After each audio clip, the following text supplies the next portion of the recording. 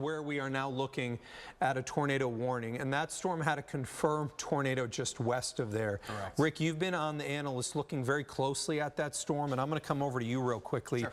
You're on that storm now that's approaching Jasper, and you can see on the left part of your screen as you zoom in there, that's where the rotation is located. That's where our concern is heightened. So what I can do is kind of rewind a little bit so you can see the evolution of this exact storm. Winding back several frames, I'm going to take you back to a point where you really see some pops. It almost looked like where's one center of rotation north of Linview. And that's where we had the best signature in terms of rotation. Now moving forward, we still have rotation, not as tight, but still you can see the reds and the greens coming together as it went just to the east of Oakland City and then just to the north of Huntingburg. And this is getting very close to Jasper. Now, does it have the same radar presentation on velocity, which just samples the winds? That's what you're looking at on your screen. Not a very tight rotation, but there is still rotation inside the storm. And with this sort of scenario, this can drop a quick tornado. And that is why, with Jasper being in a tornado warning, that's an absolute good call. And if you are in Jasper right now and you're listening, what should you be doing? I think you know exactly what you should be doing. Going to your safe place immediately. And Rick, one of the things I'm noting as you look there is that the warnings are purple south of that, which is a greater concern. And so you're talking on the tornado, the severe that's coming through Evansville, that there are numerous tornado, not warnings, but coming out of Evansville, there's tornado confirmed on some of these, which elevates that threat. Bryce, as we look at the track here, part of the reason we started this a little bit early is because if you're in Orange County, I know you're worried. And I've had a lot of people on just social media saying, Mark, I'm really uncomfortable. You know, my child's crying on this, and we felt that the time had come. Let's walk these storms across the area. Everybody knows about the threat tonight. This one, I think, you know, and this year is probably one of the more heightened awarenesses I've seen on these storms. Yeah, I mean, and especially it helps that people are aware of this because of what just happened a few days ago when we had those confirmed tornadoes in our area. So a lot of people are kind of on high alert anyway. And what's the hurt? Honestly, giving you an extra 20-minute lead time of what could end up being a tornado rolling on the ground or touching down on the ground heading toward Orange County. Rick DeLuca and I were talking about before we even came on air that this thing is recycling kind of just back and forth. So there's a good potential that it can make it all the way into Orange County now. And we're going to wait to see what the National Weather Service decides to do with this. We put a track on it. These things are moving northeast at about 45 miles an hour. So Hall, you got about 12 minutes. French Lick that is in our viewing area just under 20 minutes. I'd put it more around 16 to 17 minutes now. This was drawn a couple minutes ago.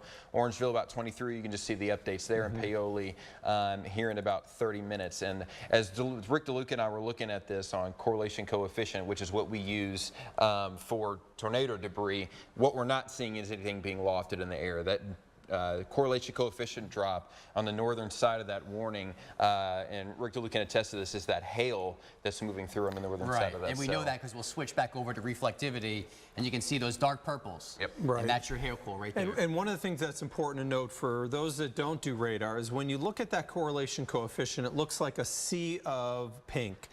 Why? Why would it all look pink? Well, what that's looking at is how round what's falling from the sky is. So what is a raindrop? It's round. Are all those raindrops the same size? Generally, the answer is yes. And that's why you see the sea of pink. It's saying, I'm seeing the same size particles. Well, what happens when the particles are a different size? That's when you start to see different colors, and blues specifically. When you get into the really dark blues, it means it's way, way oblong.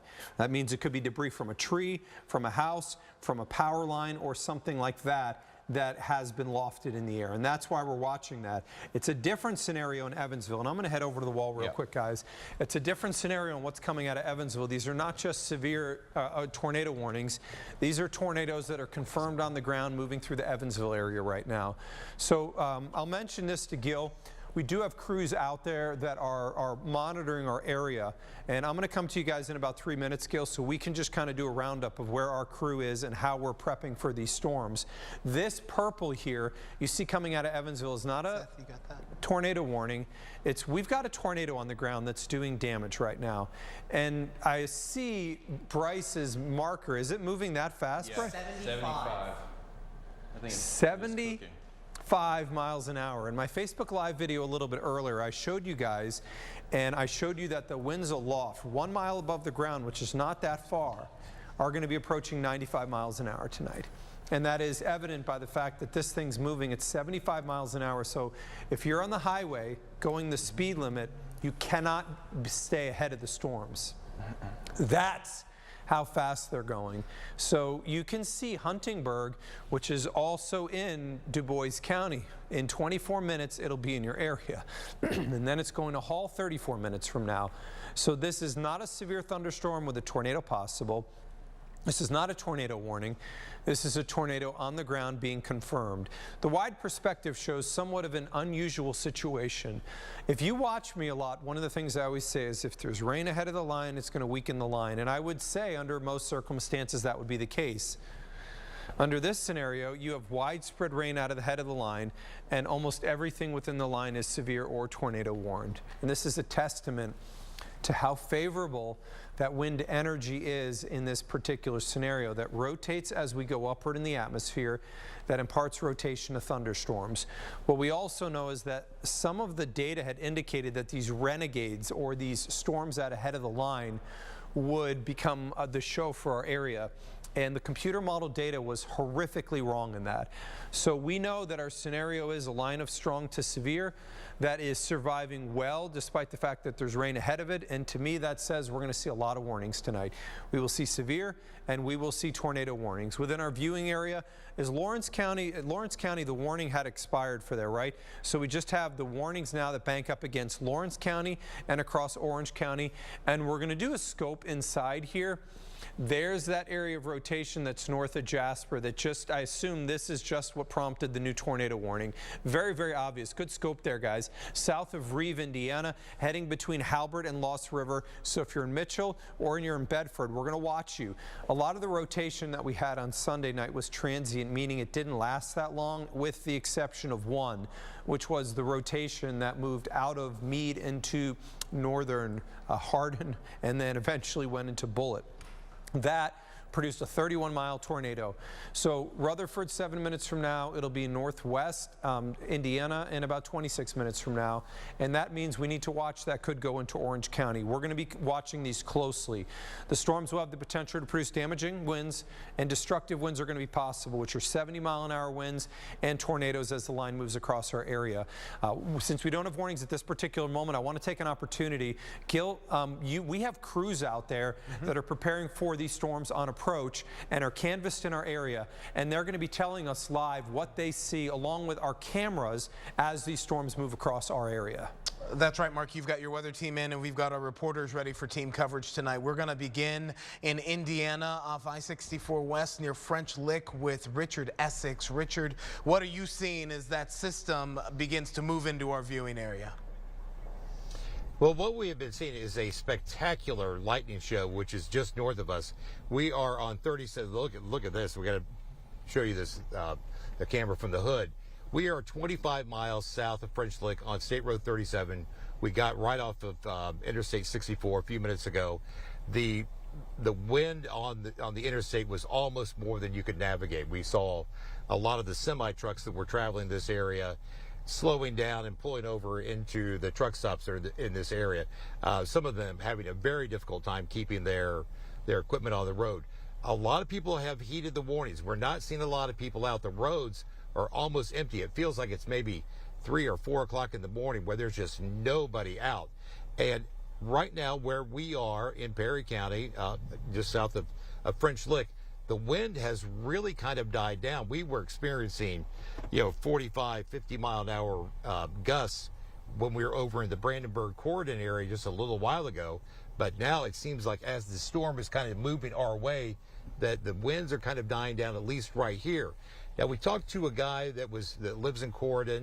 He said he lives in a trailer, and he came up to one of the hotels. He's going to spend the night there, at least tonight, kind of taking a more safe approach to how through this storm. And when we were a little bit south, we went into Brandenburg, Kentucky, on the other side of the river. The winds were absolutely ferocious. You could see there was a gas station canopy that we really thought was going to get torn off by the wind. It was just going back and forth like you wouldn't believe.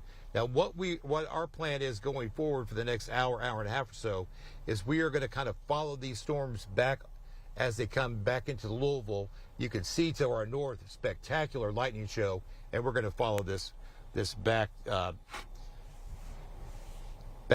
towards the station for the next hour and a half. Back to you, Gil. All right, thank you, Richard. So yeah, this storm is moving in as we are on the air with our 10 and 11 o'clock news tonight. So we're going to be able to really just follow this system as it marches into our region. WDRB's Christy Batista is hanging out around downtown Louisville, keeping an eye on things for us. Christy, what are you seeing out there? Has it started to rain? Or certainly the wind's picking up because you're holding on to your hat. Yeah, Gil, actually, this is the second hat that I am wearing tonight because I came out here to get ready for this live shot and my first hat went flying over the side of the parking garage. It is now in the alley. Photojournalist Zebanique Petties that I'm working with tonight is holding on to the light for dear life because this wind is picking up here. And that wind has been an issue really all day. We saw a tree that fell on top of a car on Manslake and Palatka roads near Iroquois Park. The car was in the middle of the road, the tree falling while the driver was inside, and that driver had to be cut out of the car, but that driver is expected to be okay. Of course, there is this severe threat tonight that we will continue to monitor, but if you are out and you see any downed power lines, because of course that is a factor with this wind, make sure you stay away from them. You do not know if those are still live, but as Mark has been mentioning, there is a chance for rain over the next few days.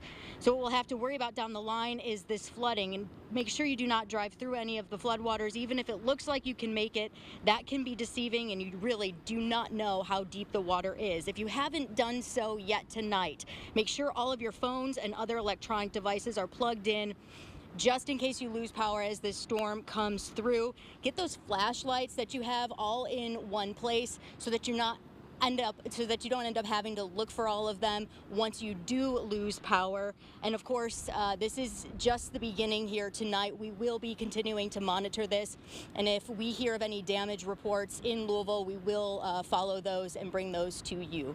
Gil?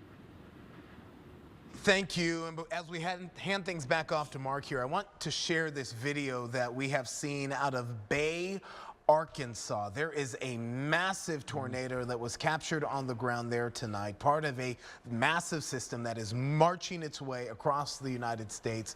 There are warnings, Mark, from Louisiana all the way up to northern Indiana. And the question when you see this video, Mark, is this the kind of system that we may be seeing in our area here tonight? So, Gil, we know that in particular in Arkansas, there's a town called Lake City in northeast Arkansas. Storm chasers were on the ground when it hit, and it was huge. There were signs in there that we only see in violent tornadoes. We were able to see the actual what we call horizontal vorticity, which is a tornado is vertical. We could see that horizontal rotating, spiraling around it, which we only see in the most violent. And I've seen some damage where there's vehicles flipped and 2x4s that pierced the vehicle. The trees were all denuded, which basically means everything taken off, including being debarked.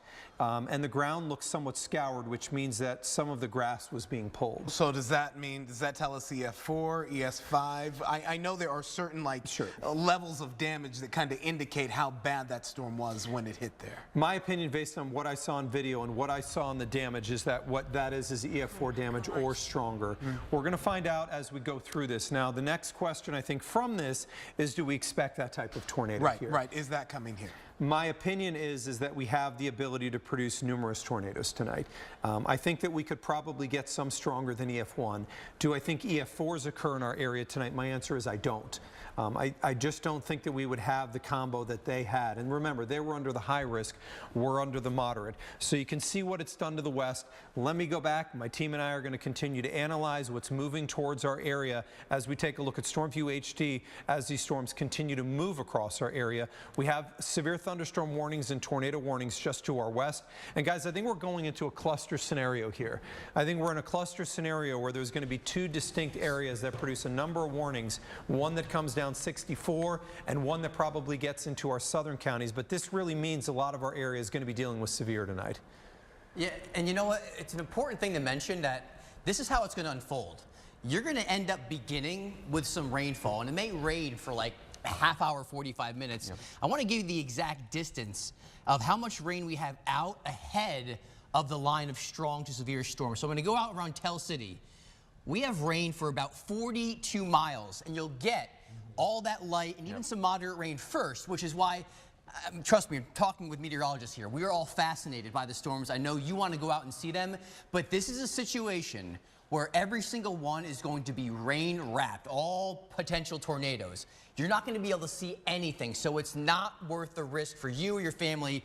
You know, I know it's fun to get out there and try to take a video, but it's going to be basically just completely washed out by the torrential rainfall. And then we get some warnings, and you see them stacked up. There are severe thunderstorm warnings. There are tornado warnings. There are also confirmed tornado, and you know that by the purple. And Mark, we are just waiting here. It is basically banked up against us. We know the ingredients are there. We're just now waiting for the storms. And let me head over to the wall here. Let's spend some time on breaking down parts of this line and where our concerns are the greatest. But from the wide perspective there, and I think you'd agree, Bryce, I mean, everything's warned. Yeah, There's not much that isn't. Yeah, and you were mentioning the clusters down to the southwest. Rick DeLuca and I were really keeping an eye on that. We were kind of just tracking the path that this would take if it maintains the strength. And Mark, you can attest to this. In a normal scenario, you get rain like that out of ahead of a line of strong to severe storms, and it's gonna kill it. It's gonna cool down the atmosphere and kill it. But we were talking about the amount of wind shear that this has. You know, 70 to 100 mile an hour winds a mile above the ground. That is just keeping these things rolling even within the line of rain that's ahead of it. You know, I think that's part of the reason that we felt that it was important to get in here and get you kind of caught up on what's going on, because I think a lot of us have been trained, you know what, if I see rain ahead of the line, I don't need to be concerned. And we've got rain from Seymour. You just saw our Richard Essex showing rain. He is near the French Lick area. And you saw our Christy Batista in Louisville is about to get rained on. And yet, there is an incredible amount of severe ongoing. So there's a couple of things you'll note here. As we look at this, you're going to notice this one that's ahead, the one that's near Bedford and the one that's west of French Lick and Paoli. This is a supercell. You actually see your traditional hook in both of these areas. And this means that these supercells are likely to continue to tornado. The problem is, and I'm going to tell you, we're seeing now an evolution that's occurring near Evansville. See, from Patoka, south of Evansville, it's starting to take on a bowing structure.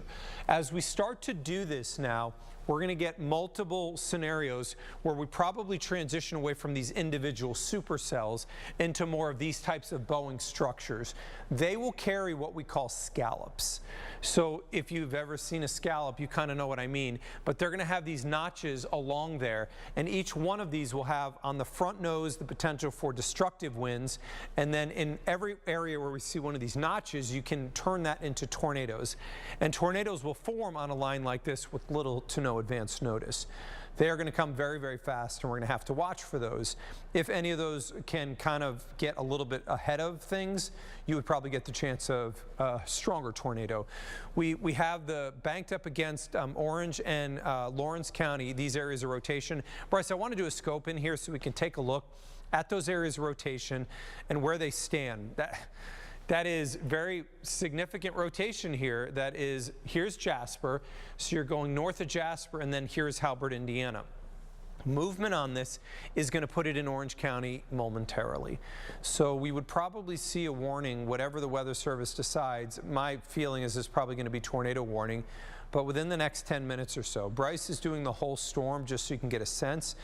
This one's going to be in Halbert 4 minutes from now, Spice Valley 14 minutes from now, in the Mitchell area 27 minutes from now, and then Buda in around 33. So you can see here, this one on trajectory takes it into the northern half of Orange County and then into the southern part of Lawrence County. And I would start to think right now, you know, again, our crew being in French Lick is going to be able to get in right behind this storm and get a sense of what's occurring. That's the importance of having crews out there, is we will know exactly what occurred. Severe thunderstorm warning on the back edge of that. The tornado area, the area of rotation that we were watching, would be in northwest 14 minutes from now, 16 minutes from now in the Bonds area, and then Morristown 19 minutes from now. And that is tracking specifically on the tornado warning here. Out from there to the wider perspective, the clusters exist in that we've got this area that's on the north. I think we're talking a very sustainable concern here. Most of the high resolution data focuses specifically on this cluster that's coming down 64, and then this cluster that also, and can we change on radar here, Bryce, over to just Paducah momentarily for this portion, only because I think we're going to get a better view in terms of what that storm looks like. And you can see these are lighting up like a Christmas tree. The reason we turn off the lightning is because there's so much at times can be difficult to see. But see how this is taking on the same structure as what's near Evansville? The bowing structure. So what I believe is going to happen here is you're going to get these two bows that are small scale bows that are racing across the area. Why would it take on the shape of a bow? Well, think about it like this. If I'm to push equally across a line, what's going to happen? Well, the line's going to move equally. What happens if I'm going to push stronger on the middle? Well, it's going to bow out. Okay, that makes sense when I'm pushing on it, but what does that have to do with meteorology? Well, if those winds in the center are stronger than they are on the edge, it's going to push forward and it's going to start to take on the shape of a bow. So we know those winds are surging out in the middle, and what traditionally happens is on the south side of that bow is where we traditionally get tornado warnings. So this is an evolution we're seeing in the data now that suggests we're going to get long track severe across our area. Does that mean tornado? Does that mean damaging winds? Does that mean destructive winds? I think it means a combination. I don't see a way that we're not going to get some warnings out of this.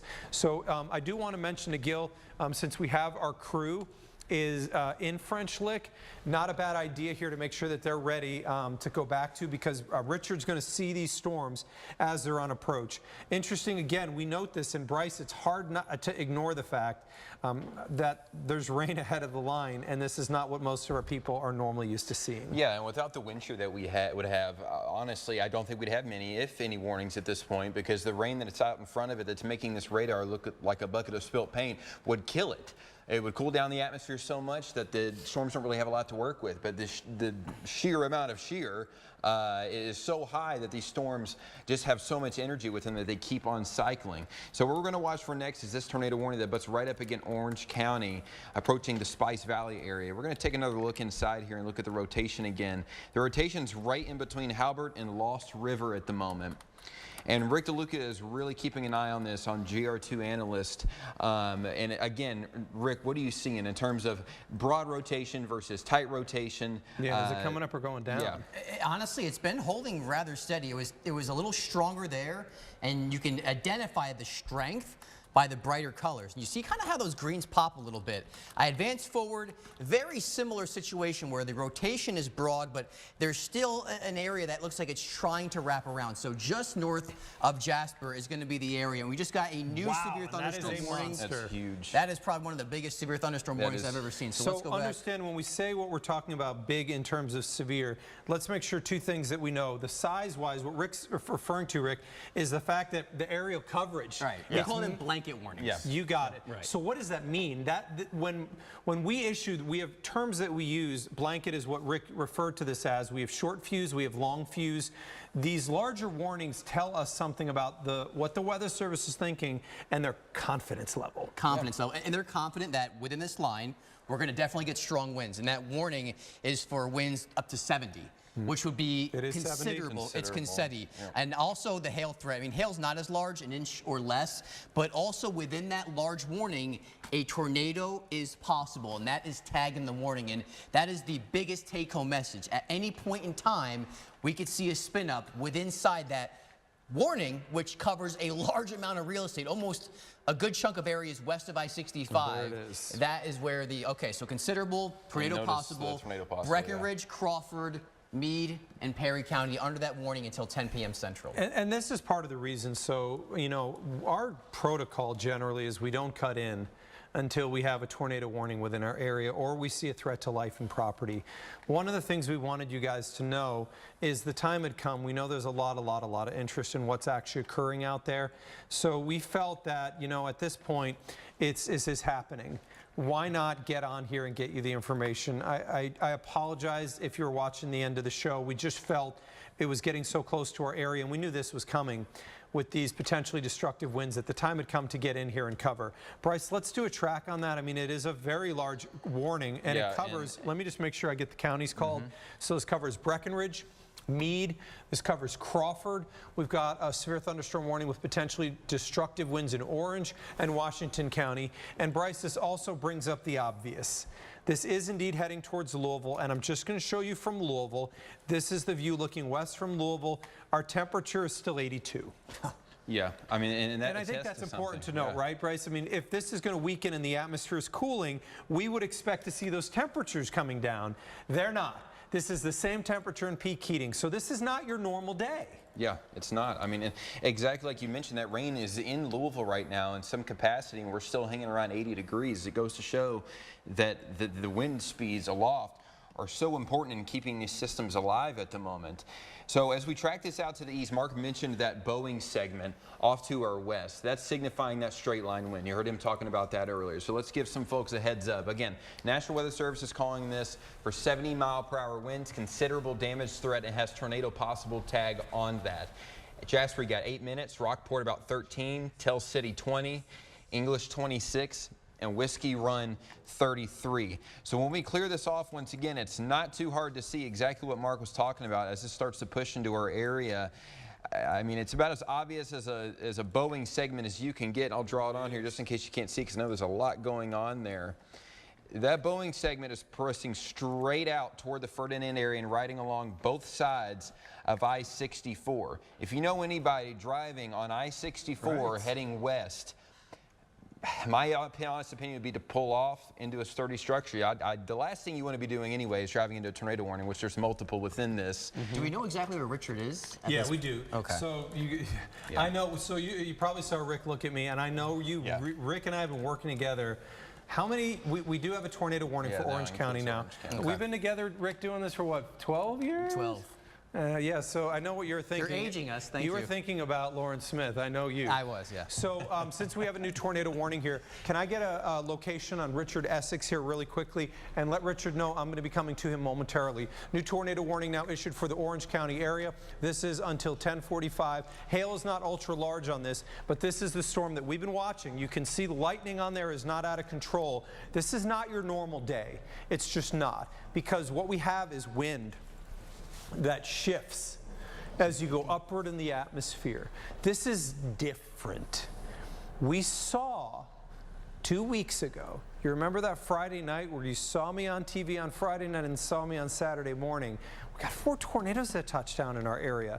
1 touchdown near Orleans, we had 2 in Lawrence County, and we had 1 in Jackson County. And now we have multiple tornado warnings. So we have a tornado warning for Orange County, and now Lawrence County also under a tornado warning. Bryce, can we just make sure we scope this whole thing for thoroughness? And is our Richard Essex in French Lick? He's near French Lick on I-64. Okay, thank you. So this is the area of rotation. This is going to go just north of French Lick by around 4 miles. So north of French Lick by 4 miles, it's going to come in just south of Spice Valley, and it's heading towards Mitchell. So be aware, and I need you to be in your tornado safe spot right now in the Bonds area. It's 7 minutes from your house.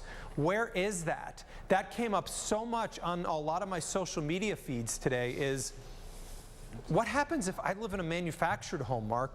Or what happens if I'm on the 2nd floor of an apartment? Let me tell you what I know. I can't tell you exactly your location without getting out there and surveying it. I would need to know how it's constructed. I would need to know how your roof is strapped to your house. I would need to know how your walls are anchored to the foundation. Beyond that, I can tell you that if you are in an interior room of your home, you're in the safest spot. So if you can get away from windows in the interior part of your home, it's the safest, even if it's an apartment. And if it's a manufactured home, my opinion is if you go under a tornado warning, you seek shelter in a sturdy structure. If you know that your manufactured home is anchored to the foundation, that can withstand EF1, EF2 sometimes. If it's not, it gets rolled very, very quickly. Area rotation is crossing over just north of French Lick right now. Rick, I want to ask you quickly, just because you're looking at analysts, do we have debris on this at this point right now? And what we're going to do, Rick's going to do this with me. So Rick, let's go back over to the rotation real quickly, and I'm going to identify that area rotation. So it's an elongated area rotation that extends from around Jasper and then extends northward, which would be part of the reason why the tornado warning is kind of covering multiple counties. So from here, I'm going to put my hand over that, and we're going to look in that sea of pink. Are there any holes where my hand is? The answer is no. So we don't have a sign that a tornado is doing damage right now. We're going to continue to monitor this really closely. Remember, our Richard Essex is out there. Richard is in French Lick, Indiana, and is going to give us a live update. Richard, number one, am I correct that you are in French Lick, Indiana? And number two, what are you seeing right now where you are located? Well, we are just about 12 miles south of French Lick right now. And just in the past couple of minutes, we have really started to experience the wind has really picked up, the lightning has picked up. This car that we're in, we call it the Sorcerer, which is a big Explorer. It's a big, heavy car. It is getting blown all over the road. I mean, it feels like we are just almost like in an old roller coaster kind of going through these twisty roads. Now, we are, thankfully, we're not seeing a lot of people out. But as we get close, we're in English right now. We're in English, Indiana, headed towards French Lick. The closer we get to French Lick, the more the wind is starting to pick up. We're seeing a lot of lightning to our north, and you know, it's kind of a very uneasy feeling that we've got. We've seen some limbs down across the road, so you know we're starting to see some debris, but thankfully nothing flying around. We're getting close to Paducah Lake, so I was hoping we would get there before, because that's a big wide open area. You'll be able to see just about everything that's going on in the sky. Here we come up on the Paoli exit on 37, but right now it is dark, very ominous. Tremendous lightning show off to our north. We're going to kind of wind around here as we make our way to French Lick. And when we get to Paducah Lake, we'll get back to you guys and have a little bit better view of what's going on in the skies. Back to you Richard, guys. be careful. We appreciate you out there. What we're expecting Richard to be encountering here is destructive winds as these storms are on approach. We've got our camera up here behind us at a Seymour, and we've been watching that vivid lightning. There's multiple threats we're going to see here, and we're starting to evolve into the scenario that I think we knew was going to occur tonight, where we're getting widespread severe thunderstorm warnings with also now embedded tornado warnings. The Weather Service, I don't know if they're going to be dealing with blanketing the line and then issuing tornado warnings in, which would be my most likely, which would be we're going to see a lot of severe thunderstorm warnings issued tonight, and they're probably then going to bump the areas where they're most concerned about a tornado occurring. And on StormView HD, we're getting that sense, Bryce. We're seeing that scenario happen. And Rick, I want you to be eyeing Jasper and what's going on into Orange County as Bryce gives us an update on what is a very severe bow echo coming out of Evansville that's going to have all hazards, which means hail, but then a heightened threat of destructive winds. And these tornadoes can occur with little notice. Yeah, exactly. And that's why you see, and I know there's a lot of boxes going on in your screen here. There's another couple of those red boxes, those tornado warnings going through Ferdinand, up through Du Bois and Perry County. So as Mark was mentioning, within this bow, there, again, NWS is saying basically that the threat for destructive winds is there, hence why that severe thunderstorm warning has expanded so far east, almost to Metro Louisville. But within that, they've also issued those tornado warnings, well, within the severe thunderstorm warning, honestly. So that Boeing segment, as Mark mentioned, is kind of the main show at the moment, simply because of all the factors that it has in it, starting with the damaging wind aspect, but also we can't rule out that quick rotation that we've kind of seen cycle in and out over the last couple of hours, even behind all this rain that's out in front of it. It's raining in English, it's raining in Corydon, it's raining in Meade County, but it doesn't matter because there's so much wind shear that it's keeping these storms going either way. So when we pull up velocity here, and this is coming from the Evansville radar as well. That push is exactly what we talked about. That's me pushing against you, right in the middle, and what happens if I push you? You're going to bump. And you see it bumping right exactly where you have. Yeah, exactly. That really dark blue signifying that really, really strong wind just south of 64, just past Hart and Boone. Significant wind in there. And it's coming up on Perry County, Ferdinand, through Oil. And again, this also has that tornado warning on it. And I think it's a good idea that they did this, Mark. I agree, and that one of those were confirmed. Yeah, exactly. And it's going to be incredibly hard to see. This is what you were mentioning earlier. Dads, I'm talking to you. I'm not. I know how it is. You step out, you step out like this, and you're like, okay, I don't see anything. What are you talking about? Well, you can't see anything. Even if it was 3 o'clock in the afternoon, if you're a professional storm chaser, you're going into this, you can't see anything. And I have done this, and it's called buried. Yeah. When you go after a buried rotation area, you know full well you're not going to have visibility and you're not going to get video of it, which is what storm chasers do. Yeah. So you kind of make a valid point. There are nights where I'm saying you might be able to see this, but look, this is at night number 1, number 2, there's rain preceding it. You're going to see absolutely nothing. It's a waste of time. Yeah. But it's the one where, you know, as you noted, it can come and happen really, really fast. Rick, you're monitoring that rotation area. I'm going to come over to you, and let's just orient ourselves here for a moment. You can see Orleans there, you can see French Lick, and you can see Mitchell. The craziness of this is 3 weeks ago, Orleans was hit by a tornado, and this looks like to me like this might be going right towards Mitchell, and there is that area of rotation that's showing up very, very well, Rick. It's very vivid, as you just alluded to. I mean, you can see how bright those greens are. As I rock forward, I'm going to turn on a different product, and we haven't used this one yet tonight. This one's known as NROT, or normalized rotation, which takes every other color, all the clutter off the screen, and just kind of shows you, and it tries to identify precise areas of rotation.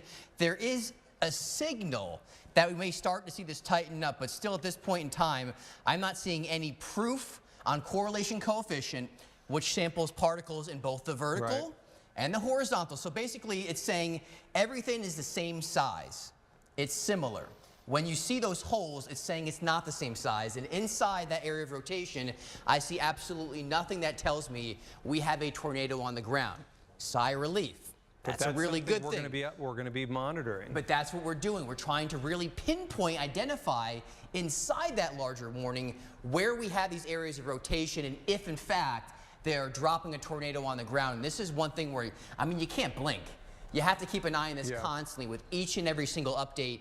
And we are in a different mode known as sales mode on radar, which helps us update more frequently. So fast updates, you know, you got to be able to react in an instant here. And like they both said, I mean, Mark and Bryce said, everything's rain wrapped. So get inside, go to your safe place, stay away from windows. There's nothing to see here. Yeah, and it's a good thing that DeLuca was also mentioning is the fact that this is a little further away from radar.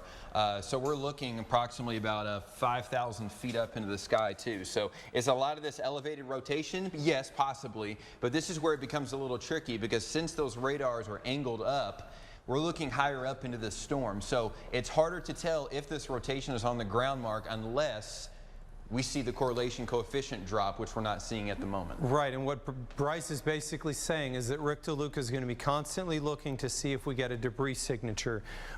This takes it from, if we were to get one, to, hey, this might produce a tornado. We're watching it very, very closely. There's rotation, to, this is a tornado doing damage. I need you to take action immediately. So Bryce is scoping the storm. And Rick, if you can, by the way, I know you're playing, the radar's been giving us some problems. I would rock between Evansville and Louisville and just see when you can get that. So we're looking out of Louisville on this rotation. So just so you understand what we're looking at here, we've got reds, which would be outbound. It's blowing away from the radar, and green that's blowing inbound. Okay. Why can't the radar see full rotation? Well, it can't, because the radar can only see what's happening with the actual beam. So our beam is shooting through the storm, and it can only tell towards or away. We obviously then can assume it's making a full rotation around. But this is significant rotation along a hook that just moved through bonds. It's moving towards Mitchell.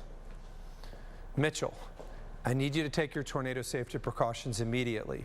This has got quite a bit of rotation on it. We don't have confirmation of any debris along this storm right now, but we're continuing to monitor it to say if we have to go to the next level. Rick, I'm looking at from Louisville at this point now. I have to be based. Okay. So Rick is looking at that rotation. Rick, you're a master of pulling out pixels. I'm going to guess we've got a 65 knot right here near Mitchell, the orange one. It is 73. Okay, and then I'm going to guess on the green side, we're looking at some of these peaks that are about 25. 21. Okay, so we've got about 100-mile-an-hour rotation here that is now about to go over Mitchell. 100 miles an hour rotation. We've already surpassed green. Rick, this is something you talk about a lot. You use this.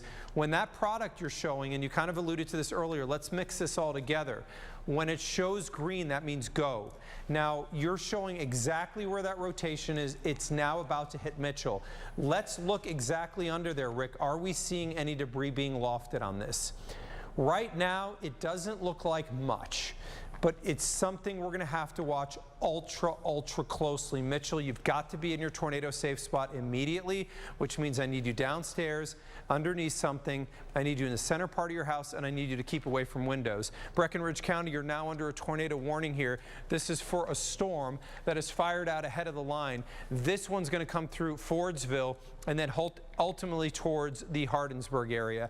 And I know that when I say Breckinridge County, I know if you live there, I know you're kind of like, again?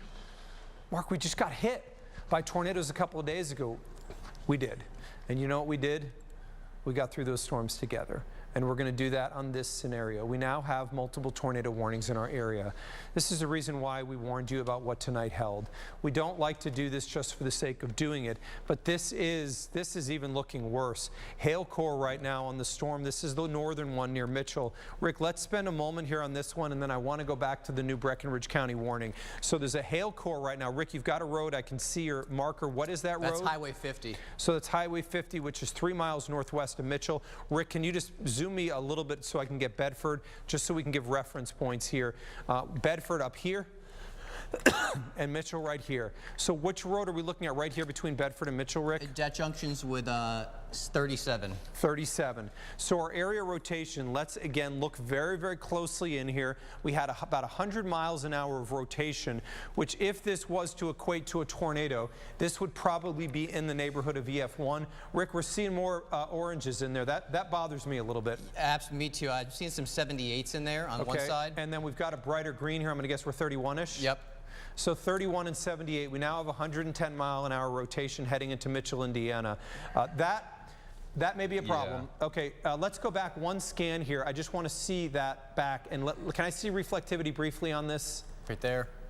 Can we see reflectivity? Okay, that may be debris. Yeah. I think that's debris being lofted. I cannot guarantee it, but I want to escalate it a little bit. I think we have a tornado that's touching down right now. It's going into Mitchell. Rick, this one is going into Mitchell. I wouldn't say 100% chance that we're talking about a tornado here, Rick, but I would probably say we're 75% at this point, and it's going right into Mitchell. There is significant rotation on this. We knew this was going to happen. We're now in the process of dealing with it. If you're in Mitchell right now, Rick, if your family's in Mitchell, what are you going to give the advice? Well, if you have young kids, I know how that goes. You're going to want to wake them up. They're going to be a little cranky tomorrow. But trust me, I think your 75% analysis is right, which means what's the point of taking the risk? In Mitchell right now, you need to get your family up, get the pets, go downstairs. And duck is the thing we always like to say, downstairs, underneath something, center part of your house, and keep away from windows. Something that simple, and just make it a game. I mean, say, hey, we're going to go play duck for the kids, and that way they can stay calm and stay safe, get to your safe place. And the new scan just came in, and the rotation is even stronger. Right over. Okay, what are we looking at? It's going right over Mitchell. I'm going to just check the end rots. They've come down. I just want to make sure we don't have any debris. Still not seeing any real strong signals of any debris or anything. But, I mean, that rotation, we're looking high up. And it's not on top of each other, right, which is a positive. It's a little separated, but it's still very strong rotation. And I wouldn't be shocked if this has or will drop a tornado. And it may already have. Exactly. There was at least a hint of debris being lofted there. How are we looking on normalized rotation if we just kind of bake this into one product? So going back, it was the signal was far stronger. I think this is important to note here. You can see the evolution. Either way, though, Rick, even if we're saying that it was a little bit stronger, we have signs that this is not just transient rotation. No. This is persistent that has lasted on multiple scans. So this would not be necessarily a quick spin-up scenario, but it's the kind where we can get multiple tornadoes out of, where we could get tornadoes. Now, I'm going to come back to you, Bryce, because you've been watching on StormView HD. We've had our eyes buried on the Mitchell storm. Rick, you keep us updated. I want you focused on that one. Bryce, you're looking at the other area, and we're starting to get the sense of what our weather service is going to do in Louisville. They broad brushed with a severe thunderstorm warning with destructive winds and tornado possible, but we see they're now so worried that they're starting to deal with this a little bit differently. Yeah, and honestly, I think it's a really good move because now we have the tornado warnings out for Crawford, Du Bois, Orange, and Perry counties within our area. And again, this is all within that severe thunderstorm warning. So honestly, if you're at home, how I would see this is they put this severe thunderstorm warning ahead to kind of give you a heads up, like, hey, we might issue a tornado warning. This is kind of your heads up ahead of that. and here comes that more downstream tornado warning that's going to affect areas like English, Ethel, Southeast, Paoli, French Lick. You are now under that new tornado warning with that Boeing segment that we talked about coming out of the Ferdinand area. We're going to keep an eye on this one as well because this one's moving pretty quick. So let's pull up a little bit of velocity tilt so we can see a little bit of rotation. And yeah, my eye pops right to that one just southeast of the Jasper area. Again, this is moving northeast, so we'd probably put this through Hall and up through parts of Orange County within the next probably about 15 to 20 minutes, Mark. That's another area's rotation we're watching. And these are going to be very quick to occur. Yeah. That may not be there in the next scan. Yep. That may be further south in that tornado warning. And this is a rare scenario, Bryce, where we almost need to track the entire portion of that line. Yep. Because like we said, these scallops, these little notches are going to occur. Santa Claus may be dealing with 75-mile-an-hour winds right now. Yes. And that may generate rotation very, very quickly all around that. So let's give a track on that whole thing. And we're moving northeast. Rick, what do you have a speed on that storm? The south one, not the north? Speed for that one is 50. 50. To the east. And that's why Bryce is going to deal with what's a larger fan here. Yeah. Because Bryce, even if that rotation isn't in that spot right at this exact moment, it may be in 2 minutes. Yeah, exactly. Like Marcos mentioned, these happen so quick because these are evolving so fast because there's so much wind shear loft that everything is spinning in some capacity. So while there's a little bit of rotation just south of Jasper, here in about 5 minutes or so, it may shift south another 5 miles. So I know it's a large box, but if you are within this area, I'd be in your tornado safe place easily. I think you're right. Cusco in 10 minutes, Eckerty in 11, English 22, Paoli 28, and Stampers Creek 32. That rotation may not be on top of those locations we just mentioned. But it's coming. But exactly. And so, you know what, if you're like, you know what, I'm in Paoli, I got 28 minutes, get ready. Yeah. You know what, if you've got a tornado safe spot, know where it is. You've got some time to get it ready. Put some food down there, water down there. If you're in Paoli right now, you know what, charge your phone. If you're in Louisville and you're like, I don't have to worry about that, that's way down the line. No, you may have to deal with this. Charge your phone. So get ready for this. We're going to continue to watch this. Rick, you've been buried watching. Mitchell, tell me what you're seeing right now. I'm coming over to the analyst. Sure, I'm seeing, once again, very bright colors. They're still separated quite a bit, but we've seen it tightening. Once again, it did come down, and this thing has a history. It has a cycle, and it's cycling back up. So now we are looking at, again, some strong rotation. I'm just going to verify we don't have any sort of debris. Not seeing anything, but it does look like we now have a confirmed inside. Is this inside our area, So Bryce? let's zoom that out a little bit, Bryce, before I come over to you, just so we can get a sense here. And I'm going to head over to the wall again. Let's take it out to the viewing area. First off, we're going to start you with all the lightning. Keep that on for a moment, Bryce. When you look at all the lightning there, you're going to say, I can't see anything, man. You're right. But that's how much lightning there is. I just want to say this to you. You know, we've been through severe weather a lot here in the last 20 years. We've been through it a lot in the last 3 weeks. We went through severe weather on Sunday. And you know what the commonality here is? We go through it together. We're going to make sure. We're going to stay here tonight. Bryce has worked yesterday morning. I mean, the guy came in at 3, probably woke up around 3:30, came in at around 4, worked the morning show yesterday morning. I called him yesterday and I said, Bryce, we're going to make some schedule adjustments here so I can get you in here tonight. He's going to be here tonight watching these storms go through with us. Jude Redfield will be in at 2 a.m. and Matthew Wine's going to be in very, very early tomorrow. Rick DeLuca stays with me almost every single night. We work together and we get through these things together. That's what we do. So a couple of things here. Let's take the lightning off and I want you guys to look. Bryce, could we go back over briefly to Louisville, because I just want to make sure that we're not looking at rain here that's elevated. So in Louisville, it's raining right now. I know Mark taught me that when it rains ahead of the line, that is going to lower the fuel, and I don't need to worry about severe in that case. Well, today's not your normal day. Today is a case where you're going to have everything buried. The rain out ahead is not going to be enough to cool the atmosphere enough to weaken anything. We're at 82 degrees in Louisville. My guess is even with the rain, we're still going to be at 79. We know that this has been easily adequate to support severe to the west. What makes this different? What makes this different is we're super windy out there. A mixed atmosphere is not able to cool, and when you get ultra windy like this, the atmosphere can stay warm almost all night long. It's the reason that windy nights within our area are the warmest. So we have these bowing segments. We mentioned that there was a tornado confirmed on the ground right now near the Owensboro area. So this one's going to be south of Owensboro. Here is Madisonville. This is not, there might be a tornado. This is, hey, we've seen debris. Rick, I know you can probably see this on Analyst. Are we talking about radar confirmed, spotter confirmed? Can you give me some of the info on that confirmed tornado that's south of the Owensboro area? Sure. So this is weather spotter confirmed tornado. Okay. It's a particularly dangerous situation. Okay. Flying debris and Calhoun around 9:50. It should Okay. be in Beech Grove 9:55. Okay. Livermore 10 in Owensboro around 10:05. And so here that's we're- Central Time. And hear what Rick just said. He said particularly dangerous situation. So this is what we call a PDS. Particularly dangerous situation. It means this is not your regular tornado warning. We're up here now. And then beyond what is the PDS tornado warning, if we get into the really, really, really bad, most recent time that we've had that in the state of Kentucky was 2021 in December, and Rick worked that event. And I believe Bryce was here on that event as well. We had what we call tornado emergency. Tornado emergency is the elite of the elite. And when we get into tornado emergency, it means tornado warning, PDS tornado warning, tornado emergency. We're in this one right now in Western Kentucky, and now we need to be thinking, I'm in Brandenburg, I'm in Hardinsburg, I'm in Litchfield. Is this going to affect me? Well, number one, we have a tornado warning right now already for the western part of Breckinridge County, and I want to zoom in on that. Bryce, let's do some scope work on this one. The first thing I notice is this is a supercell. Yep. Right. So you can see that this is ahead of the line.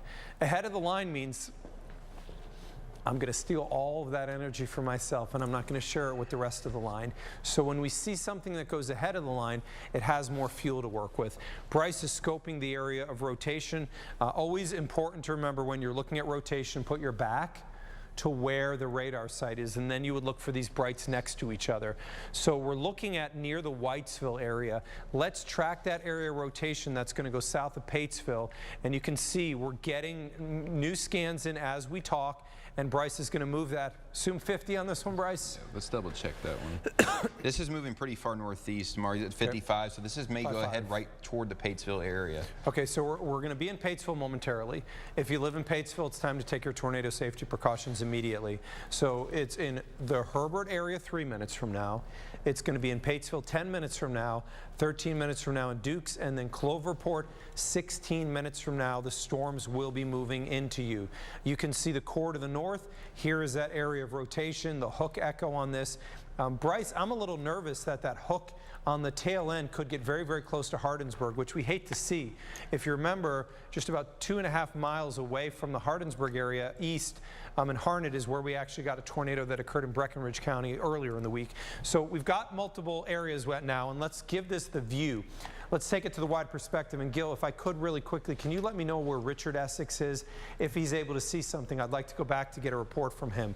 We've got a very, very large severe thunderstorm warning that goes out ahead. And then you have tornado warning, tornado warning, tornado warning, tornado warning, tornado warning, tornado warning. There are multiple tornado warnings inside, embedded within all of this. And the Weather Service has put out these large severe thunderstorm warnings because they're confident at least you're going to get destructive winds, but they think that they're going to produce tornadoes, and they're going to highlight those areas very specifically.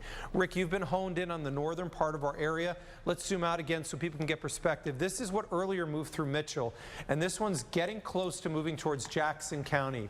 I see greens next to orange there. We're still in a scenario where we're concerned about that. Number two things, about how much rotation are we seeing? And second, do you have any debris you're noting? 87 knots, excuse me, 94 knots on one side.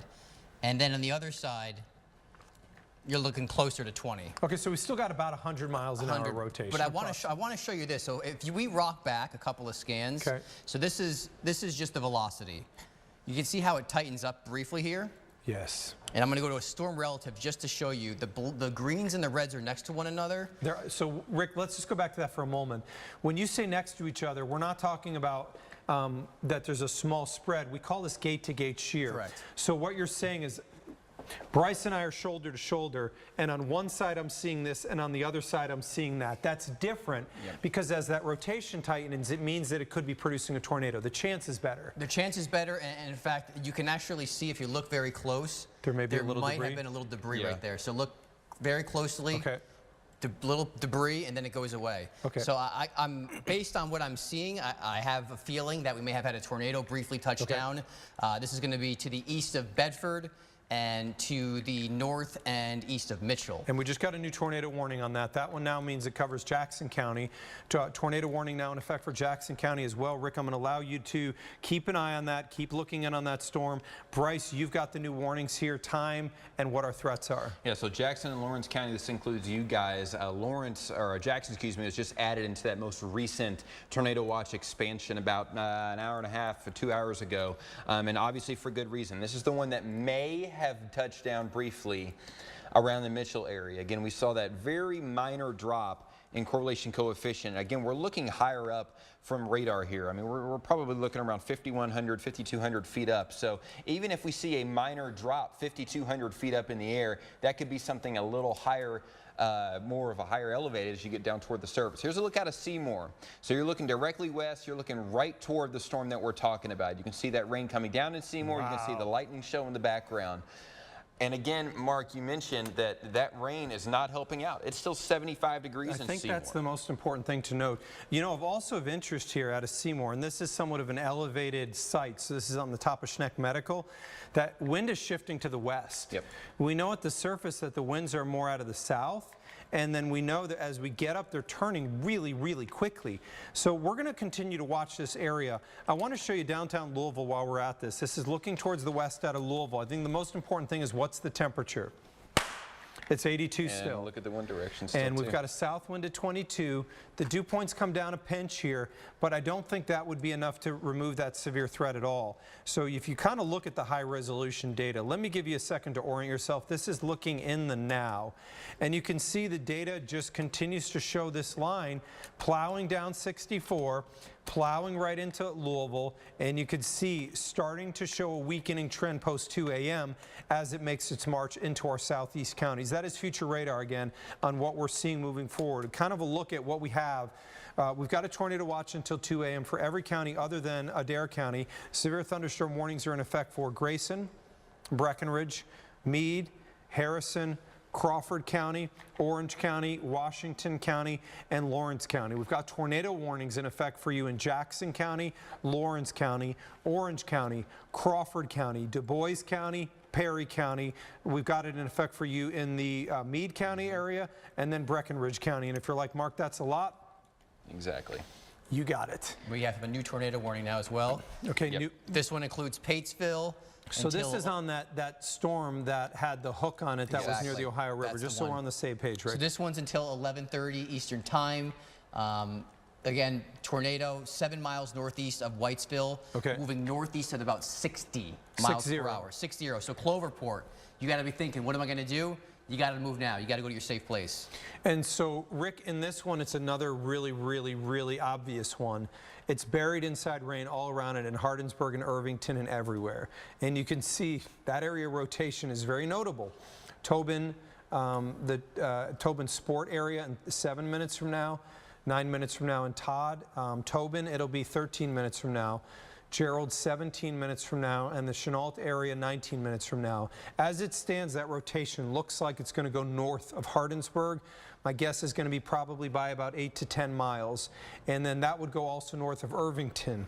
But if you're thinking, am I completely in the clear here? Well, the whole area is rotating. Everything has been rotating out there. Rick, you're looking very, very closely at the Patesville area and what's heading towards Cloverport. You're looking at this from analysts. So a couple things we immediately note is there's some speckled spots near Patesville. Is that something that's in the sea of pink, or is that just that it's not raining right there, or is that hail that we're seeing heading into Cloverport? What is that indicating on the right there, where the correlation coefficient drops off a little? So what I'm going to do is switch the left-hand panel back over to classic reflectivity, which is what you typically see when you look at radar when we're showing you where rain and storms are. I'm going to put a little marker inside. So it does appear as though that's hail. Those areas are hail, exactly, because it's not in an area of rotation. It's within inside the body of the supercell, which is exactly where these hail cores would tend to get with those updrafts, pushing the hailstones up, suspending them as long as they can before eventually They just can't be held up by those updrafts, and then they come down.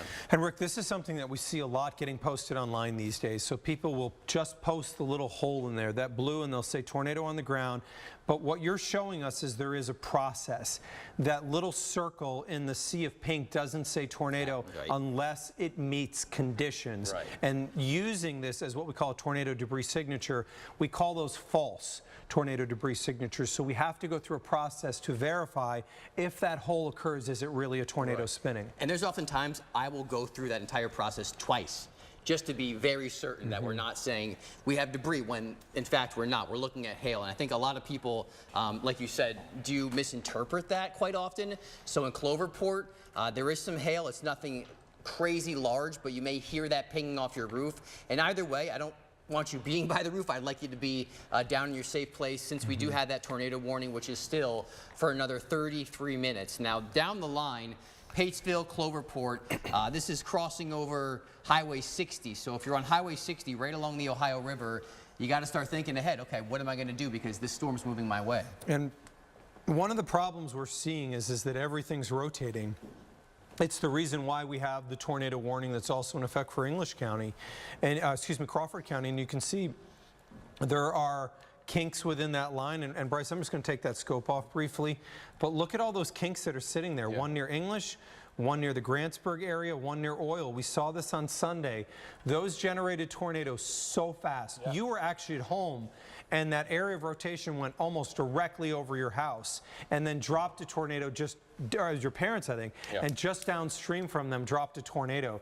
This scenario is not far off from that. However, the magnitude of wind is stronger, so if it drops a tornado, it may not be an EF1, it could be an EF2 in this scenario. Right, exactly. Mark was mentioning all those kinks. We'll just point out a couple of them to you here. There's a bunch. There's one just north of the Leopold area. There's another one just north of Oil. There's this one. It looks a little concerning just west of English in between Grantsburg. And there's more to the north as well. So as Mark mentioned, these little kinks are exactly what caused those EF1 tornadoes in our area. And this has almost double the amount of wind energy that the last one did. I want to take a velocity look here and keep a look at a couple of these kinks that Mark was mentioning. One up near Ethel, it's got some minor rotation. That is starting to rotate. Yeah, and we need to keep an eye on that one, just right over the Ethel area, heading towards southeast. And Bryce, by the way, just so we're kind of on the same page here, I'm just going to put a quick draw on here. This is that Boeing segment. And you have those really brights near the center of that, and on the top and on the bottom of that is where you're going to get those kinks in rotation areas. Yeah, exactly. And again, this is all within that huge severe thunderstorm warning that goes way out to almost the Louisville area because of that Boeing segment in general. And Mark, I want to mention again, as you were talking about earlier, we do need to keep an eye on this one. And there's a new severe thunderstorm warning that goes all the way up through Salem, Borden, in the southern and almost to the Driftwood area as well. This one is the new one. And this is just kind of expanding it north and south. I think that the National Weather Service is doing here, Mark, simply because of the wind field that this has with it. It's a respect thing. Yeah, exactly. So if you're within this severe thunderstorm warning, I just want you to think, okay, I'm in a severe thunderstorm, no big deal. We have these all the time. Well, you also have 3 or 4 tornado warnings within all of these severe thunderstorm warnings. So this may be your precursor to what could come later that's over Paoli at the moment, just for an example. So that's that main line that we're watching, moving through Orange County, moving through parts of English, Perry County, down through Oil and Leopold at the moment. We still have that tornado warning coming out of the Patesville area. We'll take another scope on this one. And it still has that minor rotation just south of Highway 60. Rick DeLuca has been eyeballing all of these small areas of rotation in our area on GR2 analyst and is still watching for any drops in correlation coefficient. Rick, as this crosses over Highway 60 right over the Cloverport area, what are you seeing on correlation coefficient in terms of what might be damaged? And what I'm going to do is, Rick is specifically, you see the wider perspective on what Bryce has, and now we're going to take it down to the closer perspective right over Cloverport. Rick, the rotation there doesn't look like it is as strong right now as what you were monitoring that was in Lawrence County, but there is still definitely rotation here that needs to be monitored. It also shows a little bit of a push there. Yeah, a little bit of a push, and these winds are definitely going to be strong, and I think a lot of times we kind of get caught up. Is it tornadic? Is it straight line? Fair. Truth, does it really matter if it's 70, 80 and it's spinning around or it's coming at you straight? No, I mean, you're still going to get very similar damage, just rather than twisting, it's going to be linear. So yeah, I'm kind of concerned right now with you in Cloverport. It does look like the strongest winds are on top of you right now.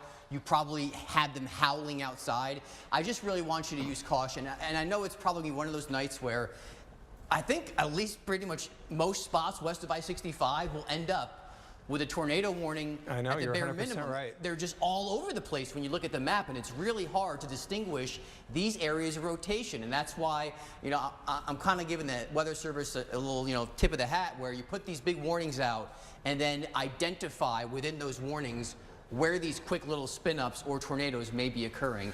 And that's kind of the way the rest of the night's going to play out. I mean, we just, you know, we said 50%. We said probably we'd see 50% warnings. And you and I talked about this last night, that if there was a fail mode here, it's very clear that the fail mode is not actually going to happen. So, you know, you and I talked about this all evening. We're going to get a lot of warnings out of this. There's really no way out of that. I know. And you're going to lose some sleep. And it's like you have to just kind of accept that, put it in the past, and realize moving forward that we have serious storms on top of us. And while they haven't made it to Louisville just yet, trust me, they're coming.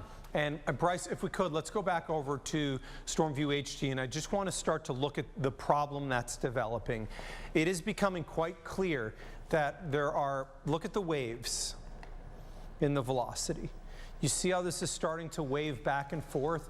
Each one of these is trying to develop rotation. There's an area of rotation near Bedford. There's very clearly one near Mitchell. We're starting to see one of those just south of Paoli. The cards are definitely coming out on this. Everything is going to be rotating along this, and we are going to have that potential that we're going to get tornadoes out of this. Do we have anything right now that has said touchdown? Marginally from Lawrence County.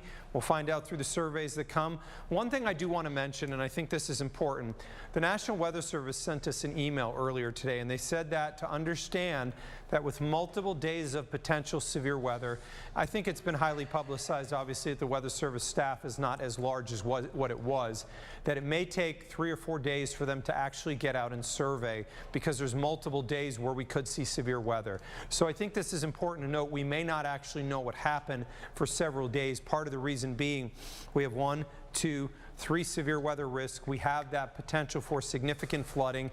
And as noted, the Weather Service staff is just a little bit smaller now, and they may not be able to get out there and get to this as quickly. So I want to do some scopes on where we have tornado warnings right now. I would like to start with the northern part of the line, Bryce, and then I'd like to just make my way methodically down that line. So let's look at Pershing, Owen. Let's see. There's a little bit of a hook here. Is there something to be concerned about? So Pershing and Brownstown, nothing to be concerned about. Moving further west. Let me go on the northern side of this one just to make sure, Bryce, here north of Pleasant. Okay, nothing out there that jumps to me. Right now is showing rotation. Let's go towards the Bedford, Indiana area. It's closer, but I don't think it's not eye-popping just yet. Yeah, I'm with you. I think that the rotation was a little bit stronger earlier. These are areas where we're watching right now, but nothing screams at us, I need to be overly concerned. Now, that said, you can see that there are oranges in here in parts of Jackson County, which are going to produce 60 to 70 mile-an-hour winds. So understand, whether you go under a tornado warning or not, you're going to get 60 to 70 mile-an-hour winds, and I think that's important to note. We're going to focus in, obviously, on where tornadoes are occurring. But let's track this. Let's track all of this across the area. We can track the line itself and understand that already in Orange County right now, there's probably widespread 50 to 60 mile-an-hour winds occurring. But this is moving off to the east. Everything has been racing to the east in the neighborhood of 50, 60, and at times we've seen these storms moving at 75 miles an hour. It is shocking that they can move that fast, but we have seen that this evening. This puts the line in the Norman area 6 minutes from now, Pershing 22 minutes from now, and the Acme area 28 minutes from now. Let's go further south along the line, and let's perform an analysis on terms of rotation on the bow that's approaching northeast. Southeast, it'll ultimately moving towards Salem and Fredericksburg. So when we look at the velocity here, we're probably looking at widespread on the back edge here, 50 to 60, maybe some 65-mile-an-hour winds. We've got one of those areas of rotation that's about to breach southeast. The Weather Service is going to have to decide, do they let these warnings go? Because it's very clear the areas of rotation are about to breach where the tornado warning is. So there is a subtle area of rotation near southeast. To me, it doesn't jump out as anything overly concerning. We move further south. We've got the surging portion of the line right here. This is where we're going to get some 60 to 70s approaching Whiskey Run in about 4 minutes. Bryce, with the surging bow here, can we go ahead and track that area off to the east just so I can call out some towns here? This is going to go in the northern part of Harrison County. It's going to go in southern Washington County, ultimately towards around Pekin, Borden, Henryville. It'll go towards Clark and ultimately towards northern Floyd County. And Bryce is going to do that track on this portion of the line that puts it in Whiskey Road 5 minutes from now, in Milltown 6 minutes from now. It's going to be in your area in Fredericksburg 13 minutes from now. Palmyra, we're watching you. It is 18 minutes from now, and I know anytime you go under severe in Borden, I know that tonight's probably made you uncomfortable. I know that you feel that way because of what we went through in 2012, and I know we went through a lot. Let me just say that this scenario does not represent what we saw in 2012 because that was individual cells. And on that March 2nd day in 2012, when Pekin and Borden and Henryville and Chelsea and Marysville were hit by the EF4, we had individual cells. What we have here is a line of thunderstorms that doesn't have the same access. New tornado warning issued for the northern part of Jackson County. Let's dive back in there. Bryce, I'd like to scope that area specifically to see if that area of rotation is going to hit northern Jackson or if it's going to miss it. But the warning, new warning, what did you have on the time for that one, Bryce, just so I'm on the same page? This one is until 11:30 Eastern. Got it. Okay, so right in here is where our area rotation is. Can we do a scope on that? Yeah, there's some rotation in there. I don't see something that screams to me of a concern, but it is right now south of the Yellowstone area. Let's continue a little bit. And Rick, are you looking at that storm? Yeah, same thing. I'm not seeing any real bright greens and reds next to one another. Okay. There are some high winds, absolutely, but not seeing anything in terms of rotation from the storm velocity, which is on the right-hand side, and then also from the NROTS, which is on the right-hand side once again. I'm just going to be careful here. You know the drill. I'll go to correlation coefficient just to give you an idea. And there it is.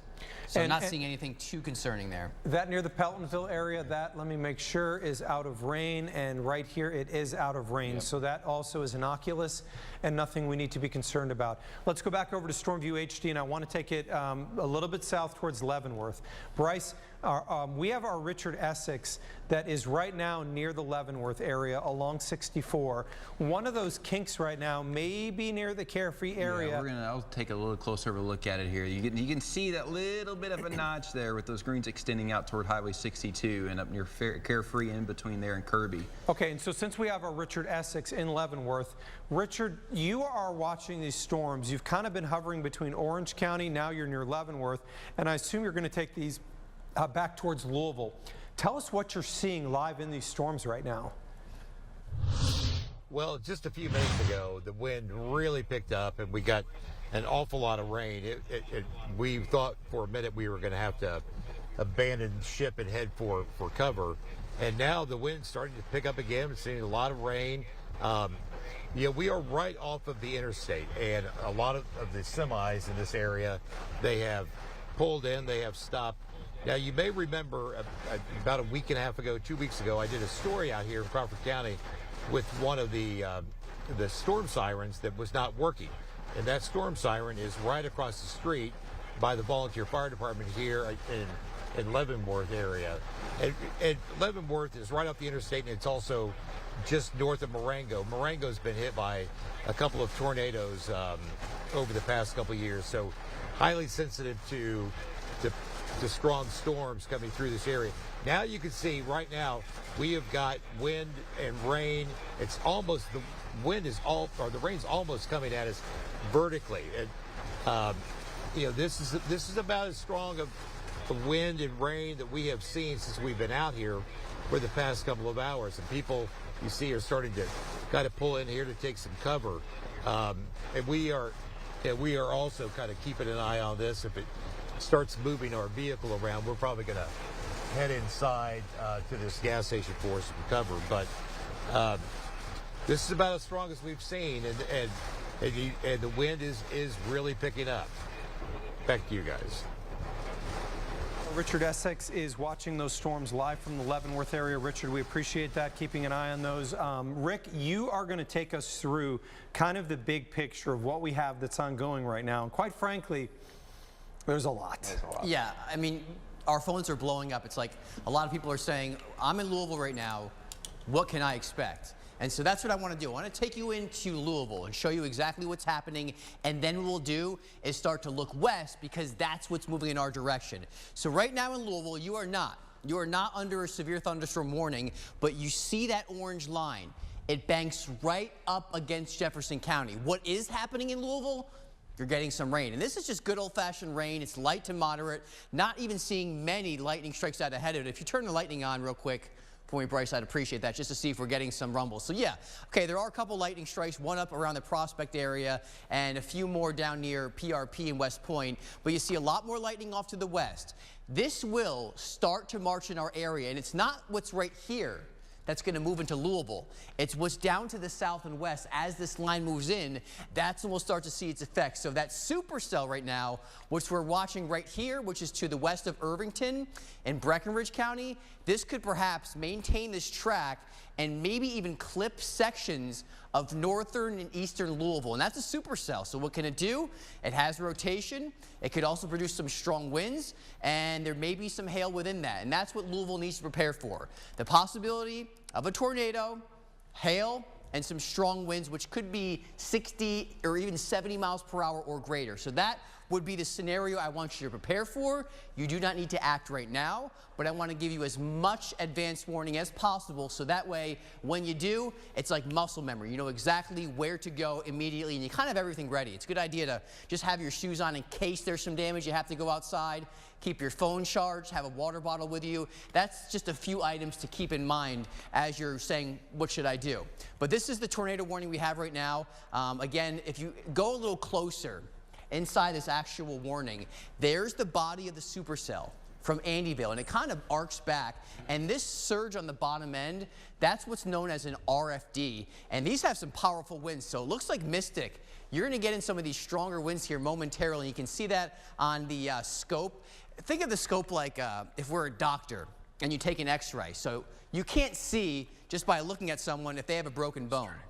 But if you have the x-ray, you're able to look inside, and we're able to look inside these storms and see some of those powerful winds moving right near the Ammons area, close to Mystic. This will cross 477, and if it stays on that track, then areas like Brandenburg and Heath may be in the path of the supercell, and everything else along this line, like we've mentioned, continues to rotate. So I do want you to kind of be basically ready to move if we give you that green light and say, yeah, go. We need to get to your safe place. Tracking that area of rotation specifically, Andyville in 8, Titus in 15, Malkport in about 17, and if it can indeed hold together, then Heath, it would be there in about 20 minutes or so. So the big picture does show west of I-65 is the area getting hit the hardest, just plain old rain for locations to the east of I-65. Not so concerned with this spot right here. So if you live in Campbellsville, Greensburg, Munfordville, you had a little bit of rain. It helped cool the atmosphere, but this is the exact spot that we were expecting the worst of the weather, and I hate to say that it's unfolding because now we have, once again, those purple polygons. What do those mean? It means a tornado. It's confirmed. It's observed. It's doing damage. So that's why we're going to watch that cluster of storms move in. That backward C shape, I mean, if you ever used a bow and arrow, you know exactly what I mean by that force which comes in, and we have some really strong winds along that line. So brace yourself for some strong winds. You want to be on the western side of your, or the eastern side of your house, not so much the western side, because, you know, things get flying around. The damage will be on that side of the house, and you'll be safe. And I think we're starting to see a problem developing here. We're starting to get kinks within the line in numerous locations. So I'm going to show you what's happening. The line is breaking down now a little bit. This is not uncommon in this kind of a scenario, but you can transition from potentially what could be destructive winds maybe into more tornadoes. tornadoes. So this is the area of rotation that is north of Kurtz. This is Jackson County, the northern part of our area. That rotation's leaving our viewing area. We have an area of rotation near Campbellsburg, Indiana, that is going to be the east of Orleans. We've got an area of rotation right now that is northeast of Paoli. This is, if you look here specifically, you can see breaks in that line. This is concerning. And then we go to the storm that has been showing the rotation near the Louisville area, which is going to be just south of the Ohio River near Concordia. This one also is showing rotation. I think that storm is the most unique of them all, Bryce. That has what we call sometimes a tail end Charlie. And what that means is that storm that's on the south, that's south of Alton, south of Louisville, north of Hardinsburg, is the last storm in that line. And that last storm in that line is showing more rotation, but we may be seeing rotation near Campbellsburg. I would say a tornado could occur in multiple locations on this line with little to advance notice. Yeah, and you know, we've seen this a lot over the last few years or so. These lines that move through with these tiny little kinks in them that can drop a tornado even in between radar scans. And even though we're in what's called sales mode that Rick DeLuke was talking about earlier, where we get a radar update every minute and every 60 seconds, you can have a tornado that can touch down within a minute and lift its way right back up, and we have no idea that it even touched down.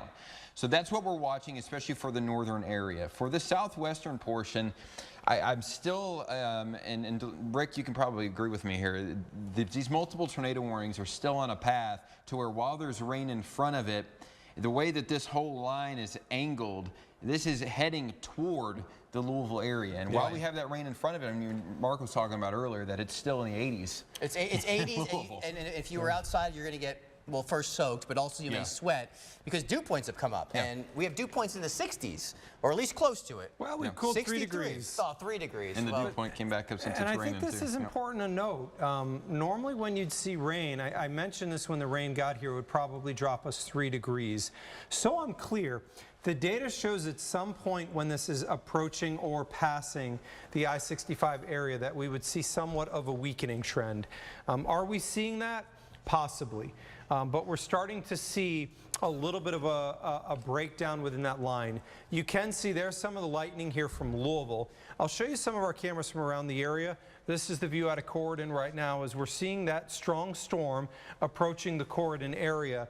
This is the view from Simpsonville where it's pretty quiet right now. New Albany showing storms as well, but it's more of the lighter rain. I don't think this is going to be enough to completely kill the line. At some point east of I-65, we're going to see a weakening. I don't think we can avoid that completely. Bardstown right now is pretty quiet.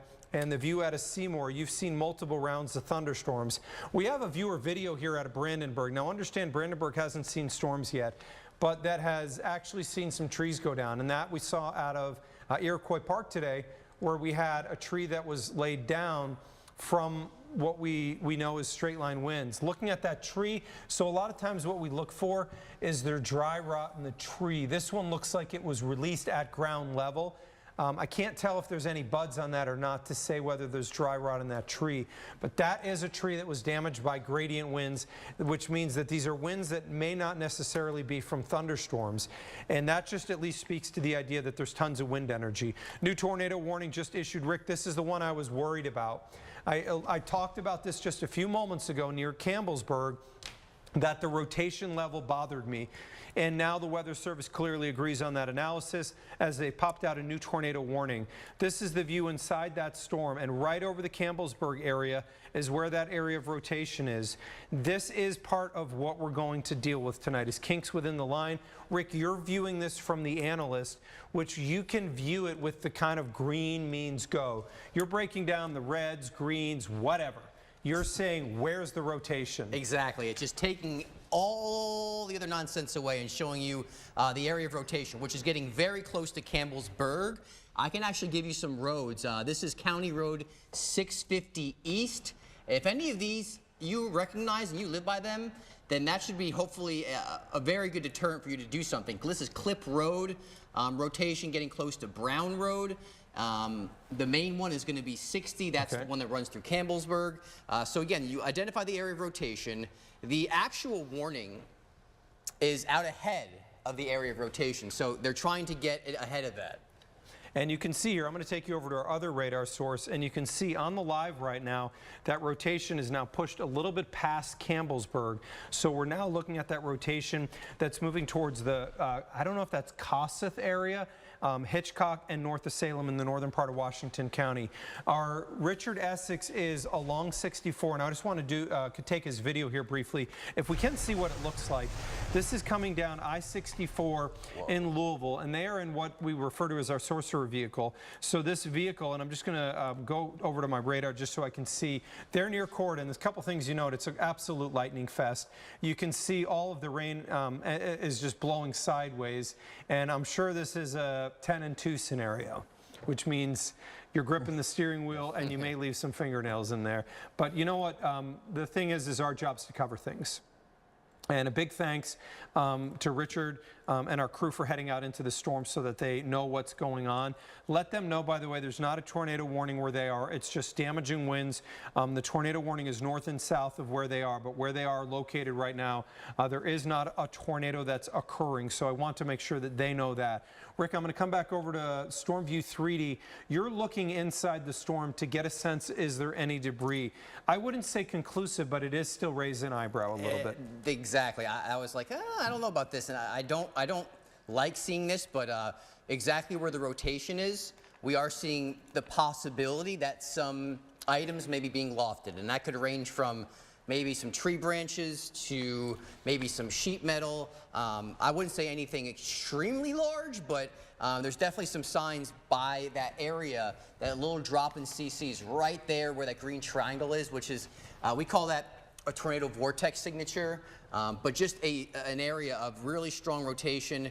We do have the green means go on NROD. So, you know, if you're in Campbellsburg, you should be in your safe place. You should be where you would go if a tornado was coming toward your house, because there could potentially be one. Now, looking at correlation coefficient, that's going to be the one thing with each and every new scan, which the next one comes in 30 seconds. If we see this area expand a little bit or get a little bit darker, then we'll be far more concerned. But it's something that we're going to watch like a hawk. So 20 more seconds until that comes back in. Okay, and Rick, you keep an eye on that one. I will. And so let me show you our Corydon camera, which is in the thunderstorm right now.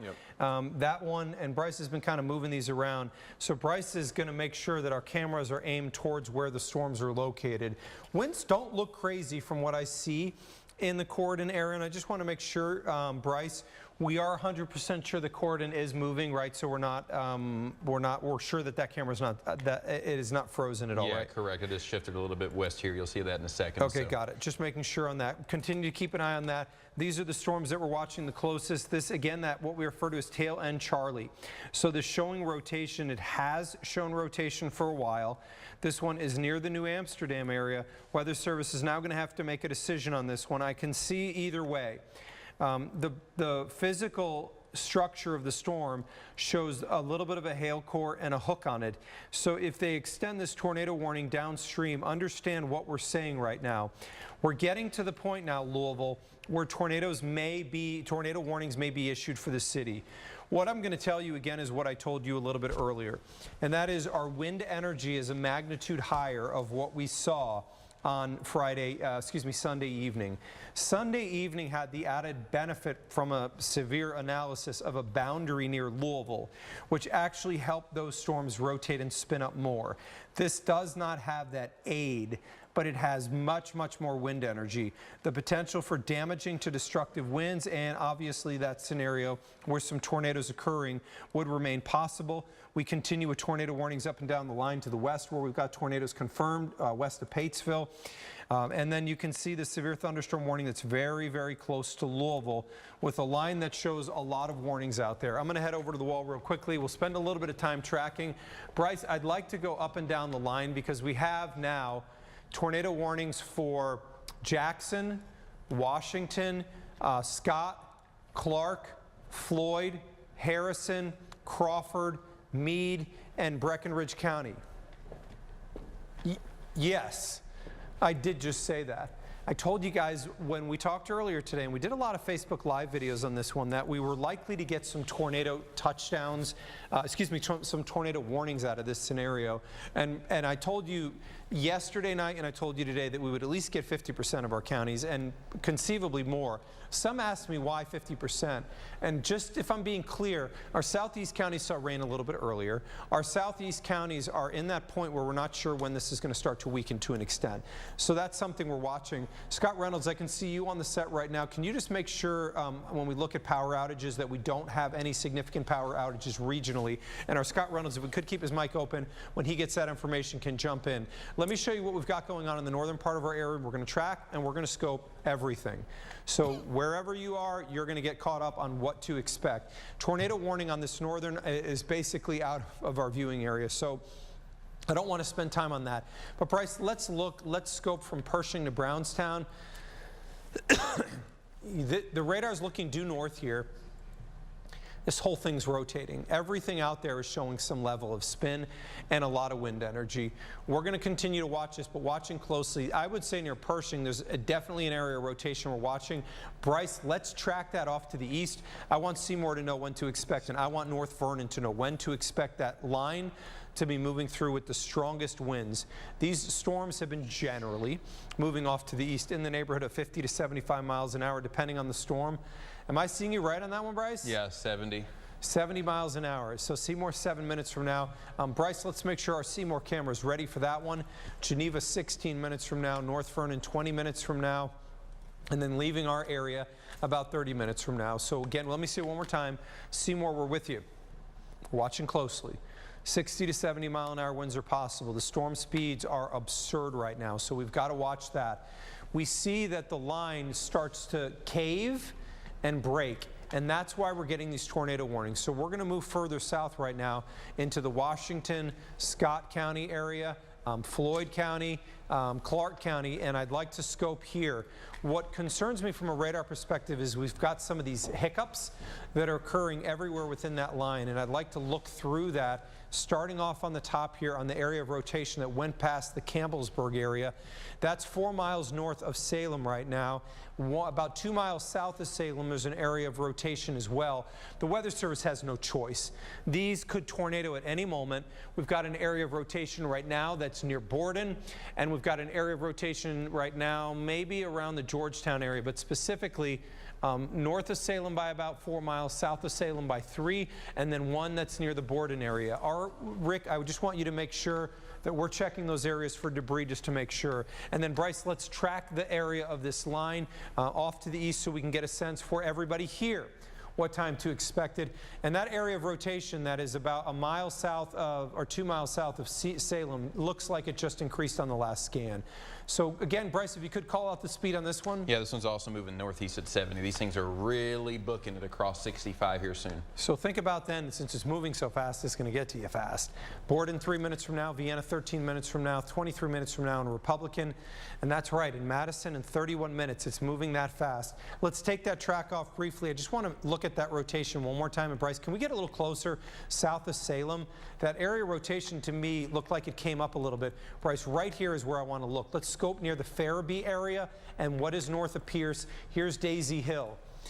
Rick, I'm going to come to you just briefly here. You're looking at this Farabee area. So here's Salem, and this is going to be southeast of Salem by about 2 to 3 miles. Rick, are you seeing anything in there from a debris perspective? I think my data is not backed up to yours quite yet. So Okay, just keep an eye on that, Rick, here. Yep. So we're watching near the Farabee area just to see. Bryce, we've got correlation coefficient on HD as well under debris tracker. Can we just check in there? Okay, so I don't see anything jumping out to me that would concern me that we do have a tornado on the ground here right now. So we're watching that very, very closely. Let's go back over to reflectivity and continue our work here as we continue to move down the line. Borden right now, that area of rotation was a little bit to your north. I'm looking at Borden.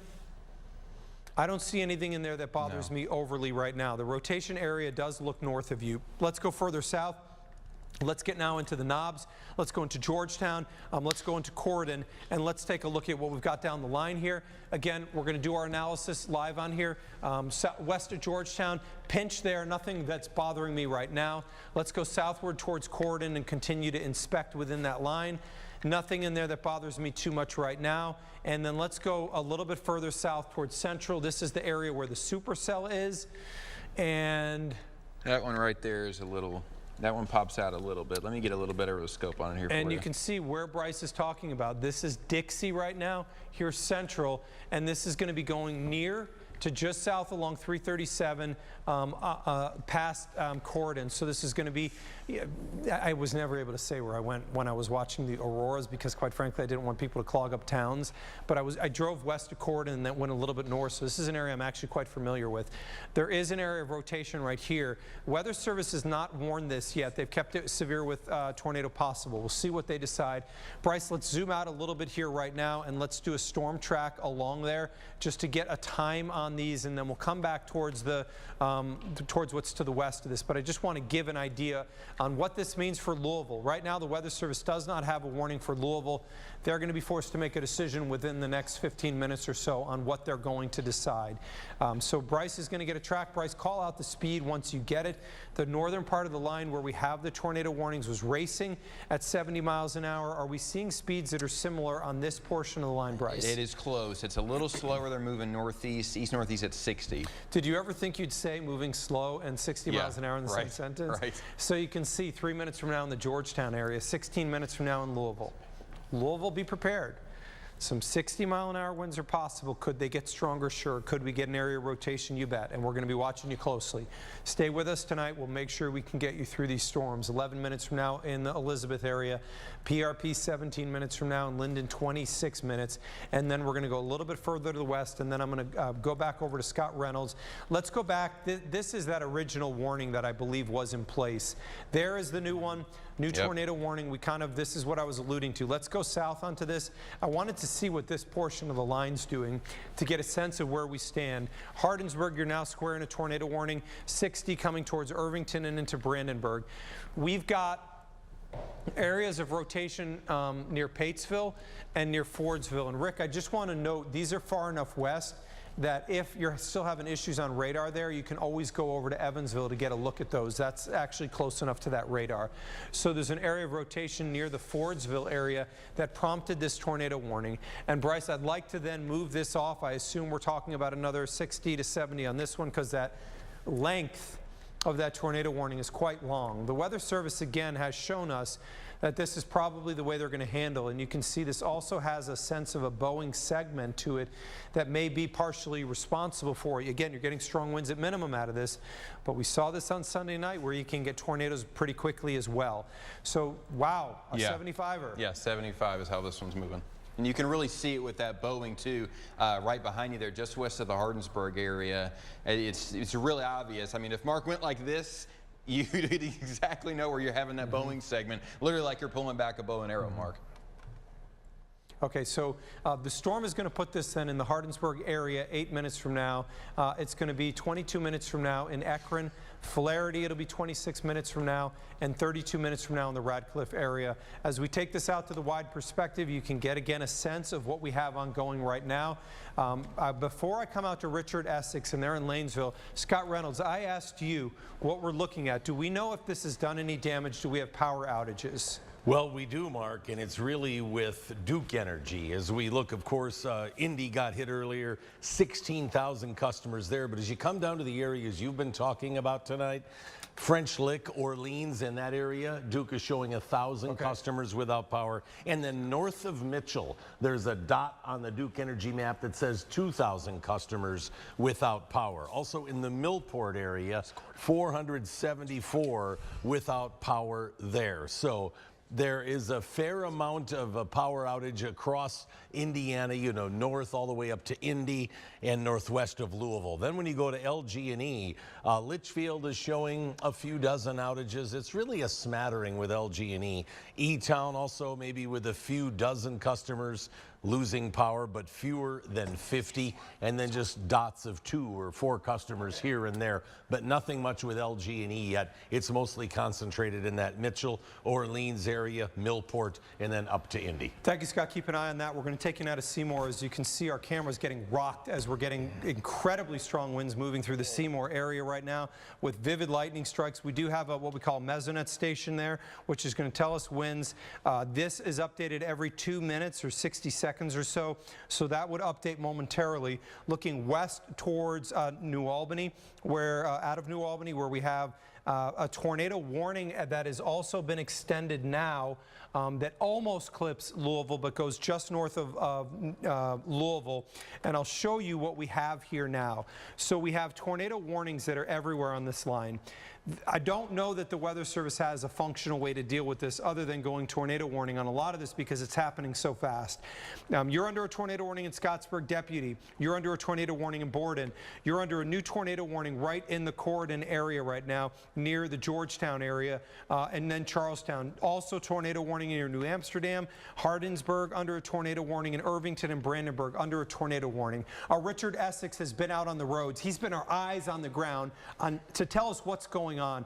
Richard, you are in an area with a tornado warning right now. 2 things. Are you safe where you are? And second, tell me what you're seeing. Yeah, we are safe where we are, and we just got tornado warnings on our phones, and we are aware of what's going on. But let me show you what the road. All of a sudden, the rain has really picked up. The wind has picked up. It's blowing this vehicle around. We're in this big, heavy SUV, and it's blowing it around like it's a Volkswagen Beetle in a thunderstorm. This is kind of the heaviest rain that we've seen all night. It's just coming down in sheets and sheets and sheets. Now, since we're in such a heavy vehicle, we're getting moved around, but it's hard to tell outside how strong the wind is. Okay. By the way it's blowing things around, it feels like it's pretty strong. We're going to kind of slow down here. We're going to get off on this next exit and kind of take a better look at what this storm is doing and be in a position to get into a safe place in case we have to. Okay, and Richard, just so I can make sure we're on the same page here right now, Richard, can you give me again your exact location? Because we have an area rotation that is coming right along 64 between Corydon and Lanesville and is going to go right along 64 through around Lanesville. So where, again, are you specifically located? I just want to make sure. We passed Lanesville about 10 miles back. We are right here at the Edwardsville, Georgetown exit right now. Got it. Thank you, Richard. Keep an eye on what you're seeing. Our Richard Essex here east of Lanesville right now. In the eastern part of Harrison County and parts of Floyd, and he's going to continue to watch that. These are the storms that we have around Metro right now. So Metro Louisville, we've got tornado warnings that are occurring. The tornado warning that we have is going to go off to the south of Corydon. So I'm going to show you what our camera indicates out of Corydon right now, because the bottom line here is these are our eyes out there. So it does look like we still have power. That I want to make sure. Okay, there we go. That makes more sense. Maybe we did have a power flicker right there. Could have been. I don't know also if this is just maybe a latency issue because we have maybe some type of damage that's occurred or winds that have occurred in that area. Richard, Rick, you've been looking at this storm on the analyst. The analyst is our way to kind of determine rotation. Let me give you just again a sense of what you're looking at. On the left, we're looking at what we call rotation. These are where you're looking for where the reds and greens come together. On the right, you're diving in to determine if there's any rotation. Corydon, Lanesville, centered up on left and on right. 2 things. What are you seeing on rotation? And second, are you seeing anything that says I need to be concerned about debris? Well, at the bare minimum, I'm seeing some very strong winds in the neighborhood of 65 to 70 miles per hour. And this is from Louisville radar, so I assume this is back from Louisville radar. So we're about 1,000 feet above the ground or less. Not even. It's less. Right. So that means that we're now looking at more verification. Right. So this is elevating the concern of damaging winds. This is not it might be occurring. This is we know it's 800 feet above the ground. The closer you get to that radar, the better that some of your data can be. I mean, when you're really far out there, you have no idea how high you're looking in the storm. So to have data that's less than 1,000 miles up we're in good shape. So this is something that we can actually say with a lot more confidence that we have some very powerful winds, which are now just north of New Middletown. In terms of the correlation coefficient, I'm seeing some evidence that maybe something's being lofted, but it looks like it's a little too close to the hail core to me. I think you're right. So I would say, well, okay, there's a new scan, so let's analyze. I mean, this is live analysis. Absolutely, We Rick. get new scans in. We're going to show you what we're seeing, and we're going to talk you through this. And two things I noticed on that new scan, Rick, is this is clearly not a kink in a line. Right. This is a big body full supercell. As you can see in Georgetown, Lanesville, and Crandall, that is showing a sign of hail. And that pop right now that you're seeing in Lanesville is probably unimportant. But the rotation area, that hook that is extending west near New Middletown is real. That's real, and it's got me real concerned, honestly. Let me just rock back 1 or 2 frames so you can kind of see how this thing It definitely is showing an inflow notch. It's inflow. So the inflow, you get that warm, moist air, which these storms, I mean, storms are smart. They go where there's food, and they love to feed on that warm, unstable air, and that's what's getting sucked into that supercell. So New Middletown, you are in what we call the RFD, and now they've issued a new severe thunderstorm warning. Looks like And you we're got getting a something report else. from the emergency manager out of Washington County. He's saying a tornado is reported on the ground at State Road 160 in Garrison Hollow in South Boston. So the emergency manager out of Washington County, Indiana, is now reporting that there is a tornado on the ground.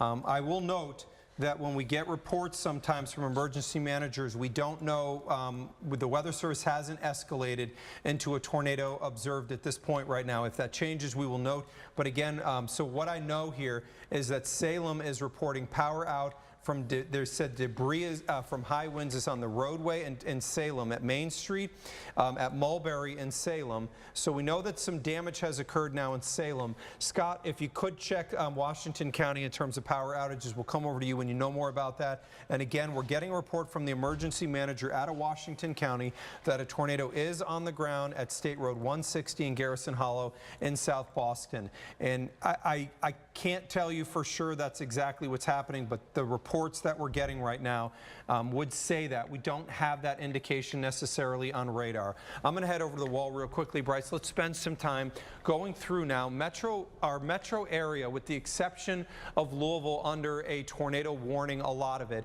Northern side of Louisville is now under a severe thunderstorm warning. So in Louisville, we're not hearing tornado sirens, but you're hearing those in Lanesville, in Clarksville, in Sellersburg, and Charlestown. And look, you know what? I know it's a uncomfortable feeling when you go into this time when you start to hear sirens going off, and there's no way around it. I hope in the end of all this that we prepared you for what we would see tonight. But what I want to do now is scope, because Bryce, I think you're probably on the same page as me. Uneasy a little around Clarksville, uneasy a little bit south of Lanesville, as there are some pops there. So we're looking now. This is Jeff and this is Clarksville, and so you can see this is going to be 265 right here. This is I-65. There's some hints of some subtle rotation right now near Blackiston Mill heading towards Watson. The irony of this whole thing, a terrible irony, April 2nd, 2024, you may remember this. We had an area of rotation. Came down I-265. Do you remember what happened next? It tornadoed. It generated a tornado in Jeff. It crossed over the East End Bridge in a horrifying moment for us when we saw that happening on radar, with debris being lofted on radar. We saw the signature. And then it went into Prospect, produced significant damage, lifted. Then another one touched down in Oldham County, then lifted, and then a last one touched down in the Henry County area. 1 year ago today. We're looking in Lanesville. That's definitely an area of rotation right now that is about to head over Lanesville. So Lanesville, I need you in your tornado safe location. You need to be downstairs, you need to be underneath something. I need you in the center part of your house, and I need you to keep away from windows. This is going to cross Indiana 11, right south of 64, and then it's going to move towards Cord and Pike, and ultimately probably on the northern side of New Albany, and then head along I-265 in southern Indiana. Will the rotation increase or decrease per scan? We'll be watching it. Right now, the rotation there is notable, but I wouldn't call it high. And Rick DeLuca is going to be continuing to monitor that area of rotation very closely as Bryce and I move around. There is that area of rotation.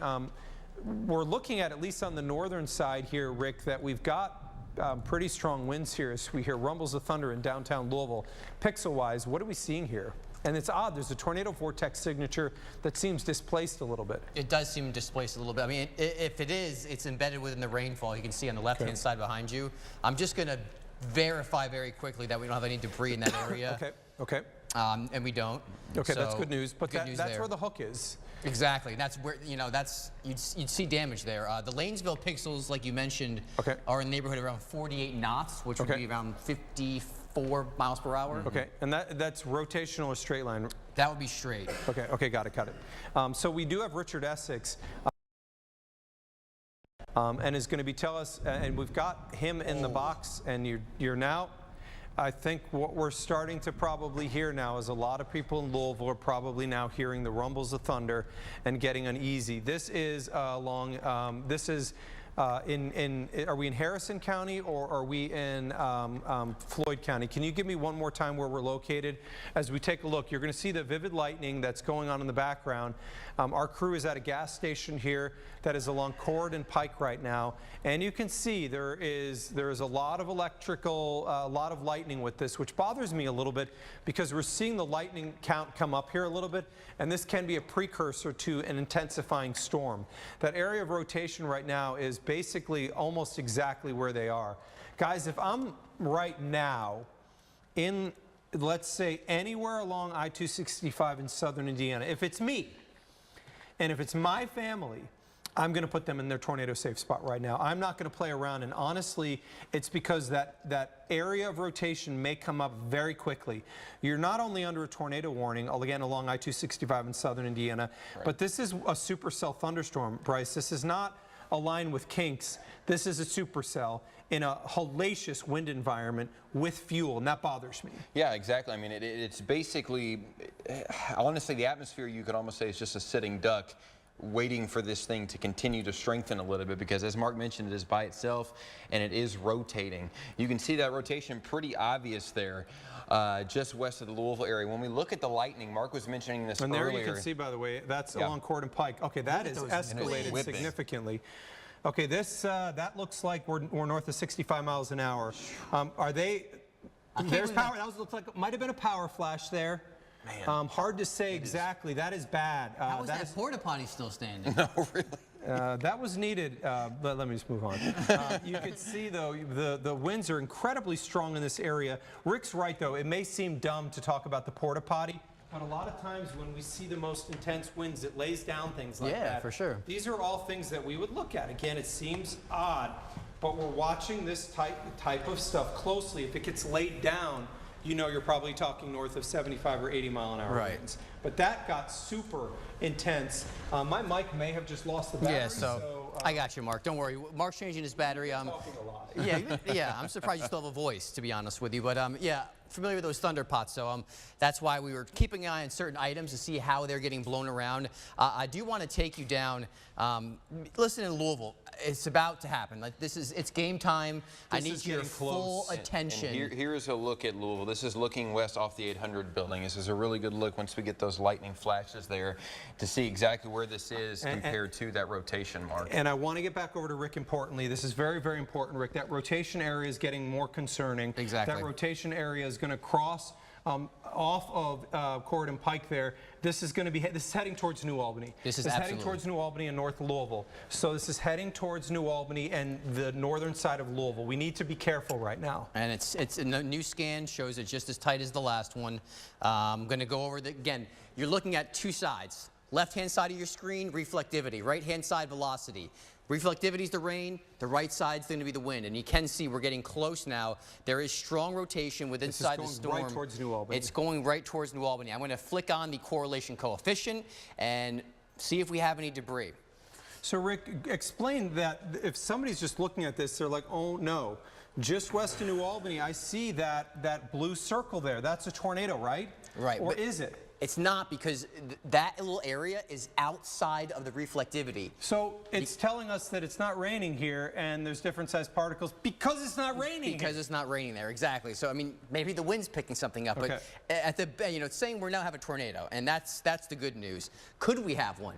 It's very possible. I mean, everything is spinning. And I'm not saying that to scare you, to alarm you, but that's just the honest truth. So here we are now looking westbound from New Albany. So if one were to happen, we have a pretty good shot. And Mark, you're better at this than I am, but you always look at the backhand lightning to try to see if it can illuminate anything, any sort of wall cloud or maybe a funnel cloud attempting to drop down. So we're going to wait for some lightning to see if we can identify any sort of features. And Bryce, make sure we're cardinal. We are west-southwest. This is west-southwest exactly. Okay, so what we're talking about is I want to make sure that I know where I'm looking. Bryce, we know where the rotation is, so Bryce is making sure that our camera is located exactly in that area. Area of rotation right now is heading over New Albany as we speak. We're looking at where this would occur. So what Rick noted, there it is. Okay, yep, I did see it. We've got a wall cloud on this. Can we take that full? Let's go to New Albany camera full. Rick, keep an eye on that rotation, and I'm going to come back over to you. So what we're looking for is back illuminated lightning so that we can actually see the base of the thunderstorm. This will tell us, do we have a wall cloud or do we have a tornado forming? The lightning obviously doesn't listen to what we're asking, so when it hits, it hits. And I'm just going to continue to look at this. Bryce, stay eyes pinned on this as well. It does appear that right in the middle of this camera here. You're about to get a flash here, Mark. Okay, we did get a flash, so there we go. It does appear at least there's a slight lowering. I didn't see something that shows maybe connecting down to the ground. Rick, can we go over to analyst right now, and I want to inspect into that storm with you so we can just deep analyze what we have ongoing. The area of rotation right now is 4 miles to the west of New Albany. This is right over the Ohio River, just west of New Albany. This is a high population center. That's Cord and Pike right there. Cord and Pike. So this is exactly where you just watched our Richard Essex that was showing you that picture where the rain was obviously blowing exceptionally hard. Was that straight line wind? Was it not? Our Richard Essex behind me here, they are traveling now down 64 and heading towards New Albany. If you know this area, you know it well. It's coming down that hill. They are noting that they're seeing some power flashes. We will watch that closely. Can we get in the other side here, the New Albany camera, in a box with me? And Rick, we've got a very, very distinct hook right now moving into New Albany. We've got a small hail core right now that's going along I-265 in southern Indiana. The area of rotation is notable near the New Albany area, so specifically on the junction of 64 and I-265. The area of rotation is exactly on 264 and I-65, 265 rather, and 64. Rick, can we go normalize rotation? I just want to see, this is going to bake it all together and say, is it showing a tornado, yes or no? It doesn't say for sure that we are showing that.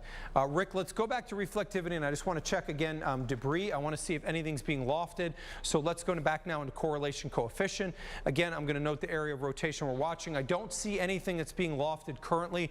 Back to New Albany camera full so I can take a look. We're starting to see now the sheets of rain moving through New Albany. You can see there, specifically look at that power light in the distance there.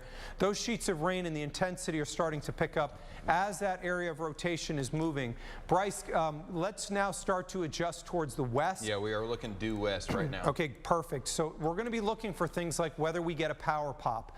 Is a power pop would mean that it would be a blue from the ground going upward. That would mean it's not lightning, and that would mean that it is potentially a tornado that could be occurring. In the metro right now, we have an area of rotation that is right over New Albany, I-265. This is 64. This is going to go right on the northern side of New Albany, and this is ultimately going to be moving just south of I-265 by around a half a mile. We will watch this closely. Let me be clear. If this rotation notch ticks up one amount, we will probably get a touchdown. It's that close right now. But again, it looks like rotation. We do not have confirmation. There's a new update on our radar right now. Rick, take me in a little bit more close. Can you give me just an inspection? I'm going to say these are 68 mile an hour, 68 knot. Those are 60 exactly. 60 on the money. And the other side, you're looking at 32s. Okay, so again, make sure I'm on the same page here, about 90 miles an hour. Correct. A little bit more broad rotation, because remember, if these were right on top of each other, we would be sure. We're getting reports now out of New Albany from someone on our assignment desk page is noting that her family's reporting power out here in New Albany. You can see our Richard Essex coming in towards Metro Louisville right now along 64. If you know this area, you know it well. They're coming down the hill right now on the back edge. And here is our radar presentation as we're looking, and Bryce is keeping the camera on there, which is our top right. The area of rotation right now is near the New Albany area. Let's track this area rotation through Metro. It's going to go and cross I-265 and 65, and this is going to go right through the southern part of, let's say, or right through the core of Clarksville. Let's do a track on that one. What are we talking about on speed on this one, Bryce? The speeds on this one, Or Rick? we are closer to 60 at this point. Okay, 60 miles an hour approximate movement.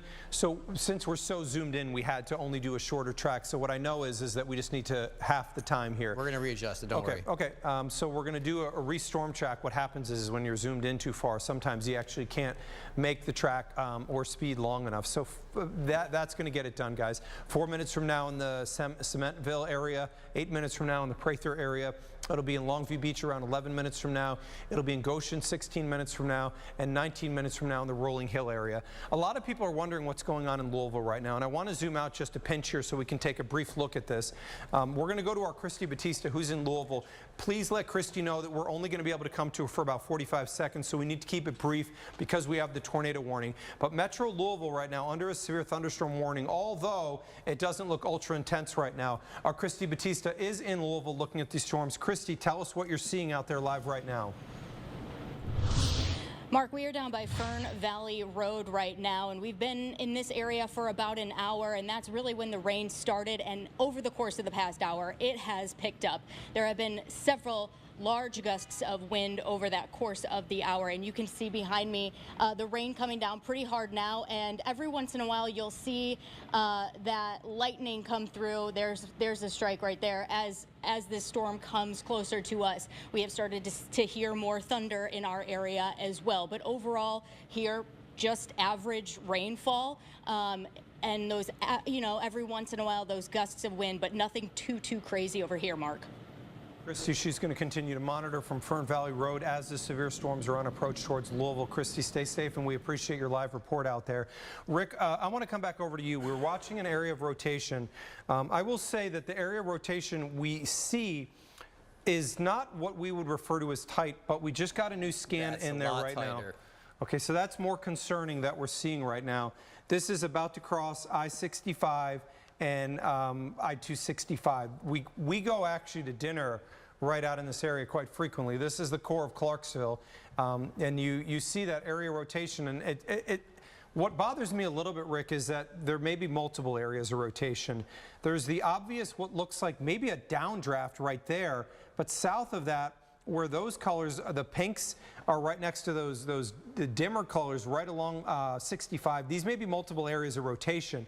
From a reflectivity perspective, what you normally look on radar, does this thing show a hook or something that really is more concerning? I mean, it shows a hook. Okay. You clearly see that extending out of New Albany. It goes up beyond Clarksville. And now we have a new tornado warning. Louisville, you're under a tornado warning The sirens are going to go off. And there we can hear Scott's phone is going off. Scott, hey, just so you know, we're on TV here right now, so if you can mute your phone. We can always have a little bit of fun, even and when we have a lot going on.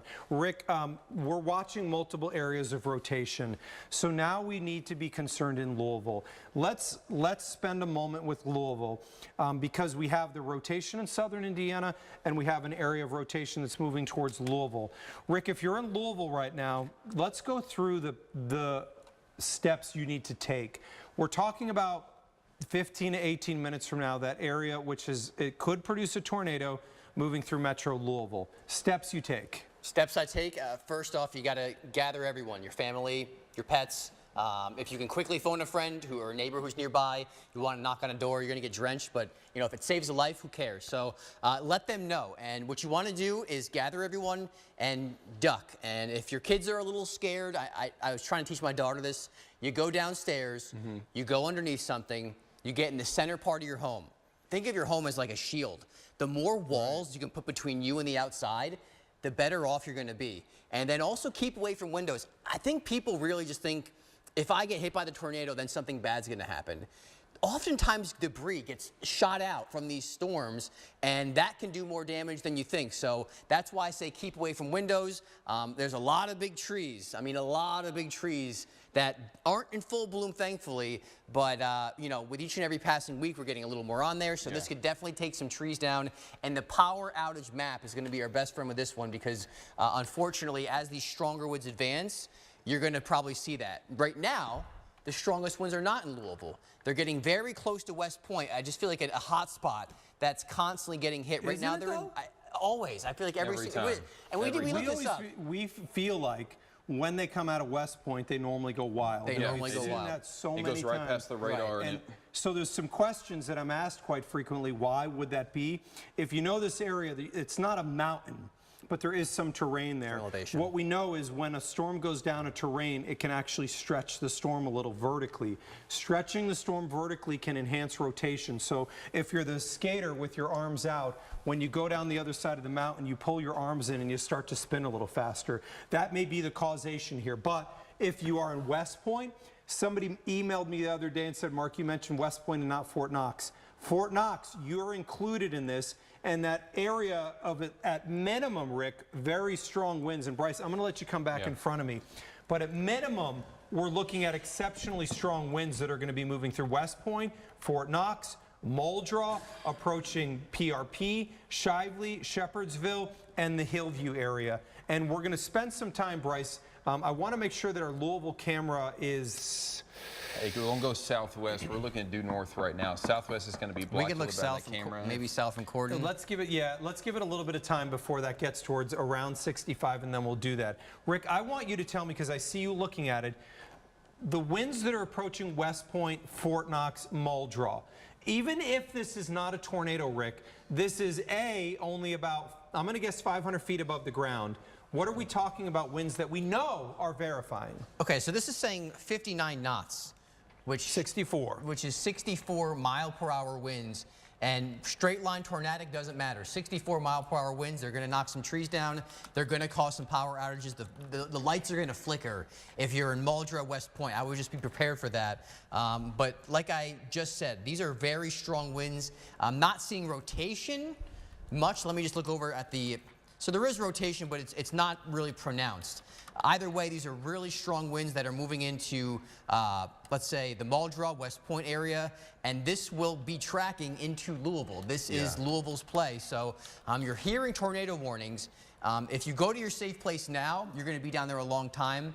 Just stay there because this is going to take some time to get there. I mean, are the storms racing? Sure, they're going 60, 65 miles an hour. But still, you prep yourself. But the longer you have, the longer you have to prep, and the longer you stay there, your chance of survival, I mean, goes through the roof. That's the bottom line. I mean, we're here, we've been talking for 2 hours now, and we're not just doing this for fun.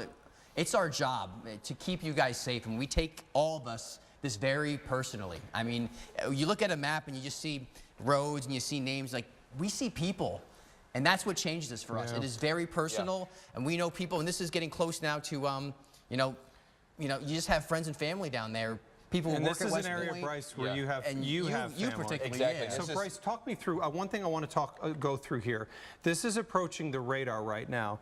What's going to happen as this approaches the radar? We have the cone of silence, and then it comes out the other side. We're going to get a period where we don't know exactly what's happening, and then it's going to be approaching areas like where you have family. So walk us through what's going to happen here. Yeah, so as this approaches the radar in West Point, you can see how it scans across. And this kind of happened a couple weeks ago, before this past weekend when we had the tornadoes go through. Once that radar scanned right along Dixie Highway, you could just see the plethora of straight line winds that were about to cross Louisville. So in terms of Metro Louisville, I live down here, folks. I'm talking to Muldraugh, Valley Station, PRP up through Shively. You're going to get this first. Blevins Gap area, heading over toward Peniel, heading through Jefferson Memorial Forest, Bear Camp area, all the way as far south as around, say, the Christie's Cafe area, heading down toward the Dairy Queen area, down toward just south of the Snyder. So Snyder and Dixie Highway. This is where this is going to roll into first. And Mark, I'm watching that little inflow notch there right over Lasonia. And you have family in this area, so speak to this concept. Don't tell me as a meteorologist. Tell me as Bryce Jones. Yeah, I mean, and I live down here in all transparency. I live down here. My wife and baby are at home right now, so I'll probably call them here soon. Just because of the straight line winds. I'm not even calling them exactly. I'm not even calling them in terms of rotation that I'm worried about, or a tornado on the ground. I know that last year, a couple years ago, we had those 80, 85 mile gusts go through southwest Louisville. And it knocked down countless trees all around PRP, all around Valley Station, all down through the Muldraw area and toward West Point. So there are a lot of old trees down in that area. And in the suburbs, a lot of them that are right next to houses. I have 2 large maple trees in my backyard, for instance. And you've prepped, right? Yeah. You know, so what you're saying here basically is for my family, I don't know if this is a tornado or straight line winds, but I'm so concerned that I'm going to tell them to seek shelter. Yeah, in my opinion, it doesn't really matter, especially you have trees in your yard. I mean, even if not, in this scenario, you can get a quick spin up like that. And as Rick was mentioning, we're talking about 60 to 65, 70 mile an hour winds within this. And you have a pack and play in the basement. Yeah, I do. Okay, so before I left, I set up the pack and play in the basement. Okay, just so Know people the know. meteorologists when they have a pack and play and they're a tornado. That's how you know. And as we were talking about, once that moves past the radar, right when we get to... So we're going to have a downtime here. Yeah, right when we get to where it is about now, right along the river and heading over toward the Farnsley area, heading down along the Greenbelt, down toward Mike Lenning's, for instance, folks that live in southwest Louisville. That's when we're going to get a good read of what exactly these winds are doing. So in my opinion, I'd be in your tornado safe place regardless. And one thing I want to mention is our Richard Essex is in New Albany. Do we have the shot that we can show? Richard does have some damage and has noted power outages in New Albany. So we know that this storm has done some damage. Let me briefly look at our power outage map. This will at least at nothing less than be a good gauge of where we are. So 614 without power in Louisville right now. You can see some of the damage there in the New Albany area. We will continue to monitor as this moves around our area. I'm going to go over to the weather wall. I want to spend some time here tracking on what we have ongoing. And just so you know, you may not hear Bryce for a moment. We weren't joking when we said that he's going to call his family. Understand, guys, that, you know, we have family here that deal with this too. When I say to you that we're going to get through this together, I mean it in every possible sense of the word.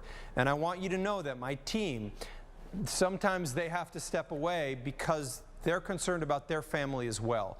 And I hope that you know that what we're advising, if you're in Bethany, if you're in the Buena Vista area, if you're in Fort Knox, if you're in West Point, if you are, I hate to say it, in an area in Fairdale that just went through, if you're in Okolona, if you're near the airport, if you're near Fern Creek, if you're near Mount Washington, I'm telling you the same thing that I'm going to tell my family. And Bryce is telling you the same thing that he's telling his family right now.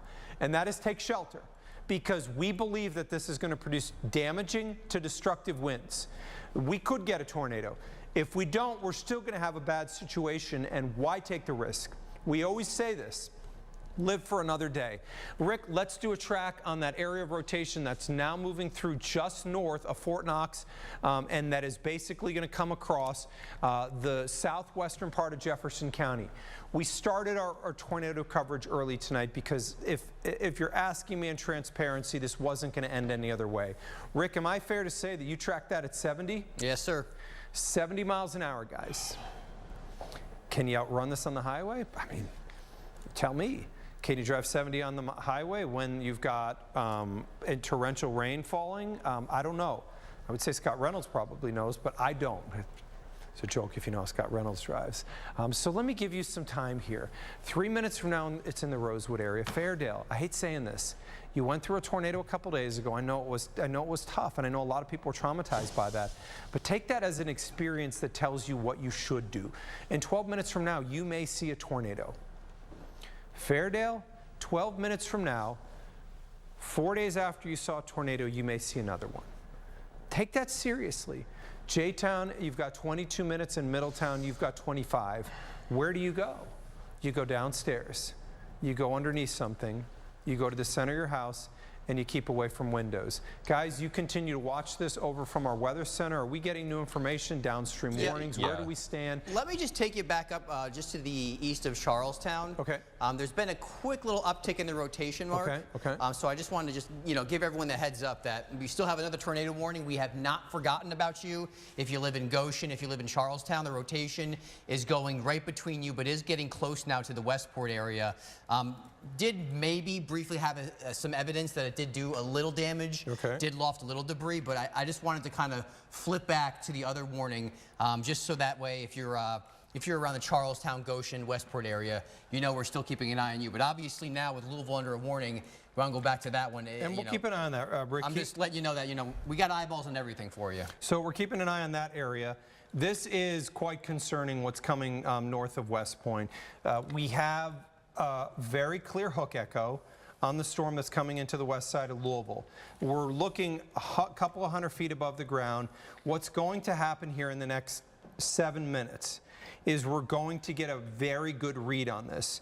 We are looking at it so close to the radar right now that sometimes the radar is not going to deal with this scenario well. In fact, that's the norm.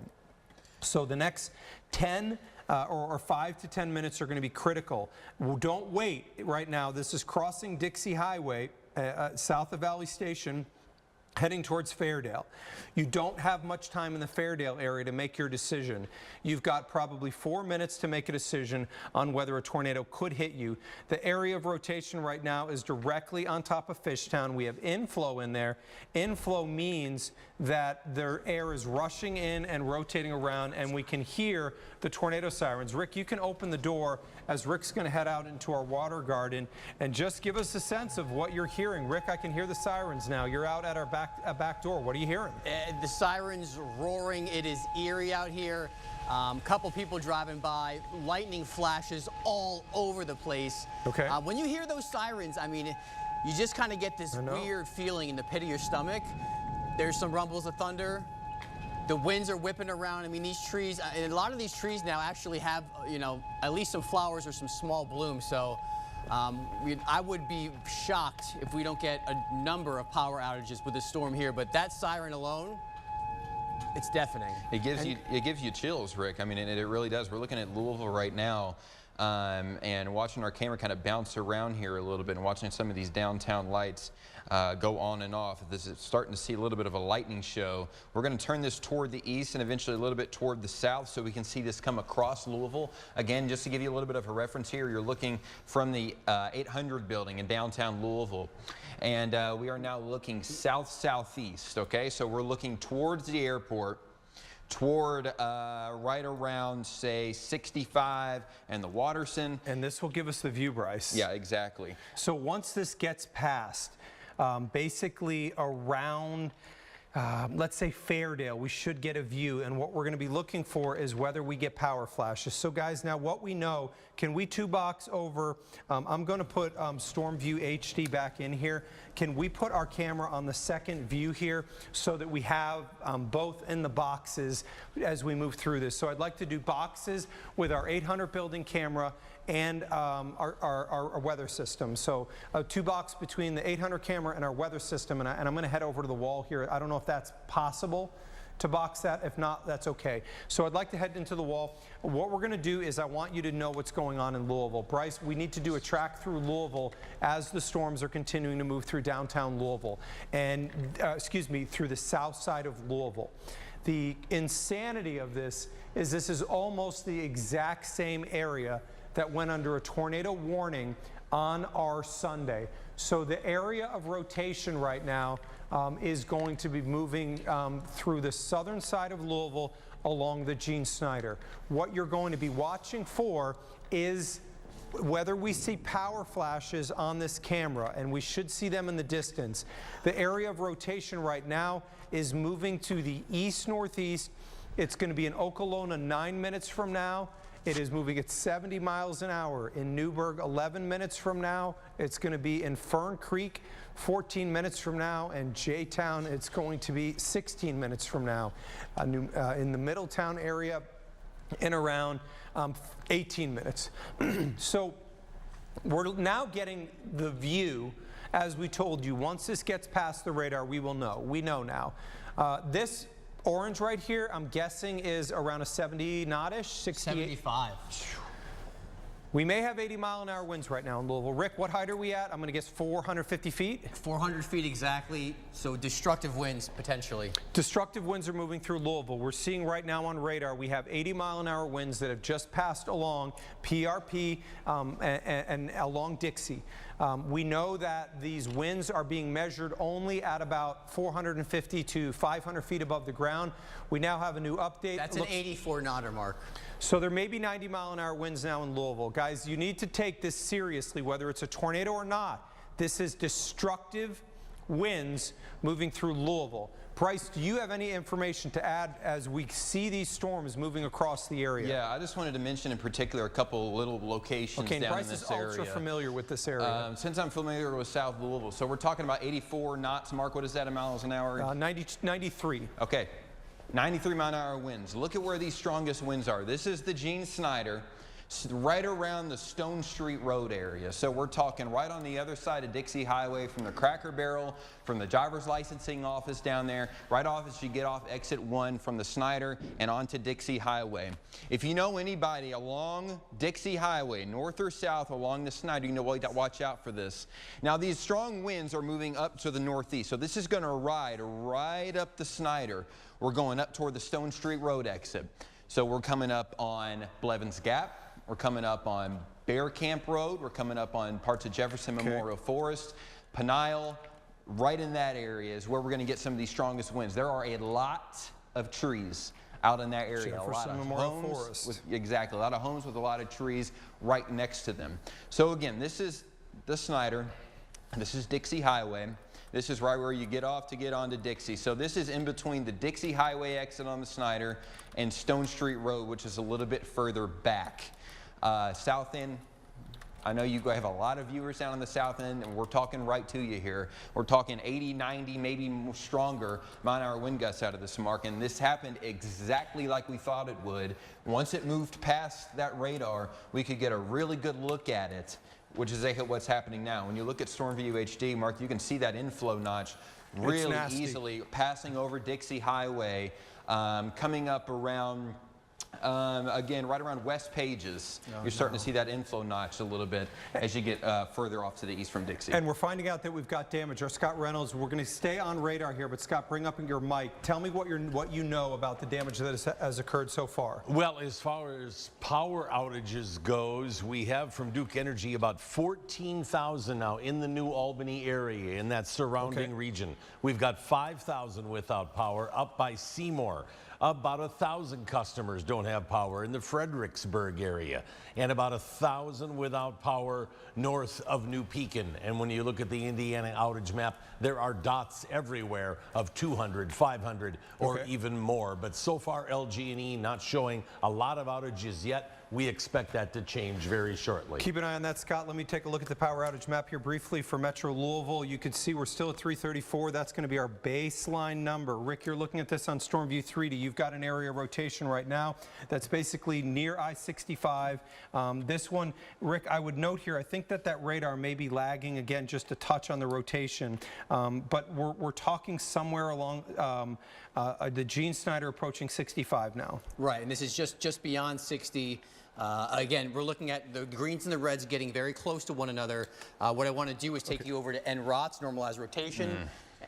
Okay, and then obviously this is going to be south of Valley Station. So let's go back over to StormView HD and see what's going on from the scope perspective. And Rick's going to continue here. We've had some issues where the radar may be lagging just a pinch here.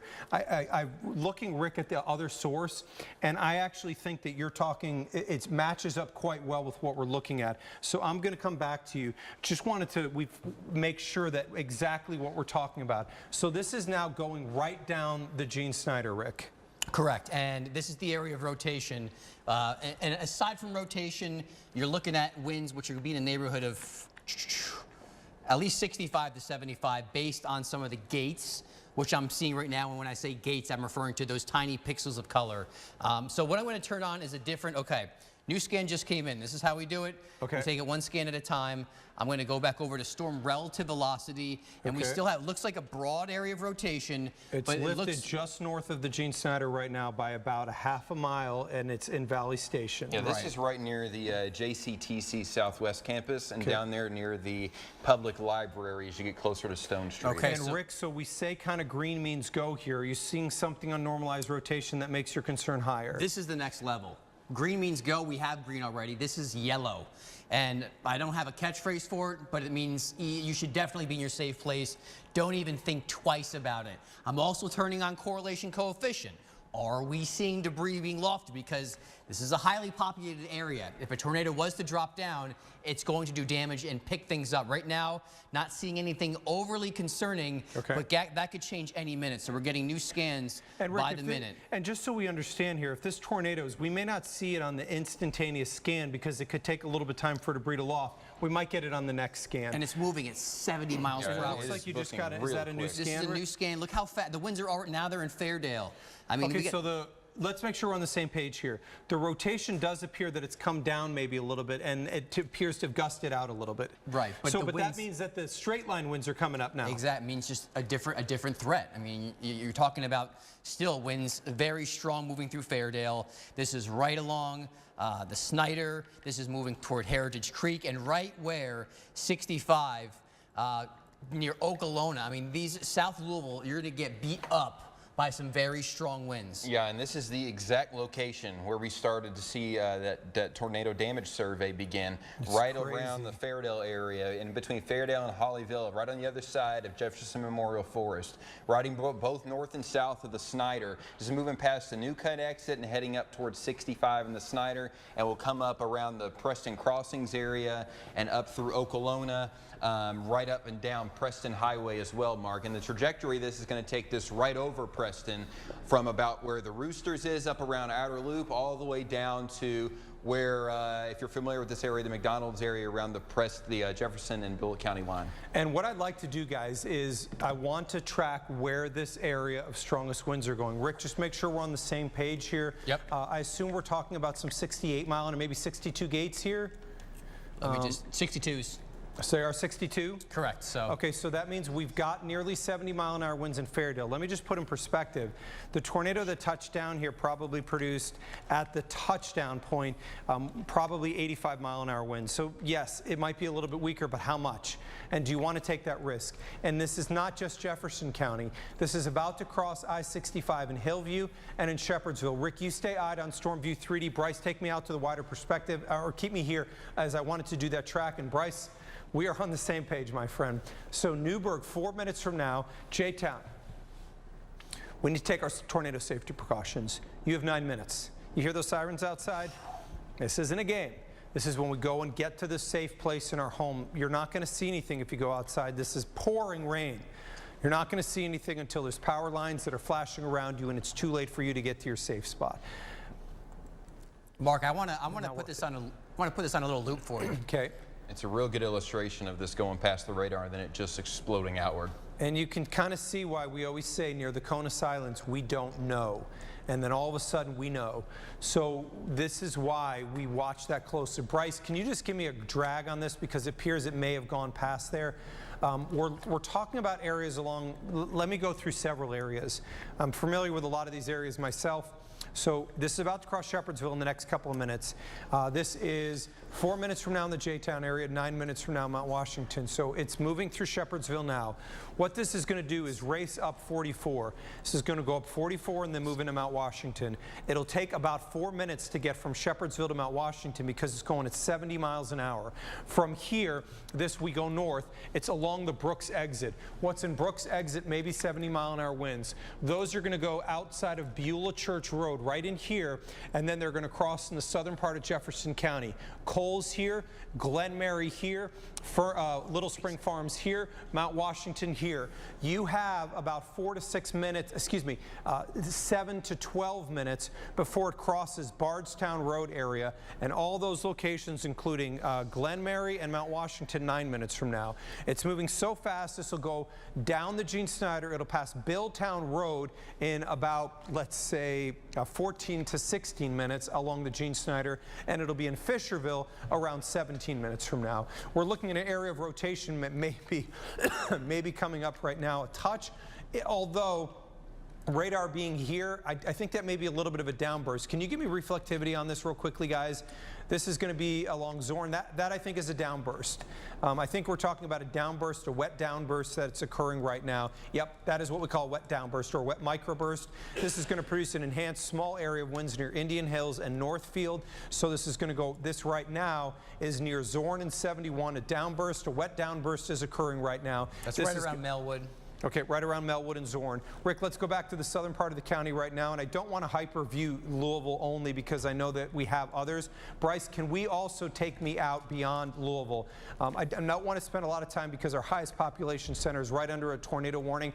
Litchfield right now, strong storm moving through your area. 60, 65-mile-an-hour winds are coming up the Western Kentucky Parkway. We'll watch you in Jtown around 40 minutes from now, and we'll go north of Louisville. Eastern side of Louisville right now, the National Weather Service doesn't have the east end of Louisville, I should say southeast side of Louisville under a warning yet. We'll see what they decide, but I can't imagine they don't go. Tornado warning remains in effect here. This one's coming down 42. So 42 right now past LaGrange. So you're talking about Goshen here. This is 42 as we're getting into the northern part of Henry County.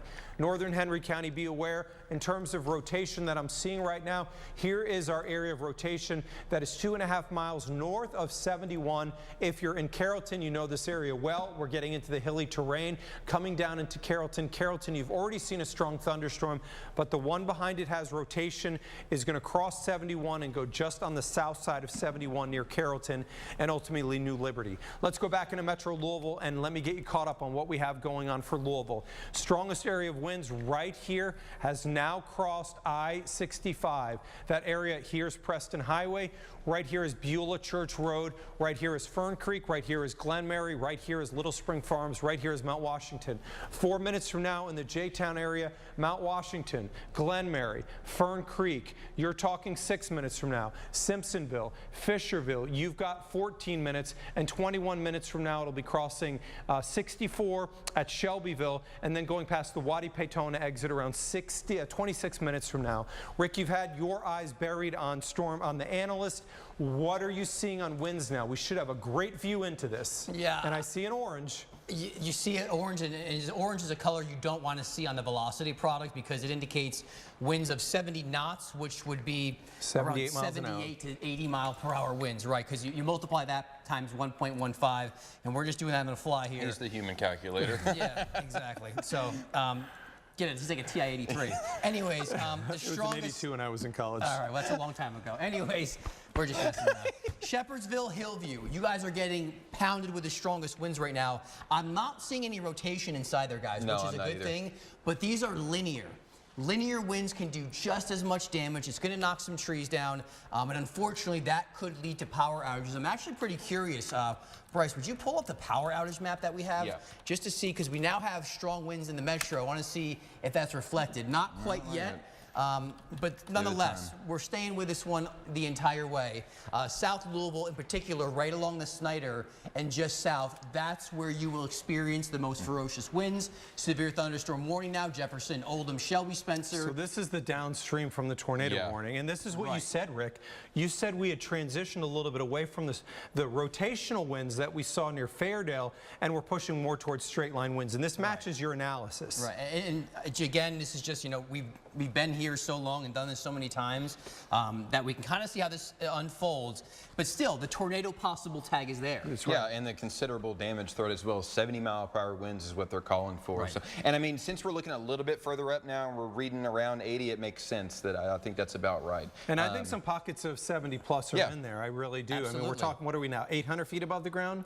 Just about 800, 900 feet. Okay, so we're still looking very, very close to the ground. I want to make sure our Scott Reynolds continues. We got got a new tornado warning that's going to extend now out from this. Scott Reynolds, I'm going to bring your mic up briefly. Can you update me on power outages? Well, the one thing that stood out to me, just 334 customers so far without power in Jefferson County, and 131 in Oldham, but 858 in Meade County, and that's almost 50% of the total customers there. I don't know if they were yes, in Meade. And Now, that that's could the be one second big time in station 4 days. that supplies a lot of people. I'm not sure why.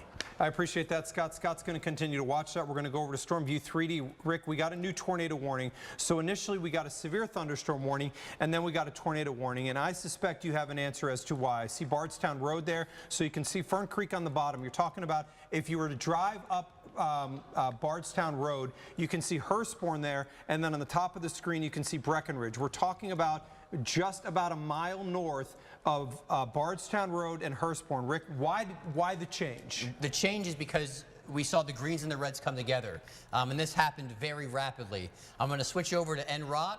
We don't have the green means go just yet. I'm not seeing any evidence of, well, let's see the new scan. All right, wow. Ooh, man. Okay, the winds are very strong around Fern Creek. I mean, very strong. Just north of Fern Creek. I'm just gonna throw out some roads. Scott Road, Scott Court rather, Jolyn Road. If you're in Alex Court, if you're, I know this area really well too.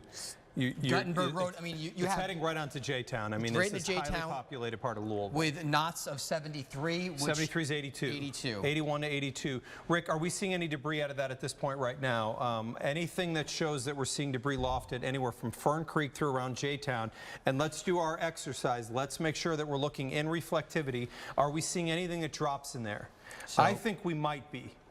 Let's go through. That's the reflectivity. That's base velocity. Now storm, where you can see, I mean, there's a couple. There's so much. There's so many areas rotating in there. But is there any debris being lofted? Some of those little pieces may be damaging winds, though, but it doesn't look like a tornado. It does not, correct. But I do think that some of those little holes there is probably some damage being done. Yeah, that would be a sign there's some damage. Can you give me a marker on that, and let's just make sure that's Billtown Road right now Let's make sure along it's the Gene inside Snyder. reflectivity. It's inside. Okay, can you give me rotation again? So only base velocity. I wouldn't throw the farm at that, but there's debris there. It's doing damage. It's doing damage. There's no other words you need to hear from us. It's doing damage. Tornado or not, it's doing damage. So let me just go back over to correlation coefficient. Again, that's on the Snyder. So we see damage right along the Snyder. So if you are traveling, if you have friends and family who are planning on hopping on that road, that's near Billtown Road. Yeah. You don't want to do it. So these are areas, you know, I mean, we all travel around the city so much. It's hard. It's hard to watch some of this sometimes when you see damage being done to I've got friends in this area. When you know there's damage being done to areas where you have friends and family, these are things that sometimes are tough to see. Bryce, you've got a track on this area of rotation here. This is going to be making its march through still a very highly populated part of Louisville. Jtown, Middletown, we're going to go through the polo fields, we're going to go through basically around Valhalla, we're going to move towards Cardinal Club, we're going to go towards Simpsonville, we're going to go towards the outlets. Give me some times on these. Yeah, so Simpsonville will go 9 minutes from now. We have a camera there also that will work on getting positioned in the right direction to see what exactly is heading in that way. Eminence 19 minutes, Smithfield 15, Bethlehem 24, and Gratz, you got about 31 minutes. I'm going to go back over to Rick DeLuca for a second for these really pops of wind there. This is on top of Jtown right now, so this is downtown Jtown. This is right in the core of Jtown right now. That's Taylorsville Road right there. So I mean, your pops have got to be in the 74, 76, 78s? 82. 82, which would correlate to around 90 mile per hour winds, potentially. How high are we? 900 feet now? Maybe 9,000? About 1,400 now. Okay, so we're higher. So let's do a reduction of 10% on there. So if we're now looking at wind at this height that's 82 knots or 90 miles an hour, 10% reduction is going to give you 75 to 80 that could be occurring. Rick, that looks more like rotation right now. That's right. That may be a tornado touchdown right now. This is getting close to Jtown. This just passed through Jtown. This is more rotating now than it was before. You've got to be in your safe spot right now. This is about to cross 64. This is about to cross 64. Is that near Hurstbourne? I'm going to head over to the wall too, guys.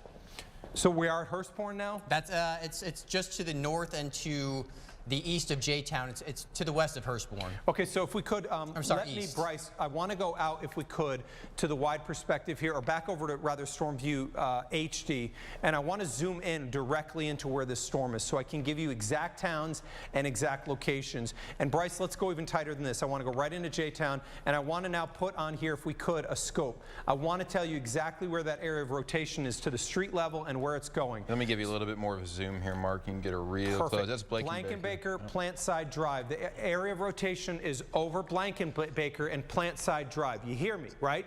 So now if you're along 64, and this is going to be heading towards Eastview, this is going to be heading towards around, let's say, the polo fields, you've got to be in your safe spot if you're in the southern side of Middletown right now. Don't play around with this. The rotation areas along Plant Side Drive and Blankenbaker. Remember, this is moving at 70 miles an hour. So what this would do, this is Blankenbaker. If you're familiar with 64 right here, once you get past Blankenbaker, you basically go towards around the 64 and Gene Snyder location here.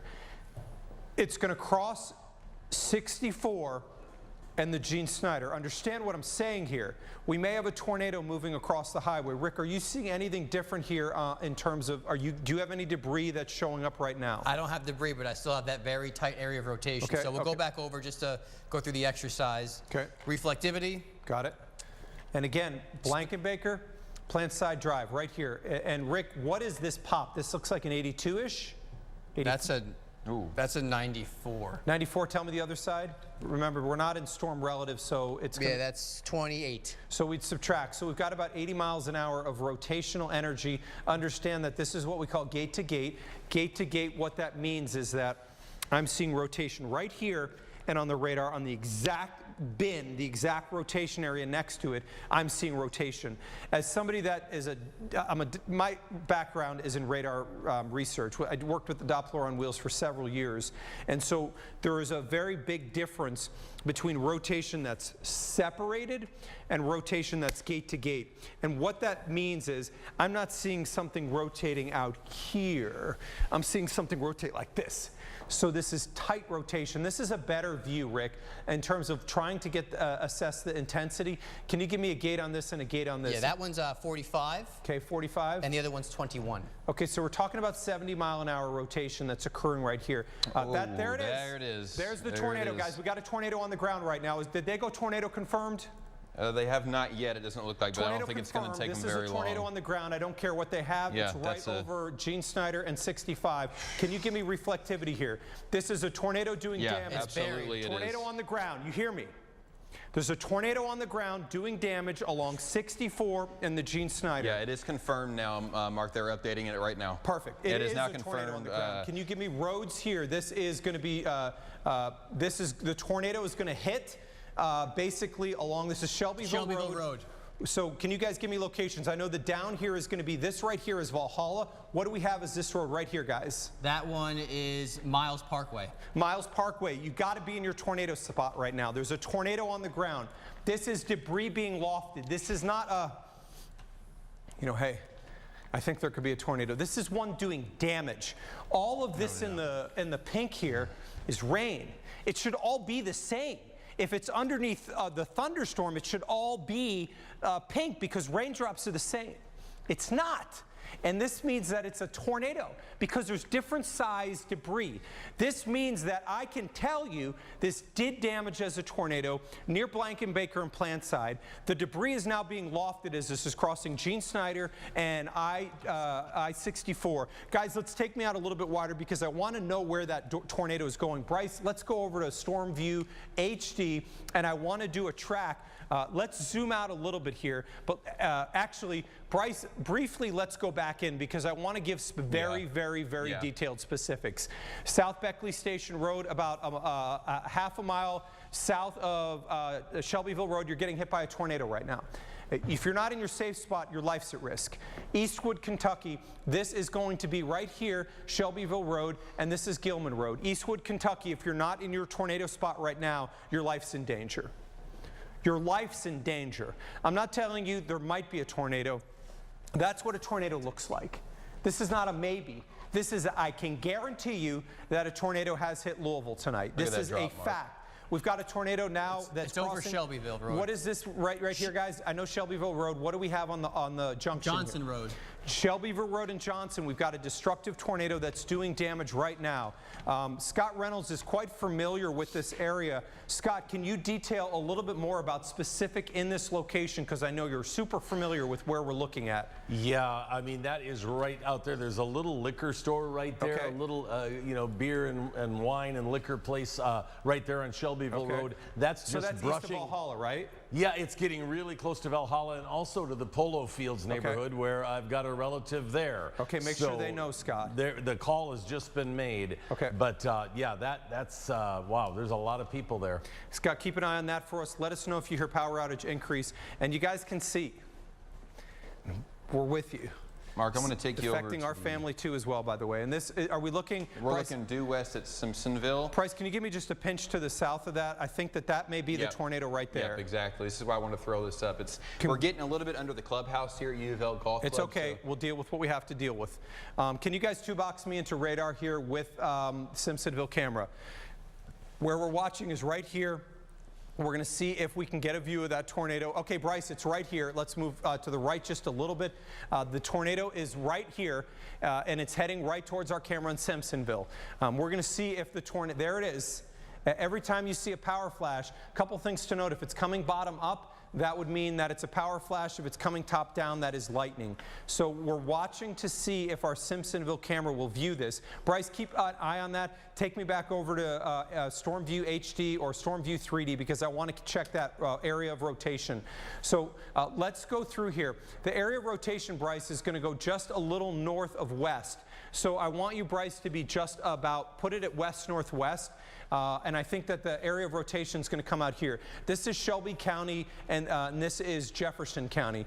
The area of rotation is going to come out, Rick. What road are we talking about right here where I'm pointing? So I want to make sure where it's going to be crossing. That's Webb Road. Webb Road, if you're on Webb Road right now, and this is going to be on the southern edge of that, we're talking about a mile north of Shelbyville Road, the area the tornado is going to hit you. Rick, can we put rotation on here for me? Because I want to compare what we're seeing in terms of where the rotation intensity was versus where it is now. So, Rick, I think we're probably talking about 50, 40, and then maybe, maybe about 50 on the other side? Yeah, more 20 and 30. Okay, so we've got, it looks like this is maybe an EF1 or EF0. From rotation, can you give me regular velocity without the relative? I just want to see, what is that gate? Gate is 70. Okay, so when tornadoes are moving exceptionally fast, sometimes on the northern side of the tornado, the winds can be quite weak. Why? Well, if the tornado's rotating at 70 miles an hour and it's moving at 70 miles an hour, it means the southern side of the tornado, you add let's say it's 70, and let's say we have 30. You add it to make it 100. If you're on the north side of the tornado, you'd subtract the speed from the actual rotation. So if the rotation is, let's say, 70, on the north it could be 0. As a forensic meteorologist, I dealt with this very, very frequently, that we had to determine sometimes where the winds were only going in one direction, but we knew it was a tornado because we knew what we call translation speed, or how fast it's moving. We've got a 2-box here with our camera in Simpsonville. The tornado is going to go northwest of Simpsonville by about 1.5 miles. And our camera in there it is exceptionally close to what is the tornado.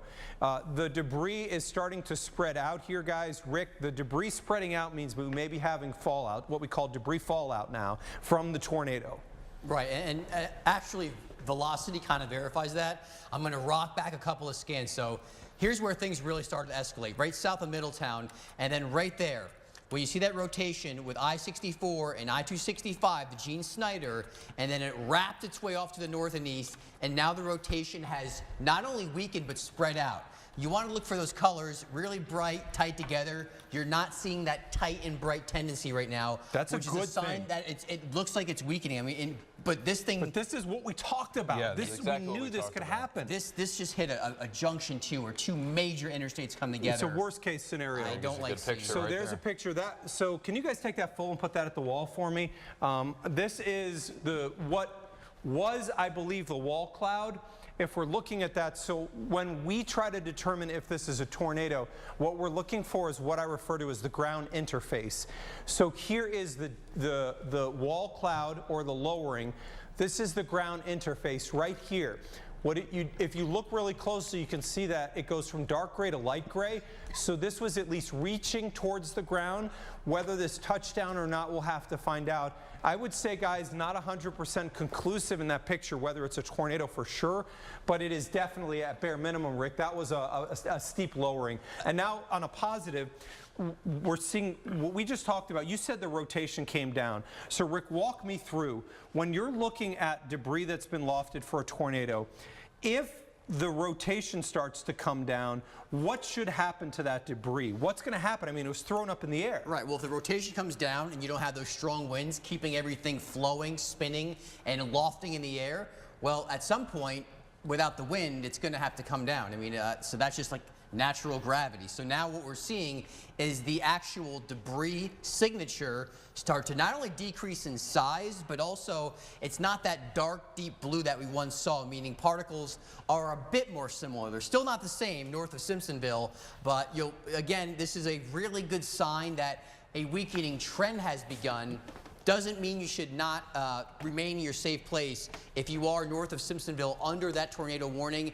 You know, sometimes we say it's weakening and people say, oh, well, then I'm good to go. And I don't want you to do that. In fact, the complete opposite. Since we have radar verification that we've had the tornado on the ground, the last thing I want you to do is get out of your safe place. Right. Remain there. We still have confirmed tornado. In Shelby County. In Shelby County. In Louisville, the area rotation has gone by. Exactly. And in Louisville, it's gone by. So if you're in Hebron Road, if you are on LaGrange Road, if you are on, let's say, and this is north of 64, This is right, north Rick? of 64, moving off to the northeast. Again, so this is going to go northeast, and this did do damage right along 64 in the Snyder.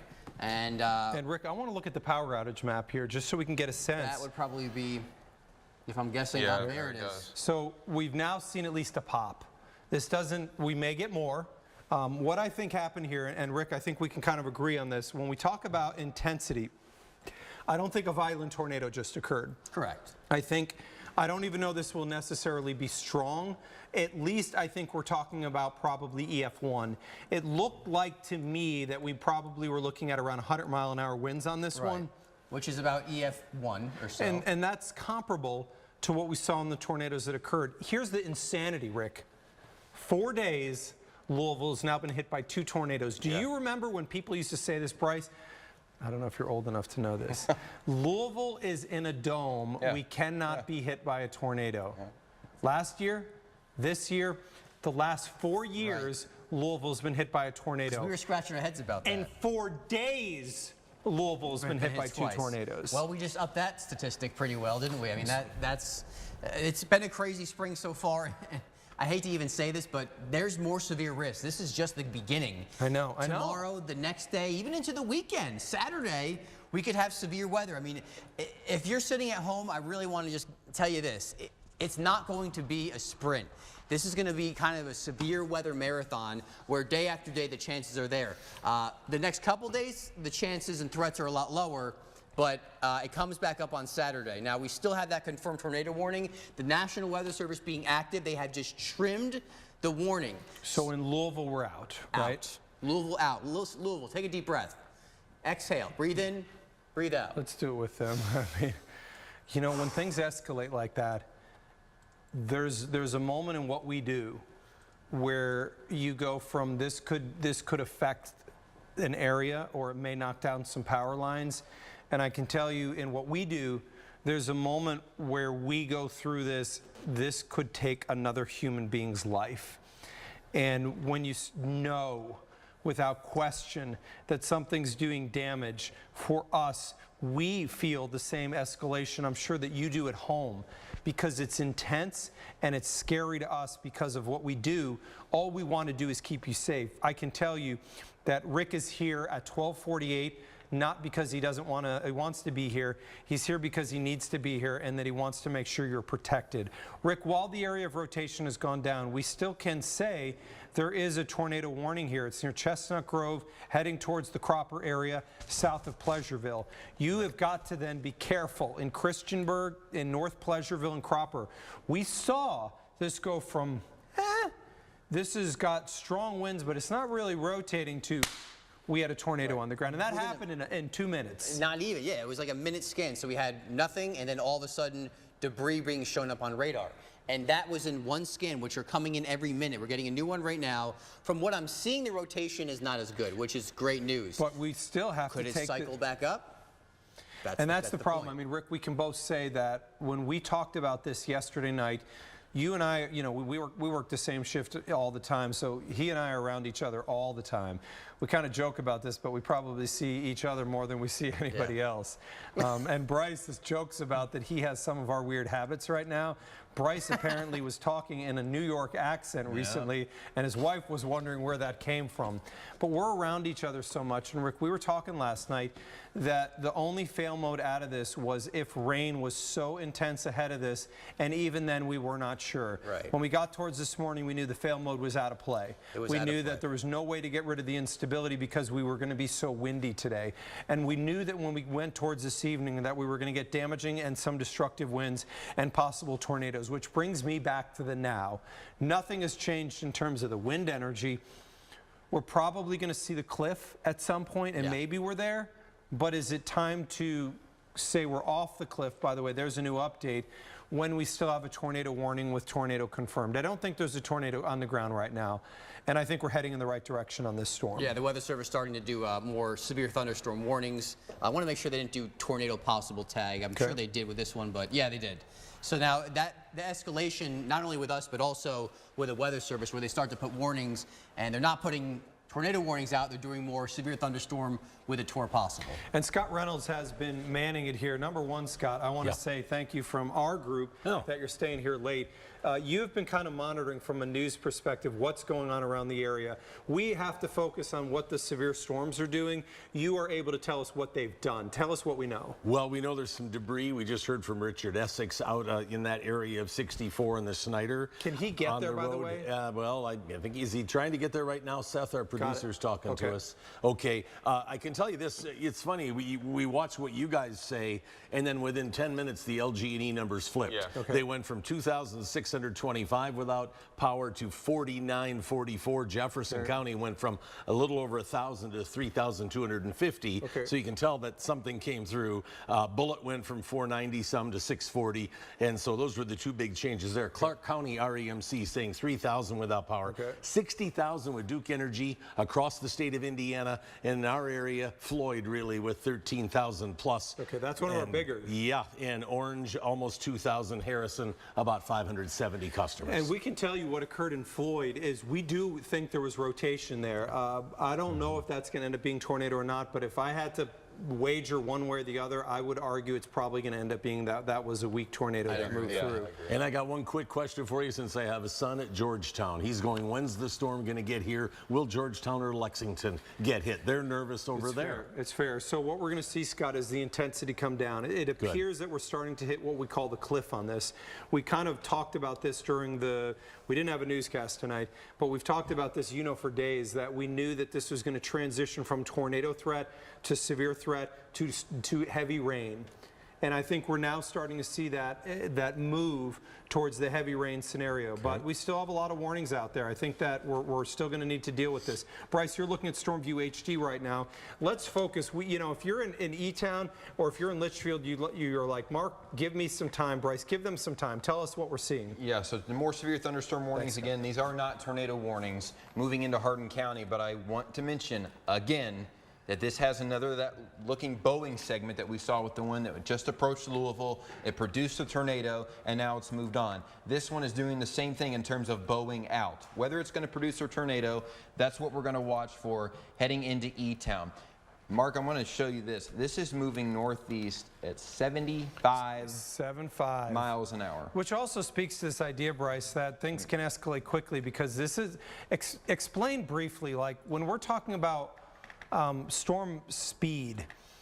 You've noticed some things that you've said are shocking to you. What is that storm speed? Tell us about the environment. I mean, it's highly unstable. I mean, the fact that we have so much wind energy that it's taking over and basically belittling the fact that it's raining in front of these supercells, it's quite amazing, to be honest, and in a good or a bad way. Where the damage is occurring. The fact that in a normal scenario, if this were yesterday, folks, these supercells would have died off hours ago. You're 100% on that. Because of all the rain that was in front of it. But obviously it's not. We had a tornado just touch down in Louisville. I want to talk about these winds moving in. Jtown 2 minutes, Lebanon Junction 11, Boston, and in Nelson County you got 12 minutes, Bardstown 22 minutes, Fairfield 27, and Taylorsville 31. And again, that's got that Boeing segment, Mark, that the one that just moved through and moved through southern Indiana. And this is about to hit our Jtown. So we've got a view of this storm from Jtown. Yeah, let me make sure that's pointed west. It should already be, so we should be getting a good look at it. Okay, and I'm going to check. I've got my Jtown camera in a different location, so I'm going to jump up so that I can view it out of one of my other shows. So let me get Jtown pulled up. Bryce, you've got it in a good location? Yeah, I can only go so far west because the building it's on, so we're looking northwest, but we should still get a good look at it as it rolls in. So this storm is now going to be approaching our camera in Jtown. We can see a lot of lightning strikes. So the things that we're going to be looking at from our camera in Jtown is going to be, do we see upward flashes? When it's coming top down, we know that's lightning. When it's coming from the bottom up, it's a power flash. So normally, so you know, power flashes normally from damage are going to have a very, very bluish hue to it. So we're going to look to see, do we have any bottom-up flashes that are occurring within our area. Still, we have a tornado warning in effect for our northeast counties. Rick has got eyeballs on that continuously, but we have seen that threat come down just a little bit. So we want to make sure that Jtown is getting the coverage that you deserve. Watching that storm right now near Jtown, I do not see upward power flashes right now. But how far away are we from that strongest wind getting into the Jtown area? Rick, can you check on analysts on that one? And sure, I do want to let you know there's a new tornado warning now. This is for... They did go downstream? They went downstream with the new warning. Okay, let me do two things here. I'm going to grab the Jtown camera, just put it in my bottom show here, so give me 1 second. Basically what I'm saying is I'm going to put this in the show that we use to show you our severe weather. It definitely looks like those winds are picking up now in the Jtown area. Yep, I don't want to leave this yet. I don't want to leave it yet. Look at the winds on that light there. The strongest winds are now hitting Jtown. So Jtown, you've got potential now here for damage to be occurring from the storm. Let me again pull that back up. We're looking at the damaging winds now moving in Jtown. Rick, continue to keep an eye on what we've got on that tornado warned storm. And again, this is this is rural Henry County. We're passing now past Pleasureville, and we're going to start to move towards rural Henry County. Yeah, and so this is an area of weak rotation coming off the same storm, which did some of the damage inside Louisville. So it's not like this is a new storm. It's got a history. It's done damage already. Thankfully, it's now moving into a more rural area, but at the same time, there's still people there, and we still have to get you the knowledge. So here's where we have the warning. This includes areas like... I'm going to come over to you real quickly, but I don't want to stay super long because I want people in Jtown to see what's happening. Rick. Okay, so listen up quickly. If you live in Pleasureville, Cropper, Slabtown, in basically Henry County, safe place, do it now. This storm doesn't have the pronounced rotation it once did, but it has the history, and it could drop a tornado at any moment. So that's the quick recap. We'll head back over to the camera in Jtown now. So we're looking at Jtown because we know that we have the damaging winds coming through Jtown. You're under a severe thunderstorm warning. Winds on Jtown, are we talking about an elevated warning, or is this our normal severe thunderstorm warning that is now hitting Elizabethtown right now? Rick, what do we have on that warning for Jtown? 60 miles per hour? And pennies. And pennies. Do we have anything in terms of tornado possible on that? Do we have a tag on that? Radar right now to me says we're not seeing anything overly concerning, but we have tornado possible tag. We are watching Elizabethtown. We've got our boss, Barry Fulmer, in here, who has generously offered to come back into work and stay a little bit later. And he is kind of understand that we mentioned this the other day. When we cover severe weather, it's not a weather team situation. It's a team and news team. Bryce, our news director, Barry, has just given you some information. Tell us what you know. First of all, I just wanted to mention with our talks with the emergency management, 64 east from the Cloverleaf area into Shelby County. So where that tornado debris was being lofted, scattered tree debris, wood, and insulation. On the highway? I'm not sure if it's on the highway. I'm assuming it is. But we know if it's insulation, this damage hit structure. something. Yeah, Okay. it hit a home, hit a business, or something. And you know, the things changed, Bryce. Over the years, we went from a time where we would use radar to help us to think that we have a tornado that's touched down. Can we go over to Weather Picks? You're looking, Bryce, before we go over there, give me one moment, guys, on Weather Picks. But Bryce, you're looking at some of the damage that has occurred. And the world's changed now where we have viewers that are out there with real-time reports of what we're seeing. Radar told us what happened with 95+% certainty. But you have pictures here now of damage. Yeah, Lyndon Doerr sent this one in. She didn't specify the location. You can assume, obviously, somewhere in our viewing area. That's a large chunk of a tree leaning right on a car. And then we look up into Salem, that's another pine tree being uprooted. By the way, if you're watching and you have damage and you can safely go out and take a picture, again, stay away from down power lines if there are any. There's a Facebook post on the WDRB news page, and Mark has a few as well up, or you can comment on any of our pages at that. Just comment your damage. We'll show them on air, kind of give somebody the feel of what exactly the damage looks like over toward east of Louisville. Here's another look. And this is a Valley Station as the storm was going through. If you ever were to two-box us, let me go to the wall. Can I head over to the wall on this, guys? I want to analyze what we're seeing. Yep. So just so we know, Seth, can you tell me where this is in terms of the videos? Are you going to play it once or are you going to play it multiple times? Got it. So the video is going to loop. Can you tell me in my ear when the video starts over just so I can make sure I know? What we're looking at in a scenario like this is it downward or is it upward? So what it appears here, yeah, he zoomed in. What it appears here is there is a tornado right here is what it appears. This is from Valley. There we go. So we've got a loop. So it appears, if you look closely, there's an edge over here on one side, and there's an edge coming down right here. And it looks like those flashes were upward facing. This, at minimum, to me, is that we have what was a very low wall cloud here. We know, in my opinion, that this was probably at least at minimum straight line winds, but that may have been a tornado. It's obviously incredibly difficult at night. But this is the area that it appears, right here, that there's a tornado moving. You can see it right there. Impressive video from the storms that have moved through. It's going to take me some time to truly process everything that's happened in the last 4 days. You know, I hate to say this, but this is one of 3 severe weather threats that we have in the next 3 days. So we're not done.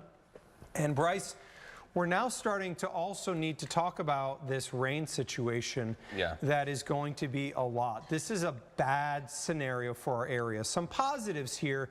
The cliff does appear. I think we're on the cliff now. Yeah, I just want to give a few all clears here if people are waiting to go to bed. And Mark and Rick, you can back me up here. I think right along west side of Louisville, right, if you're west of this line, you're in the all clear in terms of severe weather. What you're not in the all clear of is the flood risk.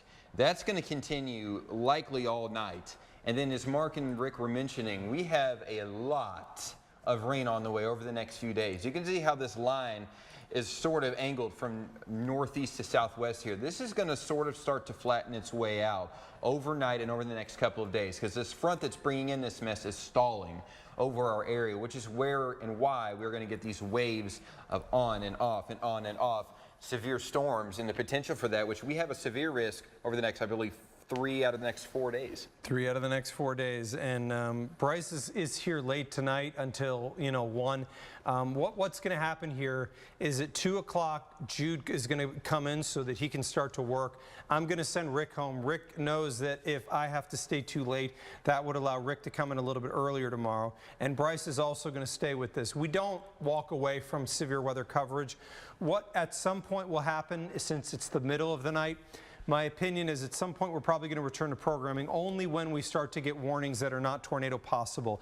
New tornado warning just issued. That one appears to be just a pinch east of our area, but that rotation's coming up definitely in northeast Shelby County. That's moving out of Shelby County. Rick, we may be lucky in the time frame, but it is near Flag Fork, right, and heading towards the Cosgrove area. Rick, I'm going to come over to your analyst computer. That is more rotating now than it was a little bit ago. Maybe not over the top, but I think what has happened here is we may have seen a cycle, because look at that other tornado warning is north of it. It cycled, developed a new updraft base to the south, is now able to tap into more of that warm air, and then the rotation came back up. And that one's now stealing the attention from the other one. So I agree with that analysis wholeheartedly. Just to place a marker on there, I'm just going to go through some of the steps, see if we have a lot of rotation inside of that. Nothing overly concerning yet. Do we have any debris?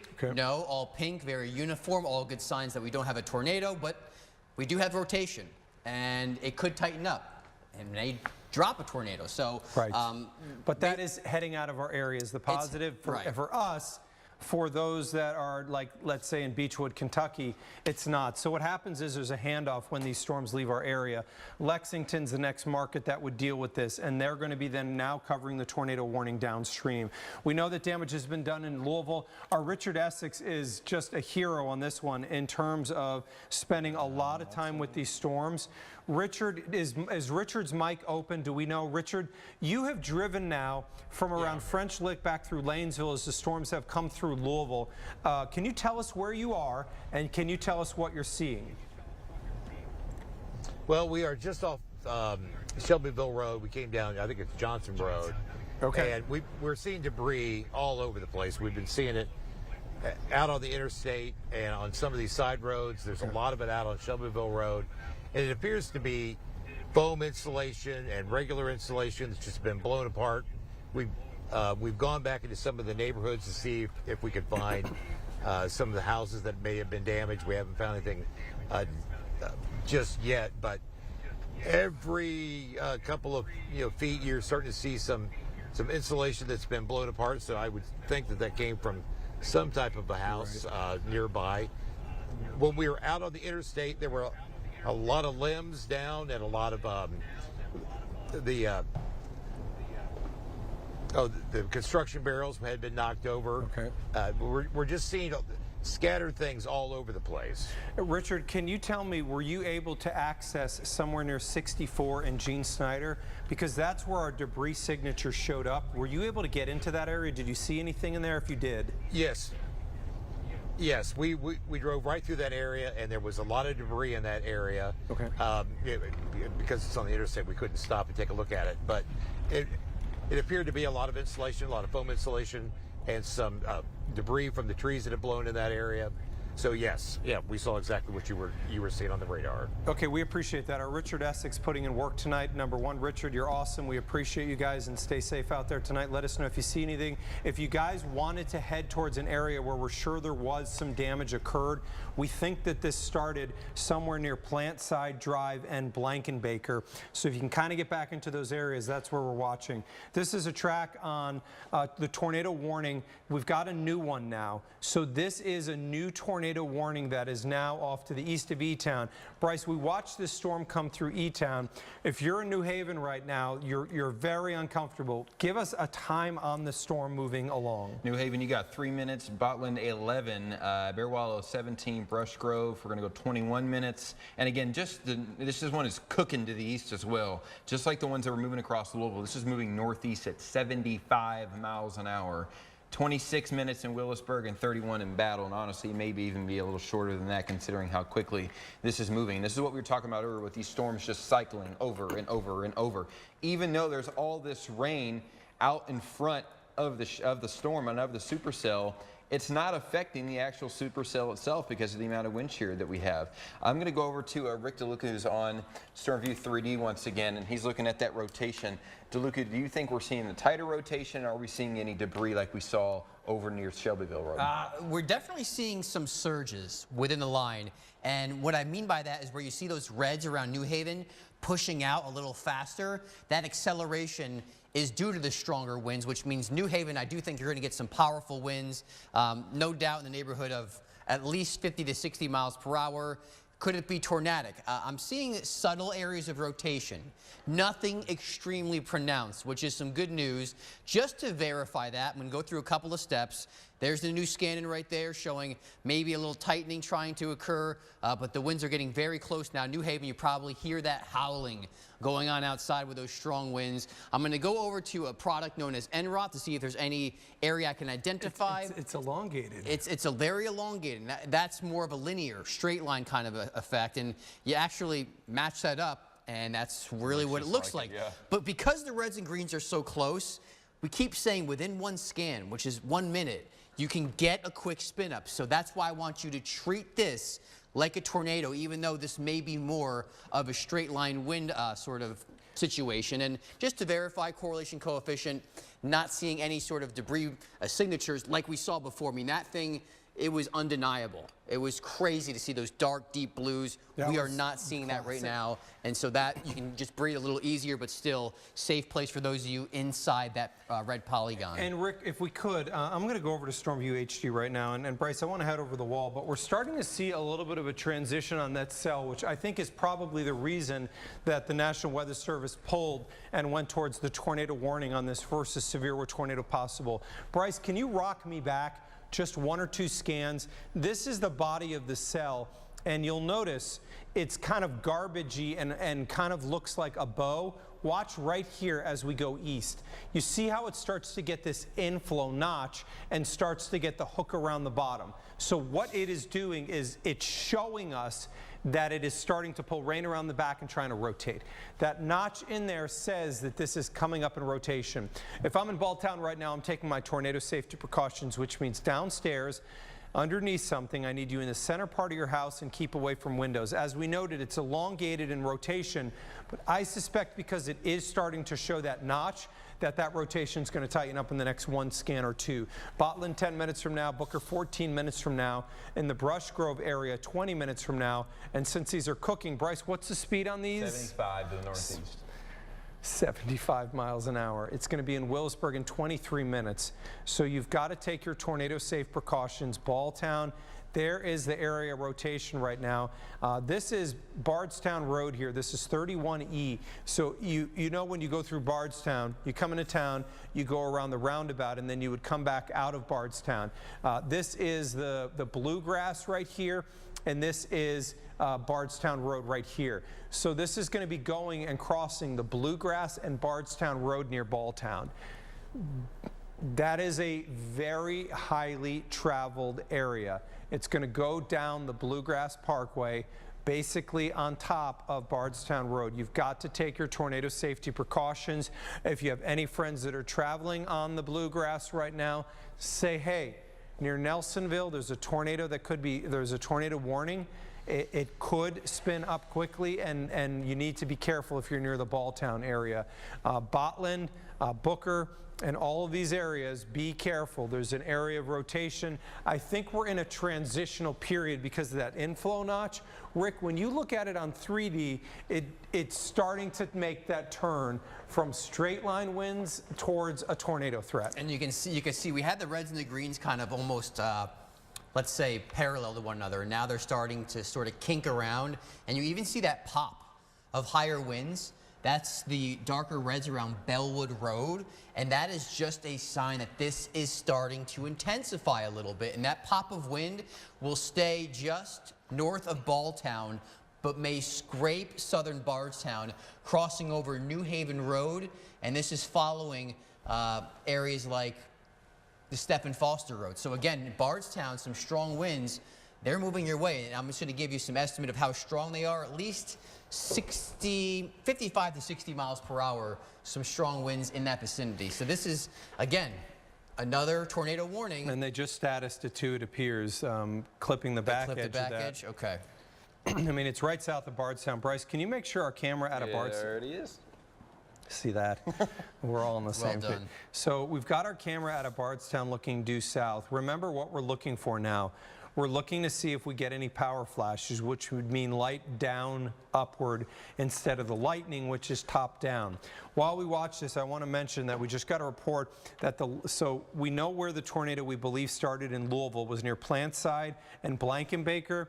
What's there? The BMW of Louisville is there, the Lexus of Louisville, and I think they're building that Acura plant there as well.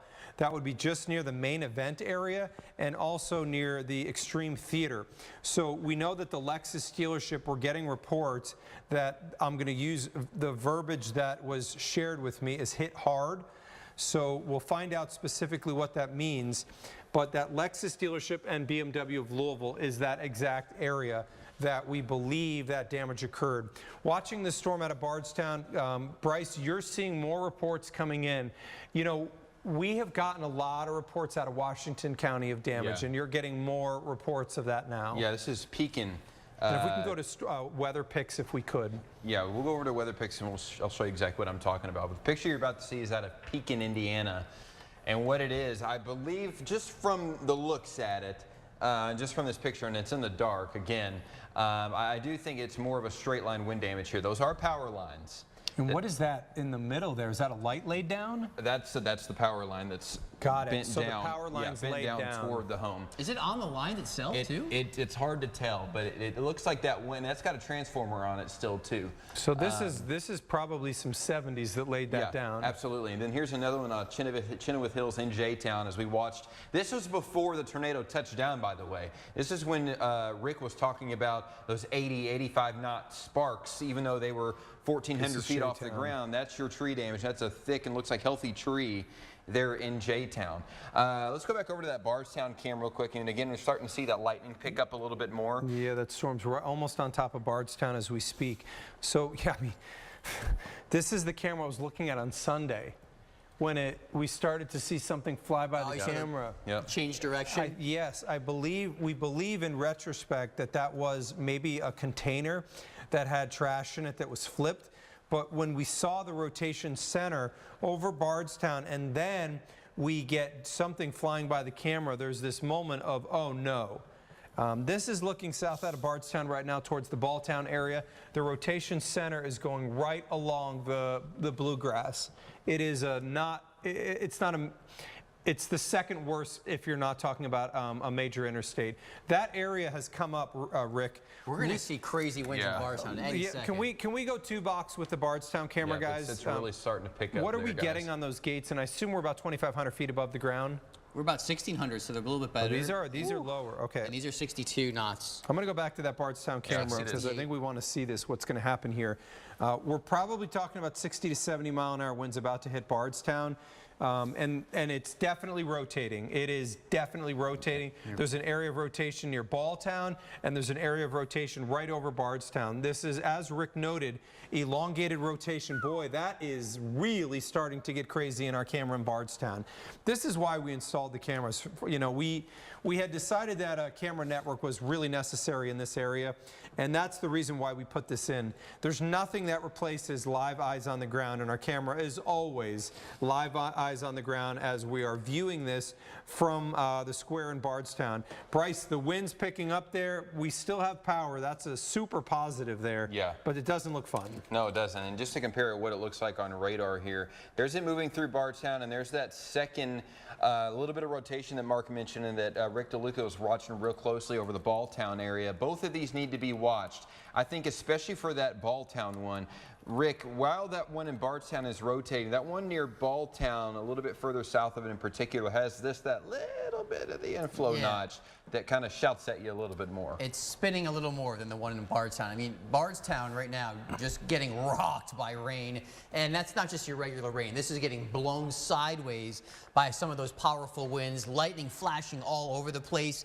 But I do want to kind of focus in on that Balltown area just to go through the process of making sure we don't have any sort of tornado on the ground doing damage. So what I'm going to go through is base reflectivity. This is what you always see when you see radar. And there is that rotation, which Bryce was just talking about. So for those of you, this is now to the east of 31E. Okay, it's east of 31E in the Balltown area. I'm going to switch to NROT, see if I can define an area of rotation while it's rotating. It's not rotating terribly strong. Could this drop a tornado? Possibly. That's why you should be in your safe place right now. And last but not least, I'm going to go to correlation coefficient. Not seeing anything that, you know, shouts, yeah, we got a tornado going on. But with the fact that we have rotation, it's very close. It's not strong, but it's tight. So therefore, that does warrant you to be in your tornado safe place. And I know it's 117 and you're like, I have kids. I don't want to wake them up right now. Trust me, you'll be happy you did when, you know, the potential's there. We've seen so many crazy storms go by our area tonight. And the fact that these can happen in the blink of an eye, you need to be cautious and you need to act as if there's a tornado. Again, just to the east of Bardstown, you need to be in your safe place. And we're going to put a tracker on the storm as it races. I think the motion on this is like 70. I mean, you just have to understand, it's almost comical. 70 miles per hour is the motion. That puts it in Bloomfield in 4, so you need to, you already should be in your safe place. Willisburg 16, Lawrenceburg 27 minutes from now to a half hour. These storms, the fact they're moving around 70 miles per hour, it's insanity. Is insane. I mean, it's ridiculous how fast we're talking about. You know, if you watched my Facebook Live video earlier, one of the things I showed is that the winds, and Rick, you and I kind of talked about this, 1 mile above the ground were an absolutely absurd 95 miles per hour. I mean, I can count on one hand where you see data showing 95 mile per hour winds. There's a flag in Bardstown. You can see the strongest have come through. So Bardstown, it does appear that the worst has it has occurred now. That rotation area is now starting to move east. So what we're seeing here is a transition. Remember, the storm went through a phase where I told you that it was coming up in intensity. We saw an inflow notch start to develop. Bryce, if we could, I want to back it away a little bit just so we can show you the evolution. What we do here at WDRB is radar analysis.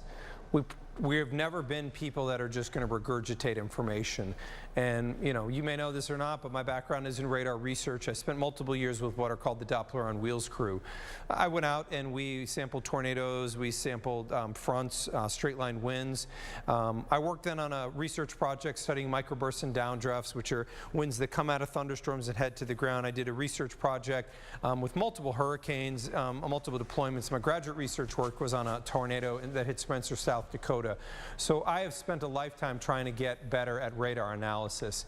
So what we saw is when this was coming out of Jtown, see how it's flat? And then you could see right as it gets here. Now let's zoom in a little bit more on the western side of that tornado warning. We saw at this point an inflow notch develop. Rick at this point had said we are now concerned that the rotation, which is kind of elongated, started to tighten. Now you see an inflow notch here, and watch as it goes past Bardstown. There, it's now starting to look like a line, and now this is the most current scan. It's showing gunge out in front of it, garbage out in front of it, with that notch completely gone. So in evolution here, we believe that at this point now the tornado threat has come down and the damaging wind threat in this particular zone. But what we have seen is this going up and down and up and down. And I don't think we're done. The sad part of this whole thing is in our southern counties, you probably notice that this is slowing down. Let's take this out to the wide perspective, and I want to animate, because we're now starting to see the scenario that we are afraid of beyond today. And this is that the southern extent of this is going to pivot. So what will happen here in the next few hours is this is going to pivot more easterly and westerly, and that then would target the southern part of our area for heavy rain. Once that transitions east-west, this front is going to start to wave north and south across our area and strike us with heavy rain in the coming days. And that's what's going to lead to potential flooding in our area. And that's one of the things that we have grave concerns about. Let's go through where we have severe right now, and I want to spend a little time on the track of these. We're starting to get to a point where some of our counties are going to be releasing from the threat. So the tornado warnings have now moved out of most of our counties. This is Eminence, Newcastle, this is Henryville, Henry County. This is Shelby County, which has now left our viewing area. So we have now statused the tornado warnings out of these counties. We now have severe thunderstorm warnings that remain in effect for Grayson, for Hardin County, for part of LaRue County, and for, let's see, is that get into the southern part of, yeah, that does include Bullitt County, and then it includes Nelson County. This tornado warning, let's track that. Let's fan track it, Bryce, just because it doesn't appear that it has the same rotation it once had. But once this gets past Willisburg and Mackville, I think our tornado threat will continue to drop. We're going to stay with it. Salvisa around 17 minutes from now, Wilmore around 28, and Nicholasville around 33. The other part of the severe is now south of Jtown, moving through the Hodgenville area and LaRue County. We'll track the back edge of this as well and move that off to the east. This doesn't show a hard bow to it, which is good. We're starting to get to the point now where our atmosphere is getting worked over a little bit. So as we track this through the Hodgenville area northeast at around 70-ish on these, that puts it in Hodgenville in 2 minutes. Be aware, damaging winds could be moving across your area. This could mean a separate strike for Bardstown in about 18 minutes, and then Springfield 28 minutes from now, and Willisburg 34 minutes from now. Recapping kind of what we've seen tonight. Wild night. Yeah. We went from damaging winds to where things intensified. You guys have been doing this with me for a while. When you start to see heavy population centers and damaging winds, you get uneasy. When you see something that you know is a tornado that has done damage in population centers, it is a very, very hard thing to see. Yeah, especially like in areas that you know. I mean, I went to the back and called my wife and told her to go to the basement. You know areas, and even before we came on air, Rick DeLuca has friends over toward the western half of the state that he was letting know they're moving through our areas. So I mean, we know exactly what you guys are feeling. Just because we're meteorologists and know how this works a little more doesn't mean that it doesn't affect us either. I mean, we know exactly how you feel, and honestly, I think most of us get into meteorology because of storm anxiety when we were little. A lot of us catch that weather bug, and a lot of meteorologists catch that weather bug that we call when we were younger. I mean, I was maybe 4 or 5, 6 around there. Probably around 5 or 6. And I think the you were so you know this is going to be a fun story. Bryce grew up in this area, and I have been here for a long time. So Bryce had grown up, and his parents started to reach out to me when Bryce was around, I think, 8 to 10 years old. So Bryce, what was your event, which I probably was working, that kind of got you into this? Then I would probably say Ike. Ike was a big one. 2009. And then the Henryville, Borden, Pekin one was a really big one. By then you already knew. Yeah, by then, you know, I'm watching it myself, have no idea what I'm doing, but you know, that's how you kind of get into it. And then the more you grow of a passion you grow for it, the more that you realize that you're potentially saving people's lives. And in a scenario like today, I mean, it's rolling through the highest populated area in our entire viewing area. And to have a confirmed tornado. Yeah. And this, by the way, we know that this did damage. Yeah. So our Richard Essex, can we bring his mic up? Richard is in Lexus of Louisville, and this appears to be some sheet metal. Richard, a couple of things here. Are we talking about something that's maybe, you know, light, or is this a big piece? And can you tell where this debris has come from? Well, it looks like it's come from the building, you know, and here, I tell you what, let me pull up. Let me. You guys have time. It's 1:30 in the morning, so. Yeah. Pull up so I can. We just want to make sure we know what we're seeing. It looks like it's come from the. Let me get out of the car. It looks like it's come from the building. Okay. Yeah. I mean, it's fairly heavy. Okay. Well, we're talking 25 pounds, Richard. We talking 50, 100 pounds? No, probably 150 for that whole piece. Okay. I mean, and then I don't know. Do you lift? Moving up. He's a deadlifter. Let me show you the rest of this the parking lot. There were some light poles here that are now laid down on the ground, and their sign, their big sign as you come off Blake and Baker Road, has been flattened. Okay. It was spread all over the place. You can see, there's the big sign. It still has electricity to it, but it's on the ground. Okay. And if we move on up, there are some, there's the light poles that are down. and some of the trees that have decorated the outside perimeter of their lot, those are also down. Looks like we have a shopping cart that has come over here. And there's another piece of aluminum there. Now you'll see that there's a blue police car lights over there, and that leads us back to the Papa John's headquarters, and we hear that there's been some damage back there. You can see there's some. You see, oh, look out, the light poles here that are down. Oh, look at that debris. That tree's blown in the opposite direction. A lot of debris. Yeah, wow. So pull on up there. So Richard, one of the things that's interesting about what you're seeing with that tree is that appears to be laid down in the opposite direction as what flew off of the building.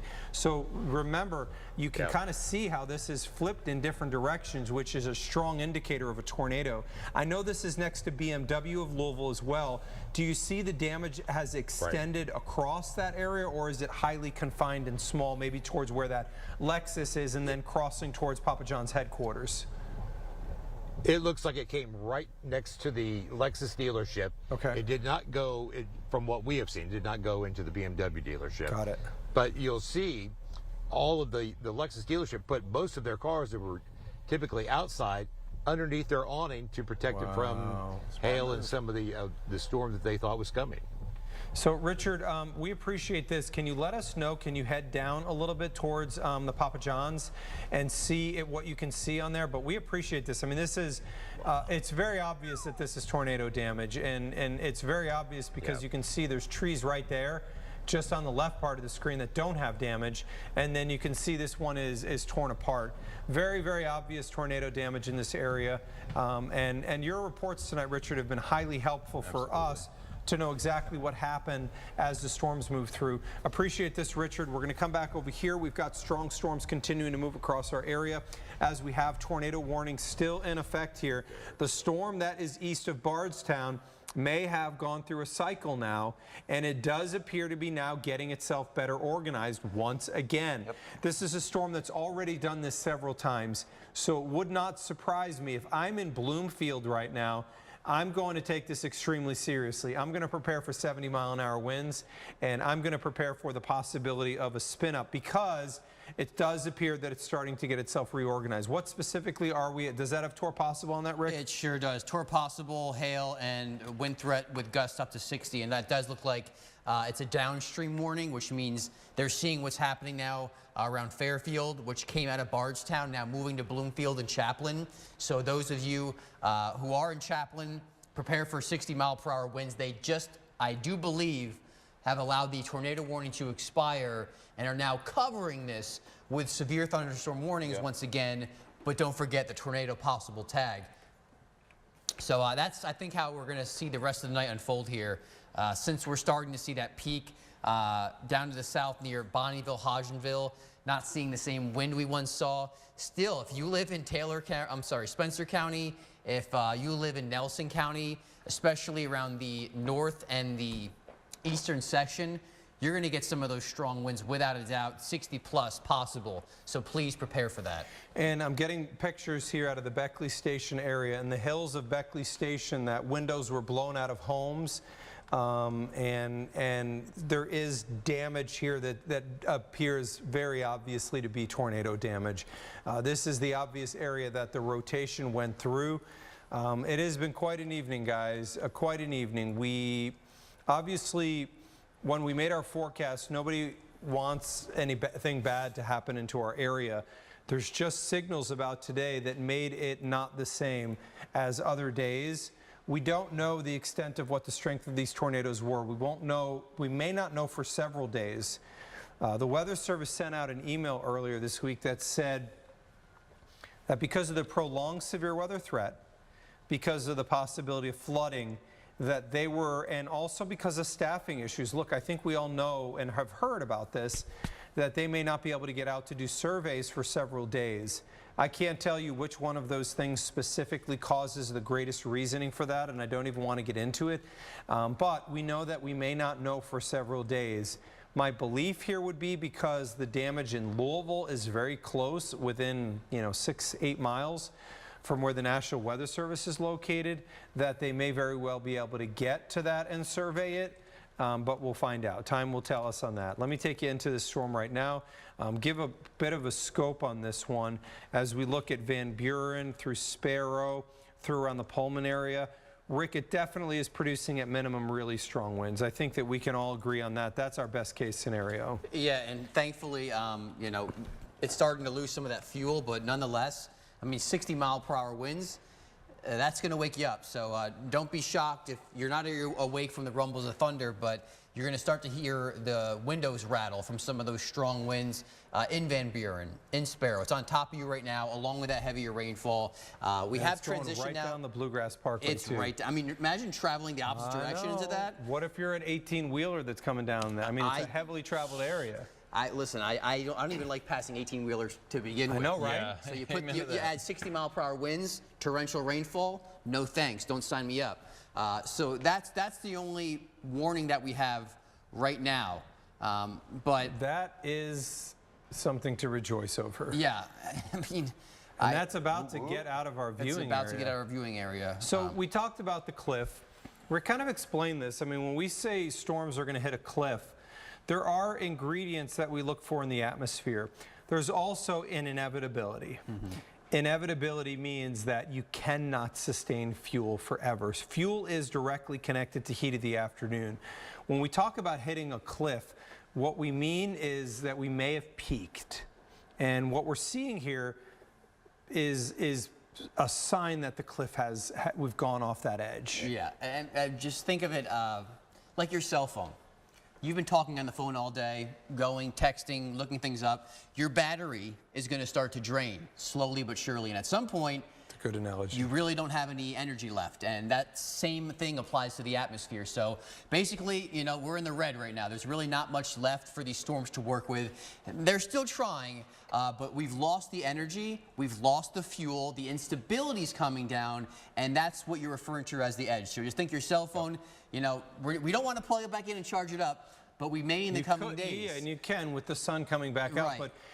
But I don't think we can replicate the ingredients over the next 3 days that we had here. I think that, I also think that part of this is that our wind energy was ridiculous. Saturday we get some fuel back, but we don't get the same wind energy. And we the don't magnitude. have the same turning. The directional shear, I mean, you've been preaching this, you know, every single day. That directional shear can overcome low fuel.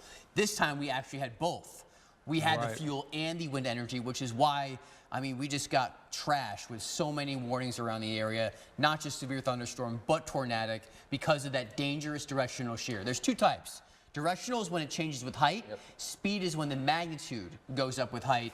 And this time, unfortunately, we had the directional shear, and with that coupled, we also had all that fuel and instability, and you kind of saw what happened. Yeah, and he was talking about, or we were talking about earlier, how this one had double the amount of wind energy in most cases, because last time had around 45, this one had 70 to 100, so give or take about double the amount of wind shear that we had with the last one. And you know, I think sometimes people think, they think sometimes that we just kind of want to hype. I think there's this weird belief that meteorologists are just trying to wind people up.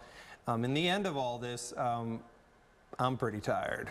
Yeah, because we want to be here at 1:30 in the morning. Talking for the last, we've been on TV now for 3.5 hours. I think we started right before. Yeah, my feet are hurting too. Yeah. But you can feel your feet. I know. Mine are My numb. heels. What we knew out of this is we knew that these ingredients were here. It's the reason that we were here, and the three we are. It's the reason we're still talking at 1:30 in the morning as we get a new tornado warning. I told you guys very, very clearly just outside that this was, this is Anderson County. Anderson County used to be in our viewing area, but Rick, this is exactly what I talked about, that this had cycled. We saw that rotation starting to turn back as we got an inflow notch developing, and the Weather Service pulled the trigger and goes now towards the tornado warning, which quite frankly is the right move. But that tornado warning is for Anderson County, which would be Lawrenceburg, no longer in our viewing area, but I do know that people in Anderson County actually can receive us. So let me just give you a quick scope here so you can get a sense on the area where we're concerned about this. The most rotation is going to be near Anderson City, heading towards Lawrenceburg, and near the G area. Let's take this out to the wider perspective so we can get a sense of what we have ongoing. I'll tell you what, I think we're getting close to winding this down. Bryce, Rick, what's the ETA on the expiration on the warning, the severe thunderstorm warning for our area? The one is... The 7, because it's 70s, I don't want to bail on it. Yeah, well, it's moving northeast at 80. 80? Northeast at 80, which is the fastest of the day. That's the fastest of the day, which... And what's the expire? I'm still looking for that. Let me check behind us just so I can see. 2 a.m. On the expire. Oh no, that is, yeah, that's the severe thunderstorm warning for Nelson, Shelby, Spencer, and Washington until 2 a.m. So we'll allow these to get past our area. And they may, to be completely honest, actually be able to cancel that severe thunderstorm warning within the next like 8 to 12 minutes. 2 a.m. So let's, our Richard Essex has been valuable. What I'm going to tell you we will do I can hear you. is once the warnings are allowed to expire, we'll go back to programming. Richard Essex, tell us where you are and tell us what you're seeing. And by the way, let me tell you this, Richard Essex, you are awesome, dude. Now you're out in the rain. You've already tried to lift a 150-pound piece of metal, and now you're covering severe weather at 1:30 in the morning, and we appreciate you, my friend. Thank you. So tell us what you're seeing, Richard, and where you are.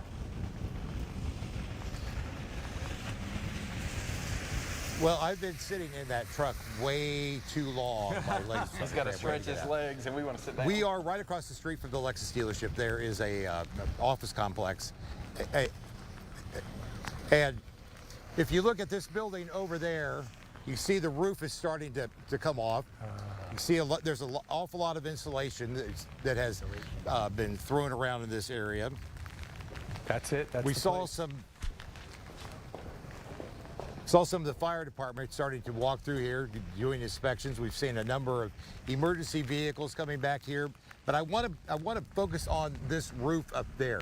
Look how that thing has just been ripped apart, and that's where a lot of this insulation that we've been seeing all over this side of town is probably coming from. Now, if you look down this way, you see where the fire truck just turned on their bright lights for us. Awful lot of debris in the street, and going back that way, you can see the fire department going from building to building to make sure that there aren't people inside, and taking a look at some of the structures. We have seen some of the tree crews coming back here, trying to free up some of the lines, and there's still people have to work. There's still FedEx trucks coming through here. Wow, we can see There goes the tow truck, probably going back there to free up a car that has been put under some debris. Now you look all the way back there, you see there's an awful lot of red lights, fire emergency type people that are back there inspecting all of these buildings. We're going to go back this way and see if we can get to the Papa John's headquarters and see what's happened back there. But yeah, this debris is absolutely everywhere. So there's going to be an awful lot of cleanup. I'm sorry, what'd you say? Beg your pardon? There's a couple buildings all the way down there. Couple buildings down there So, that are damaged? You know where the gas station is? Yeah. Turn Yeah. left. Okay. KEP, I think is the name of it. And this is live what you guys see happening in the aftermath of damage. Okay. Thanks, sir. And so, Good you know, work I mean, tonight. it's There's an electrician that's going out to restore some of the power. Okay. At a building that way. And he had been back at that building. So we've got a fire truck trying to get. Oh, yeah. Okay. Well, we'll be able to get a better idea of what this looks like when the daylight comes. We'll try to give you the best view we can tonight. We Back to you appreciate that, guys. Richard. We really do. Richard Essex has been following these storms through the night. Richard, your reports have been invaluable to us, and a big, big, big thanks to Richard Essex. I want to tell you in Louisville, the tornado watch has been canceled for you. So that is gone and done.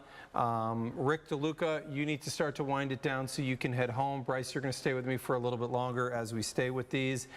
Severe thunderstorm warning remains in effect for our far eastern counties. What's going to happen here is we know the threat's going to come down. So our group, we start to break the group so that we can get home. Rick can get some sleep. What will happen is Jude will come in at 2. We'll start to break the group further, and then everybody's going to get to go home. We'll get some rest when we feel that the tornado warning is 100% threat is gone. I would like to look at just a little bit more data just to make sure of that. But the severe thunderstorm warnings that we have in effect, they cannot stay in effect that much longer. It's only for a fraction of our eastern counties, and arguably, really, Willisburg is one of the few that could still see some damaging winds. As we go back over to Storm View HD, I'm going to head to the wall briefly so we can do a synopsis of where we are.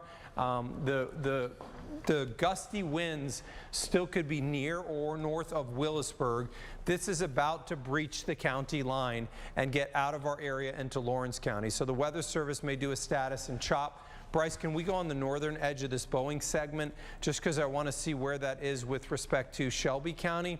So here's the Shelby-Franklin County line. This is the Waddy-Peytona exit along Shelby County. So we've got about another 6 to 8 minutes before this warning will probably be able to be chopped and pulled out of our area. From there, we then start to turn our attention towards the next few days. We didn't get to do an extended tonight. Did we even build the graphics? We did build graphics, didn't we, Rick? Yeah, we had all the shows earlier. Oh yeah, we did have the shows earlier. Your days are blending together. I thought it was the wrong day all day today, and yesterday too. So let's take this out to the wide perspective and put it into motion. I want to give you a sense of what's going on, and I want to put this, you'll notice, hard line of thunderstorms, broken down thunderstorms, hard line of thunderstorms. So what's going to happen here, the reason we're going to have to watch is what's near Bowling Green could still make a run at Adair County. So what is going to happen is we will break this down into a heavy rain threat, and the tornado threat would start to go away. There's still an incredible amount of lightning. When you get on the back edge of a line like this, a lot of times you get spiderweb lightning that crawls across the sky. A lot of times when I'm heading home after doing severe weather, we get that spiderweb lightning. Rick, start to wind it down as I see Mr. Redfield coming in. And is his hair done or is his hair not done? We never know. It's not done. It's not done. Does he You have can't tell. on? You can't tell either way. Does he have a tie on, and does he have his double coffee have a tie thing? on. He's looking good. Does he have that coffee thing that he brings in all the time? He that he puts hot does. chocolate He in? does. He's got some big old raindrops on him still. You get 4 of my meteorologists in the same room, and it is pure chaos. Let me tell you, we could have a reality show. The strong thunderstorms right now moving towards Anderson County, and we're still going to need to watch what's going on in Bowling Green because those storms can make their run at the far southern part of our area. Rick, time for you to head home. I'm going to head over to the Weather Center here because as we are going to let Rick go, we want to thank him. And Bryce, you're telling me more pictures in the area? Yeah, like if we can go over to weather pics, I want to show a couple more areas. This picture in particular, right where that tornado moved over, this is Blake and Baker Crossing Apartments. It looks like there is cement blocks. I think that's one of those trash can areas, That's isn't what I'm it? thinking too. Like there's a dumpster in there. The containers. Yeah, but the fact that it was able to lay that down is impressive. That's pretty strong winds. I also want to hone in on the flood risk as well. Some flash flooding in New Albany there. Oof. And that looks like a neighborhood road as well. There's some mailboxes. And this is the prelude. Yeah, absolutely. This is just the beginning of the flood risk, as Mark was mentioning. So, just a couple more little tree damage here. This is around the Fern Creek area. Some folks and that's where that rotation went through, right? You know, that is maybe straight line winds. I think what we're going to find, Bryce, is there's a combo. Yeah. So let's come back on camera really quickly because Rick has been here for a long time today. Rick. Thank you. My cell phone battery, I still got a little left. I don't have any. Mine's actually completely gone. Until you get home and you lay down your light. Yeah. So people ask us sometimes how, make sure you get some rest so that you can go through this. We need you fresh, but you can speak to the idea. It's impossible not to be fresh when there's damage occurring. Adrenaline starts to flow, and all you want to do is be able to help. I mean, it's kind of what you signed up for. And it's the reason I'm here. I mean, everyone in my family is something similar. It's like, how do we help people? Like, my mom, she's EMT, volunteered for like 20-something plus years. Brother's a doctor, so it's like helping is in our DNA, and I think we all share that common denominator of helping people. And we love what we do, and we're proud to do it for WDRB and the product we put out, and you guys at home. The fact that you trust us means everything. And like, if you're putting your family's trust in us, we take that so seriously.